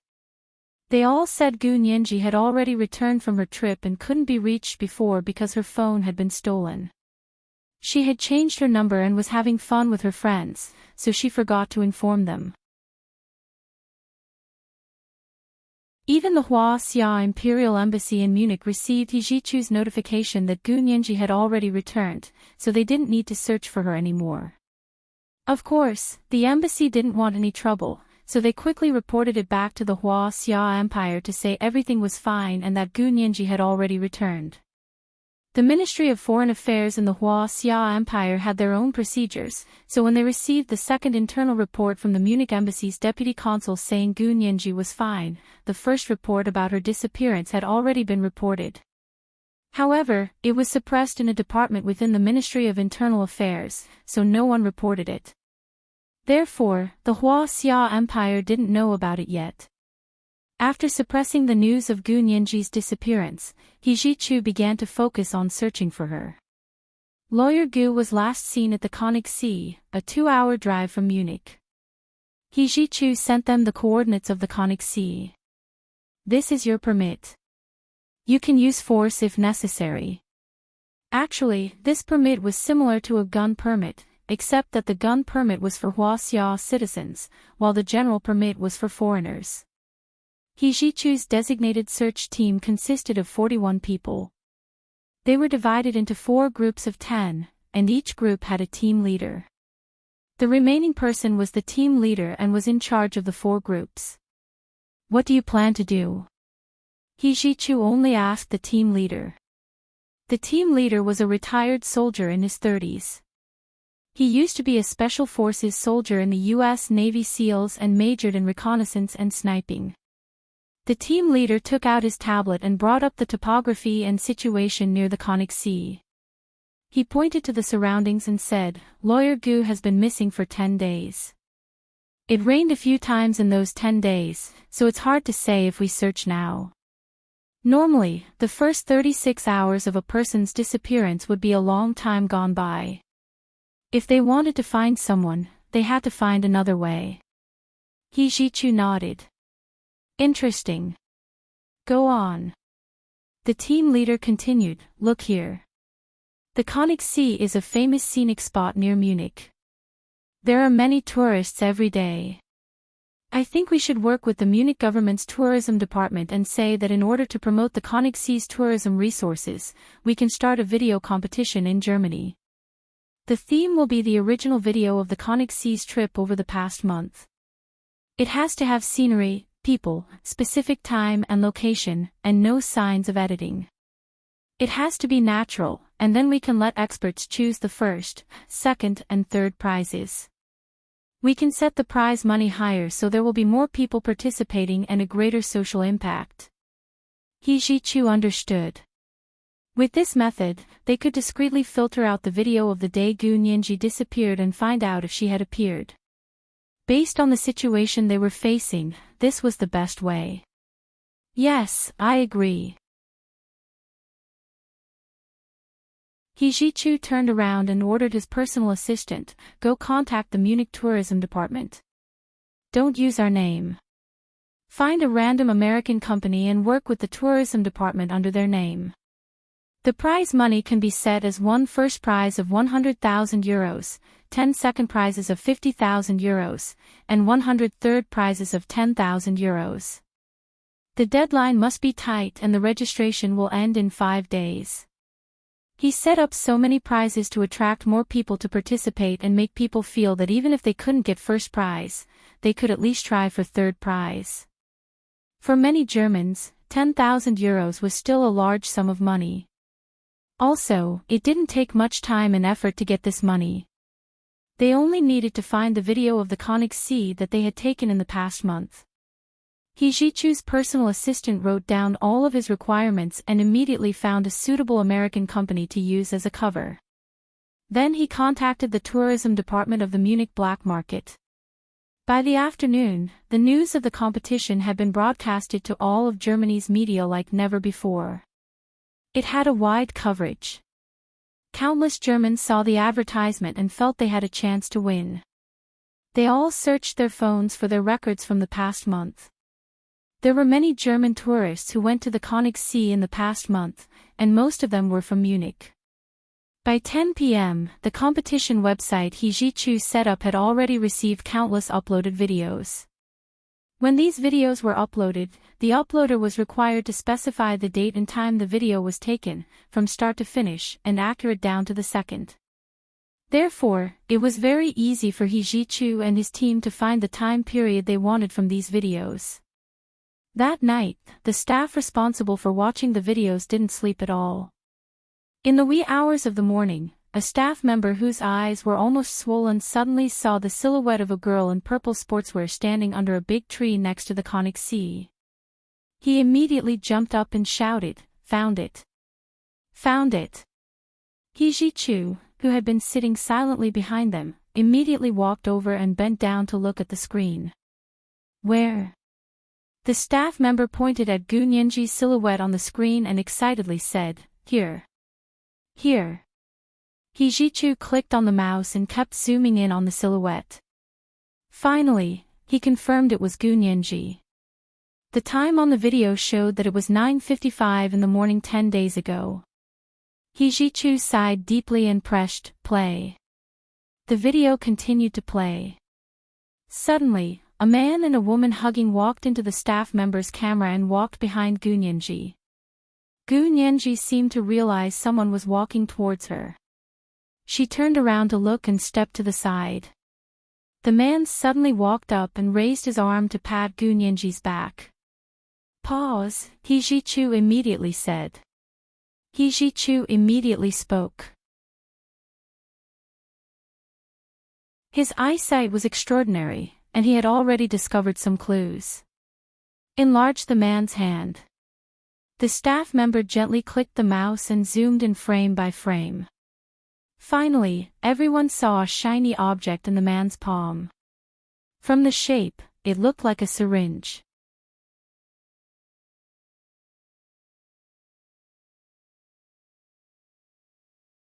Chapter 653.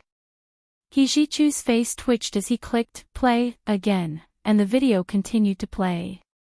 They all saw Gu Nianji's body stiffen for a moment, then fall straight back. The man and woman quickly stepped forward and held her arms, almost carrying her back. Gu Nianji was no longer in the video, and the person's video began to change to the beautiful scenery of the Conic Sea. The scene just now happened to be in between the two scenes, so it was recorded by the person. Also, because they weren't allowed to edit, that part of the video was retained. If they didn't know that something had happened to Gu Nianji, anyone who saw the scene would think it was a reunion of old friends. He Jichu suppressed his restlessness and praised the staff member. "Good job, continue. Let's see if anyone else recorded the rest of the video." The other staff members were encouraged by the fact that they could really find clues this way, and they watched the videos even more seriously. By 10:00 the next morning, they had already screened out 3 videos that happened to show the entire process of Gu Nianji being taken away. The first video showed Gu Nianji being drugged, knocked out, and taken away. The second video showed the 3 of them walking towards 2 cars parked under the shade of a nearby tree. The third video not only showed the man taking Gu Nianji to the car in front, and the woman getting into the car behind, but it also showed Set's disgusting pig face peeking out of the car in front.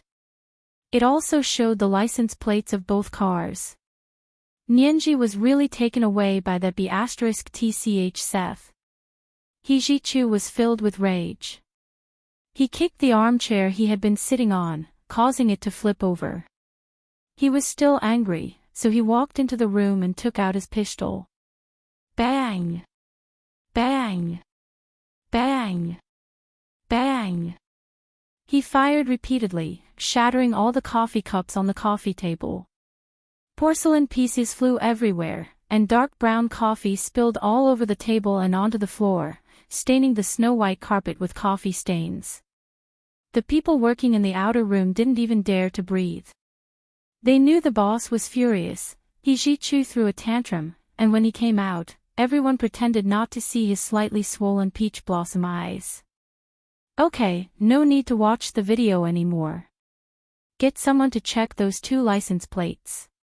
He Jichu secretly clenched his fists and swore to hack Seth into pieces. Even if he hadn't done anything to Gu Nianji, He Jichu wouldn't let him off. If he did something to Nianji, thinking about Li Haiqing, the female exchange student who had been tortured to death by Seth, He Jichu felt intense fear for the first time in his life. He was afraid. He was truly afraid. However, what he was most afraid of was that Nianji would no longer be in this world. It didn't matter if she was humiliated. In his heart, she would always be his Nianji. He wasn't the kind of man who wished for nothing more than for women to die when they were humiliated. But the humiliation she had suffered, he would personally return it to her. Under He Jichu's orders, the search began in an orderly manner. With the license plate number, it was easy to find the owner. He didn't expect the other party to be so vigilant. Mr. He, these 2 license plates have long been abandoned. They belong to a British company, but that company was originally a shell company with only one person. 7 years ago, the boss suddenly passed away and declared bankruptcy. There are no clues left. He Ji-chu sneered when he saw the information they had found. Brilliant. It was truly brilliant. Even he had to admire it. A car with an abandoned license plate can actually drive so well in Germany. He Ji-chu pointed at the information they had sent. Continue the search. If you find these 2 cars, I will reward you handsomely. Therefore, at noon that day, Germany's Munich TV station and all social media in Germany were pushing the news that someone was offering a large reward for information about the 2 cars. As long as there was a clue, 1,000 euros would be offered.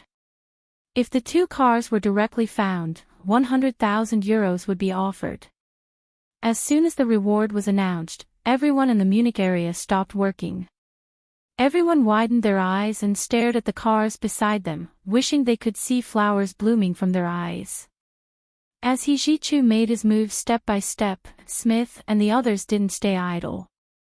Within 2 days, they had hired the best detective agency in Germany to investigate all the information on the driver of their business car for the past month, including what he had done, who he had met, and even how many times he had slept with his wife and had affairs with his lover. It was all recorded. They even found his bank account. There's really something wrong with this driver. Smith looked at all the information the detective agency had sent and slammed the table in anger.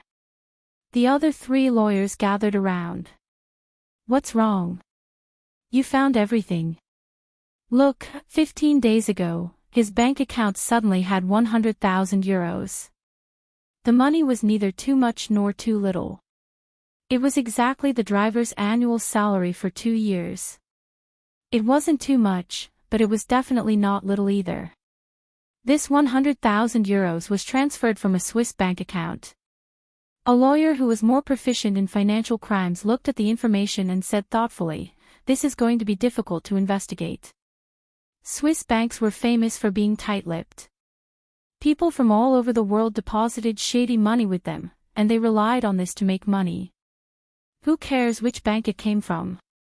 Anyway, this driver accepted such a shady sum of money, so there's something wrong. Also, look at these phone records. 12 days ago, the day before Lawyer Gu's accident, a number called him many times, and he even drove to the Königssee several times before that day. The 4 lawyers discovered these suspicious points and felt that they could apply to the police to arrest the driver.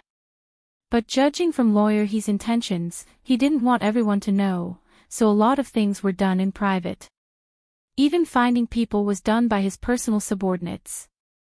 So even if the driver was in the wrong, they couldn't really call the police to arrest him. They had a headache. Let's go ask Lawyer He first. Smith picked up the evidence provided by the detective agency and went to He Ji-chu's room to ring the doorbell. He Ji-chu's personal assistant opened the door and glanced at them. What's the matter? Mr. He is very busy. Smith cleared his throat. We found some clues and want to report to Lawyer He. He Ji-chu heard it from inside the room and said directly, "Let them in." The personal assistant quickly moved to the side and watched Smith and the other 3 people enter. He Ji-chu took them to the small study next door to sit down and asked, "What did you find?" Smith told him about the abnormalities in the driver's bank account and the fact that he had gone to the Königssee the day before. He Ji-chu secretly clenched his fists and sneered. He betrayed his employer for only 100,000 euros. How short-sighted.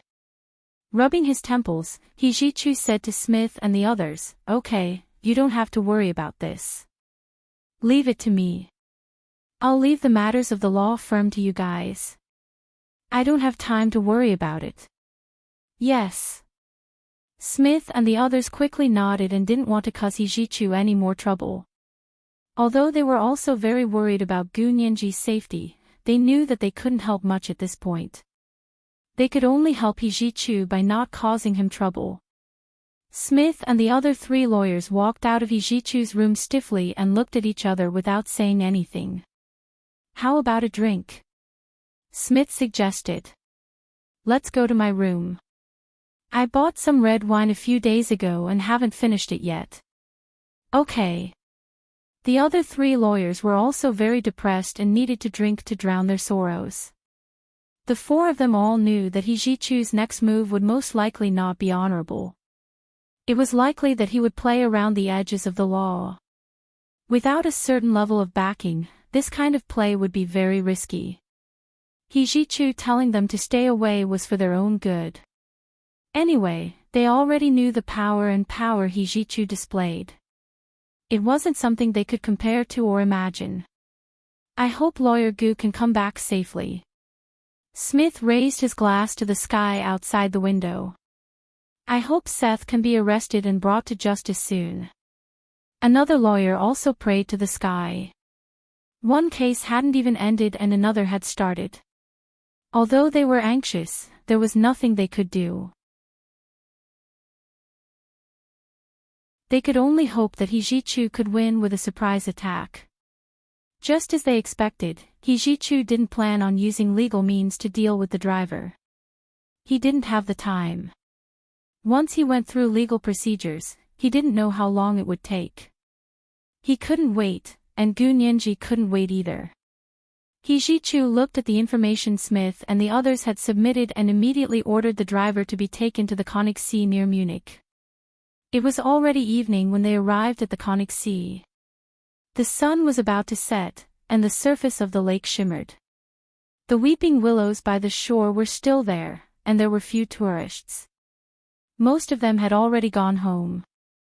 Several black Hummer SUVs sped over and stopped by the Königssee. The driver's heart had been pounding ever since he was taken away from his home.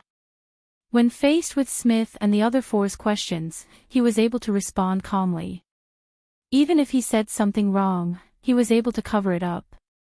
But now, faced with the murderous men who looked like mercenaries, looking at their strong muscles and cold demeanor, he found his legs were so weak he couldn't stand up. He Ji-chu wore a pair of sunglasses of an unknown brand and stood under the willow tree by the Königssee. Half of him was in the light and the other half was in the dark, and his light-colored casual wear made his figure stand out even more. His thin lips were slightly pursed, and the setting sun shone on his face, casting a shadow on his straight and handsome nose. It was just like his entire person, half in the light and half in the dark. "Clear the area." He Ji-chu waved his hand and gave the order without looking back. Soon, the people he brought with him persuaded the remaining 2 or 3 tourists to leave. "The police are handling a case. Please leave the scene." They took the documents the police gave them and the court's permit to seal off the entire Königssee scenic area. Soon, all the tourists left, and the sky darkened. Only He Ji-chu's people and the driver were left near the Königssee. "Tell me, what's going on? Who told you to contact me? Who told you to bring Lawyer Gu to this position?" He Ji-chu's voice was cold and emotionless, but the tone of his voice was more terrifying than a loud roar. Although the driver was much fatter and stronger than He Ji-chu, he was short, so He Ji-chu's imposing manner was overshadowed. He trembled and said in a hoarse voice, "No. No one contacted me, no one." He Ji-chu turned around. "Make him speak the truth." He stood facing the Königssee. Behind him, a bodyguard walked over with an expressionless face. He grabbed the driver's neck and twisted him to the edge of the Königssee. He kicked the driver's knee and made him kneel down. Then the bodyguard knelt on one knee next to him and suddenly pressed down hard with his arm, pressing the driver's head into the cold lake water. The driver was caught off guard, and his face was soaked in the lake water. The water poured in through his nose, choking his windpipe and flowing into his lungs from his windpipe, immediately causing a burning pain. He instinctively struggled and waved his hands in an attempt to break free from the bodyguard's grip, but how could a fat taxi driver like him resist the strength of a special forces soldier? His head was lifted out of the water, and before he could catch his breath, he was pressed back into the water again. After only 2 presses, he broke down and yelled, "I'll talk. I'll talk." He Ji-Chu raised his hand. The bodyguard lifted the driver's head out of the lake water and dragged it to He Ji-Chu. The driver, who was choking to death from the lake water, lay on the ground and coughed for a long time before saying in a trembling voice, "Someone called me and asked me to bring Lawyer Gu to the willow tree on the Conic Sea to wait for someone. He said he was Lawyer Gu's friend and wanted to give her a little surprise." "Why would he give you 100,000 euros to surprise someone? Do you think we're stupid?" He Ji-Chu folded his hands behind his back and didn't even look at the driver at his feet. "Keep pressing." The driver was shocked. He didn't think Lawyer he would even know someone was giving him money. It looked like these things couldn't be hidden from him. The bodyguard walked over and grabbed the driver's neck to press him into the water again. The driver yelled, "Don't drown me again. I'll talk. This money was given to me by Seth's father, York. He asked me to help him find out what the lawyers would discuss." He Ji-Chu was a bit surprised. The money was actually given to him by Seth's father, York, and not the people who took Nianji away. If it was to find out the lawyer's trial strategy, it would make sense. Sometimes a conversation between lawyers in the car was enough for the other party to analyze for a long time. For such important information to only give him 100,000 euros, York and his men were the ones who got the better end of the deal. He Ji-Chu walked over and looked down at the driver. "But you came to the Conic Sea several times before. What were you doing?" "When that person called me, he told me a lot about Lawyer Gu. It sounded like he was her friend and asked me to recommend a place that needed to be quiet and hidden. There weren't many tourists and it had to be close to the road into the mountains. I came to see it a few times." The driver lied on the ground and mumbled the truth. He was really afraid of being thrown into the lake by these people and choking. "So you provided the route and location and tricked Lawyer Gu to come here, right?" He Ji-Chu stepped on the driver's left cheek. "Speak." The driver's fat face was almost deformed from being stepped on. He stuttered, I didn't know they wanted to harm Lawyer Gu. I thought it was her friend. The Conic Sea is full of people. How could something happen? Lawyer Gu also asked me to bring her to the Conic Sea to see a friend. He really didn't know what these people were going to do. The $100,000 was to buy information from these lawyers, which was a very fair price. He didn't expect it to be to buy Lawyer Gu's life. Lawyer Gu told you to see a friend. He Ji-Chu was surprised again. He thought Gu Nianji was purely tricked by the driver. Now it seemed that wasn't the case.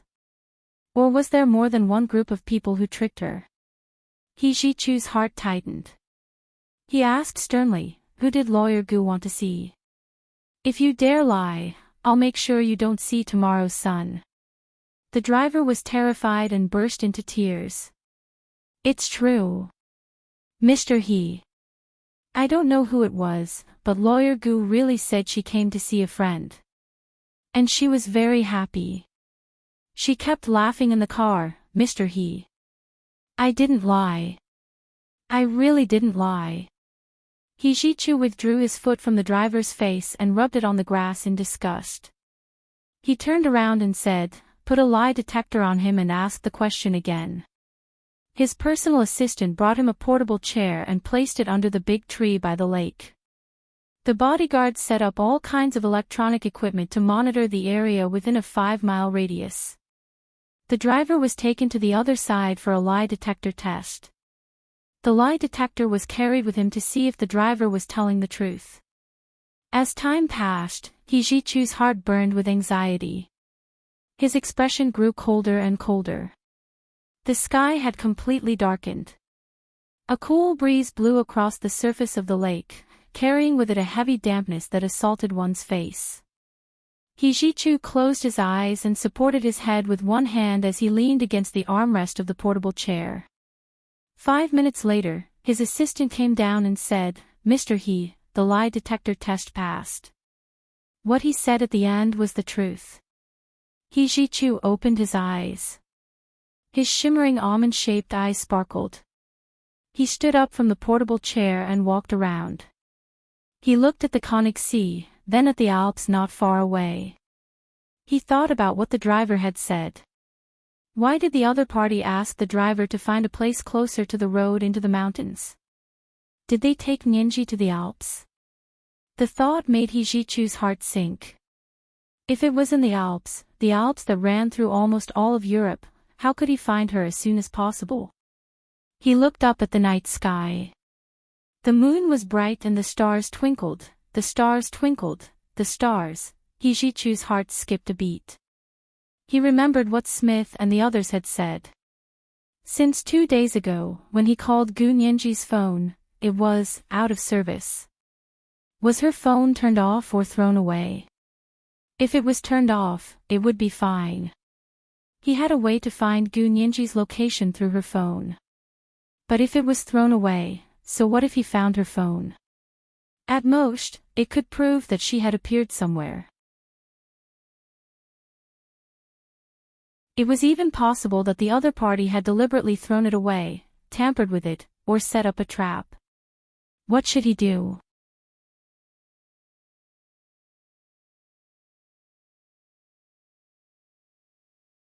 Chapter 654. Hijichu rubbed his forehead in annoyance as he paced around the Conic Sea. It looked like it was unlikely to find Gu Nyenji directly, so he had to start from the side. Hijichu calmed down when he remembered Seth from the video they received. He had been too anxious and too worried. How could he have forgotten the most important person? Seth. Since Seth was involved, Seth's stepfather, York, must have helped a lot. It would be strange if York didn't know about Gu Nyenji's disappearance. But dealing with someone like York couldn't be the same as dealing with this driver. Hijichu clenched his fists and prayed to the night sky. He only hoped Gu Nyenji could think of a way to survive. No matter what, there was only hope if she survived. Go back to the city. Hijichu made up his mind and turned to get in the car. Hijichu had just sat in the car and hadn't even caught his breath when his phone rang. What is it? Hijichu unlocked the phone. It was a call from the agency that was helping him investigate the license plate numbers. The person was very excited and spoke German quickly and anxiously like a machine gun. Someone called and said they saw these 2 cars. Hijichu immediately said, "Send the address to my phone. I'll go check it right away." He was outside and could check where the 2 cars were on the way. Hijichu originally thought the other party had used the 2 cars to commit the crime and would definitely abandon the cars now that they were found. In the end, he didn't know if they were too careless or believed they were hidden well and wouldn't be found. Anyway, when the addresses of the 2 cars were sent, Hijichu discovered one car was not far from the outskirts of Munich, and the other was in the parking lot of a small clinic in downtown Munich. Let's go to this place first. Hijichu sent the address in the outskirts of Munich to his people. A few Hummer SUVs left the Conic Sea as fast as lightning and headed toward BR under the cover of the night. They drove quickly and kept overtaking other cars on the highway. In the end, it only took them an hour to reach the address. The address was in a medium-sized community in the outskirts of Munich. The community was filled with single-family villas, and there was a small garden in front of each house. The place was not particularly big, but there was a front yard and a back garden. There were many tall pine trees planted here. The advantage was that they were evergreen all year round and could always maintain the privacy of this community. Even with satellites, it was difficult to detect the street view here. The disadvantage was that it was gloomy all year round and the lighting was not very good. Hijichu didn't get out of the car. He rolled down the window and saw the house in front of him. It was a large villa with nothing special about it. It was the kind of house that was commonly seen in the suburbs of Munich. It was neither flashy nor low-key. It was hidden in the community and was not conspicuous at all. There was a very common flower bed in front of the door. There were triangular plum blossoms and a few stalks of roses. They were bright red and purple. There was a kind of vulgar liveliness, but it was nothing special. If they hadn't found this place because of the license plate number, they might not have been able to find this place by themselves. Since there were so many similar houses on the outskirts of Munich, it would be difficult to notice this place without a special reason. Go take a look. He Ji-chu looked away and ordered his subordinates. A bodyguard got out of the car and rang the doorbell. After a long time, no one came out. Finally, someone in the house next door heard it and came out to the courtyard to look at them curiously. The bodyguard went over to greet him and asked, "Hi, do you know if this family is home?" The neighbor shook his head with a smile. "I haven't seen anyone come out of this house in a while. I think they moved away." They moved away. The bodyguard was shocked but still thanked the neighbor and came back to inform He Ji-chu. He Ji-chu frowned and looked at the house again from the car. "Bring someone inside to take a look." The bodyguard nodded and turned to call over a few of his skilled colleagues.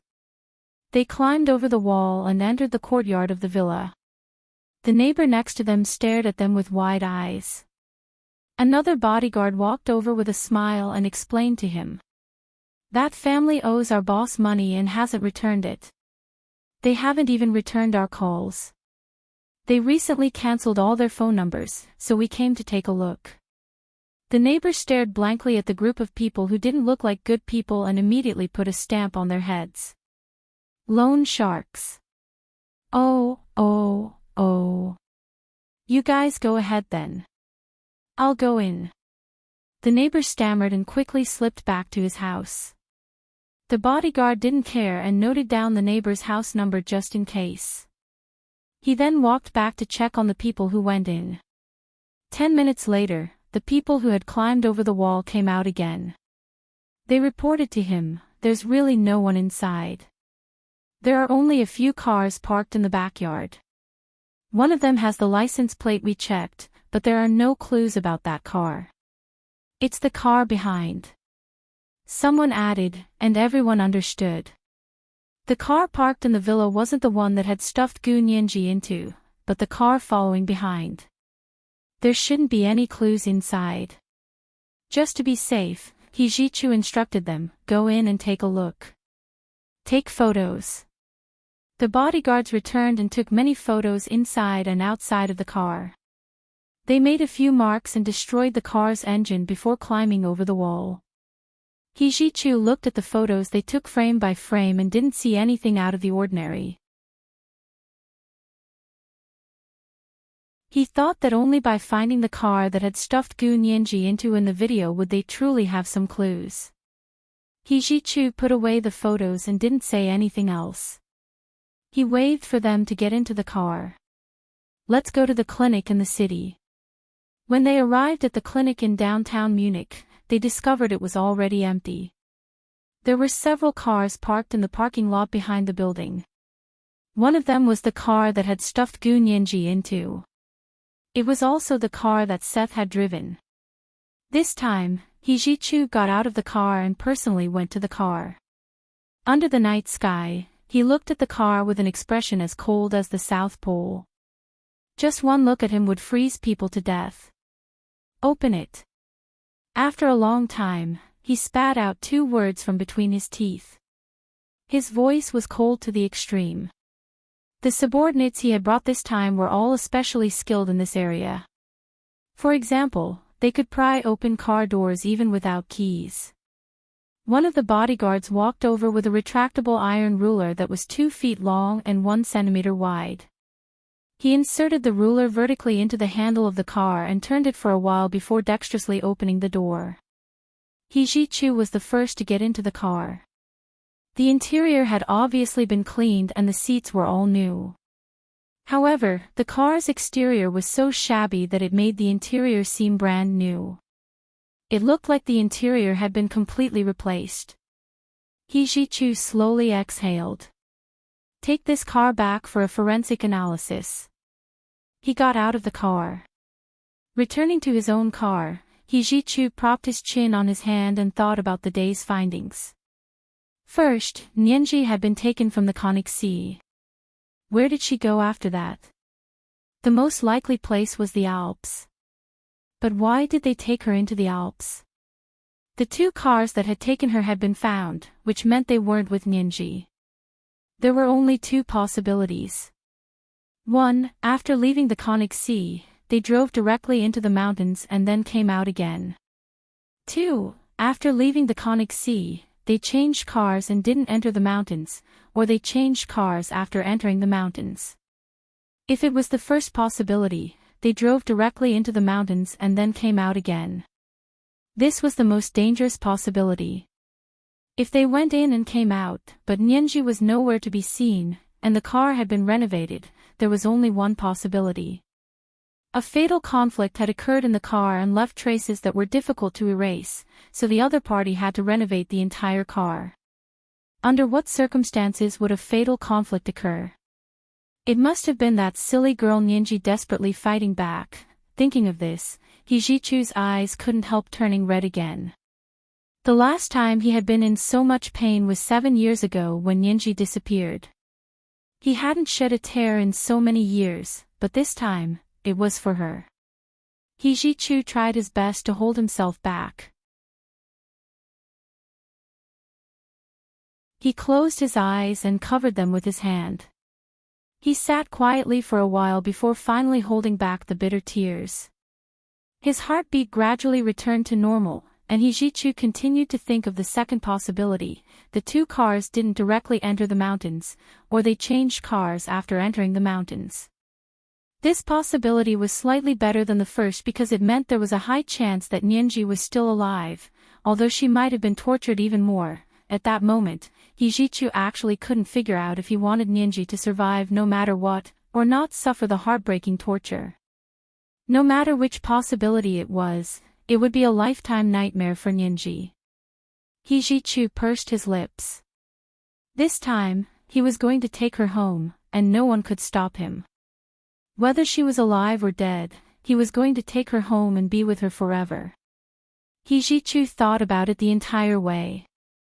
Time flew, and before long, they returned to the Hilton Hotel. A bodyguard came down to ask Ji-chu, "Mr. He, what do you plan to do?" They had towed the car behind the Hummer SUV and parked it in the parking lot of the Hilton Hotel. Ji-chu got out of the car and looked at the car. Do an autopsy, then hand the car over to the police. Yes, Mr. He. The captain of the bodyguards quickly saluted, his military habits showing again. Ji-chu glanced at him. You don't have to do this. You've already retired. Mr. He, I'll be careful. He had just retired and became a mercenary, so his military habits were still very strong. Okay. Tell your men that the forensic analysis of the car will be done tonight. Also, I've booked the entire 16th floor of the Hilton Hotel for you. You can stay there. Ji-chu finished speaking and turned to leave. As for the forensic analysis of the car, the mercenaries had expertise in this area, so Ji-chu didn't have to worry about it. He only had to return to his room and wait for the results.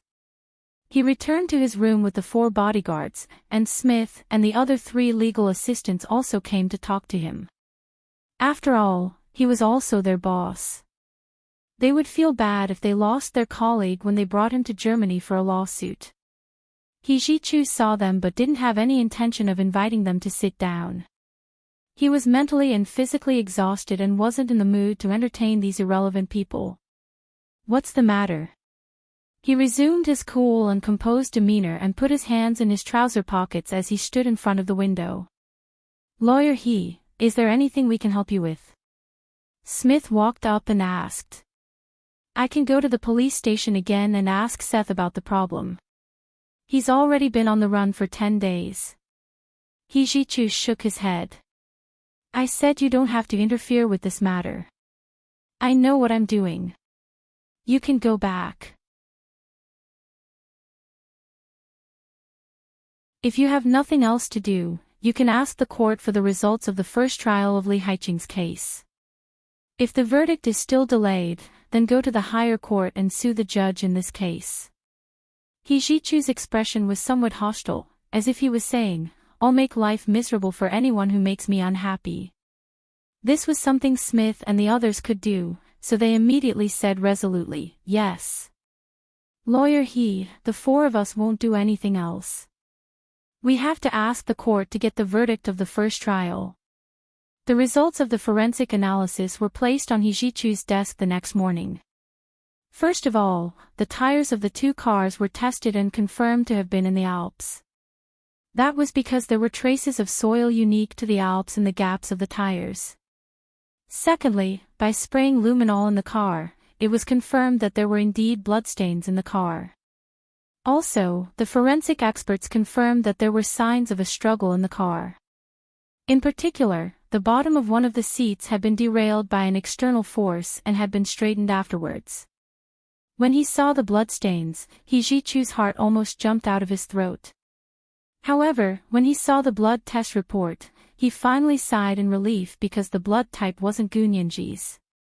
Gunyenji was omnipotent type O, but the blood type in the car was type A. If Hijichu remembered correctly, that bastard Seth was type A, so he immediately ordered someone to go to the court and ask for Seth's blood sample for comparison. The DNA comparison proved that the bloodstains in the car were Seth's. Something major had happened in the car, but it was Seth who was bleeding, not Gunyenji. Could it be inferred that Seth was the one who didn't get what he wanted, not Gunyenji? With that thought, Hijichu's anxiety and unease slowly subsided. He closed his eyes and thought about everything from beginning to end again, including the new clues and new evidence. Hijichu opened his eyes and looked at the Alps in the distance. What exactly happened in these two cars? And where was Nyenji?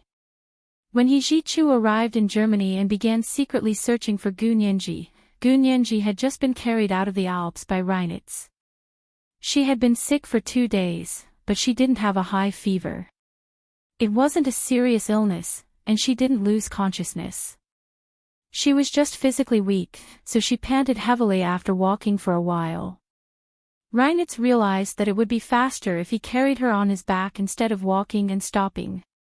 The two of them had been camping in the mountains for 2 days, and thanks to Reinitz's strong ability to survive in the wild, they were able to make it out safely. However, the two of them had been exercising excessively for 2 days, and even a strong man like Reinitz couldn't take it. He had lost a lot of weight, and his blonde hair was tangled. A light golden beard grew on his face, but his blue eyes were even brighter than before. Are you thirsty? Reinitz carefully put Gunyenji down and leaned against a rock. I still have some water here. There were 2 bottles of mineral water in his duffel bag. For the past 2 days, only Gunyenji had drunk the water in the bottle. Reinitz had found mountain springs, rivers, and lakes to drink. Gunyenji saw that there was only a thin layer of water left in the bottle. Because she had a low fever, she was especially thirsty and drank a lot. She also knew that Reinitz had given her these 2 bottles of mineral water, which were very precious in the wilderness, so she was very grateful. Reaching out to hold the bottle, Gunyenji looked at Reinitz's thin face and pushed it in front of him, wanting to give it to him. Reinitz understood what she meant, and his blue eyes became even brighter. I'm not thirsty. Here, drink. He opened the bottle cap and carefully supported Gunyenji's neck with one hand. With the other, he placed the bottle to Gunyenji's cracked lips. Open your mouth. Gunyenji could only slowly open her mouth and let Reinitz feed her. She only took a sip to moisten her lips before shaking her head. I don't want it. Reinitz smiled, and his blue eyes sparkled again. Drink it all. We're about to leave. Oh. Really? Gu Nianji was extremely excited. After wandering around the Alps for more than 10 days, she felt that her body had reached its limit. That was why she fell sick when victory was in sight. Holding on to Reinitz's hand, Gu Nianji slowly stood up and looked at the winding road down the mountain. At the end of the mountain path was an asphalt road, and further ahead was a beautiful town at the end of the asphalt road. We really made it out. Gu Nianji was overjoyed. She was so excited that she felt her temples throbbing and her blood pressure rising rapidly. Soon, her vision went black and she fainted. Reinitz hurriedly supported her and carried her on his back as they walked down the mountain. He originally thought it would be very tiring along the way and that he would be free once they reached the bottom of the mountain. However, along the way, he realized that this was perhaps the sweetest burden of his life. Reinitz carried Gu Nianji on his back in a daze. Step by step, he walked slowly and steadily. The distance that should have been covered in half a day took him a full day. By the time they entered the town, it was already midnight. He carried Gu Nianji into the town's only clinic. There was a small emergency room inside. After the bearded doctor in the emergency room took Gu Nianji's blood pressure, he was so shocked that his glasses almost popped out. Such high blood pressure. Will she still be able to wake up? You're only bringing her to the hospital now. Are you trying to murder her? It was even more severe than a stroke. Reinitz was also shocked when he saw the data displayed on the doctor's blood pressure monitor. He froze for a full half a minute, and his mind went blank. He couldn't recover for a long time. The bearded doctor poked him twice in the arm before he finally said, "Then can you check for me? Is she still alive?" When he said the word alive, Reinitz's voice actually choked a little. You're tuning into the LoveLore Library YouTube channel. We're so grateful for your support and don't forget to subscribe to join us on this incredible journey through captivating stories. Your generosity through donations truly makes a world of difference, as it's the primary source of revenue that allows me to expand and enhance this channel for you. Thank you from the bottom of my heart for being a part of this adventure.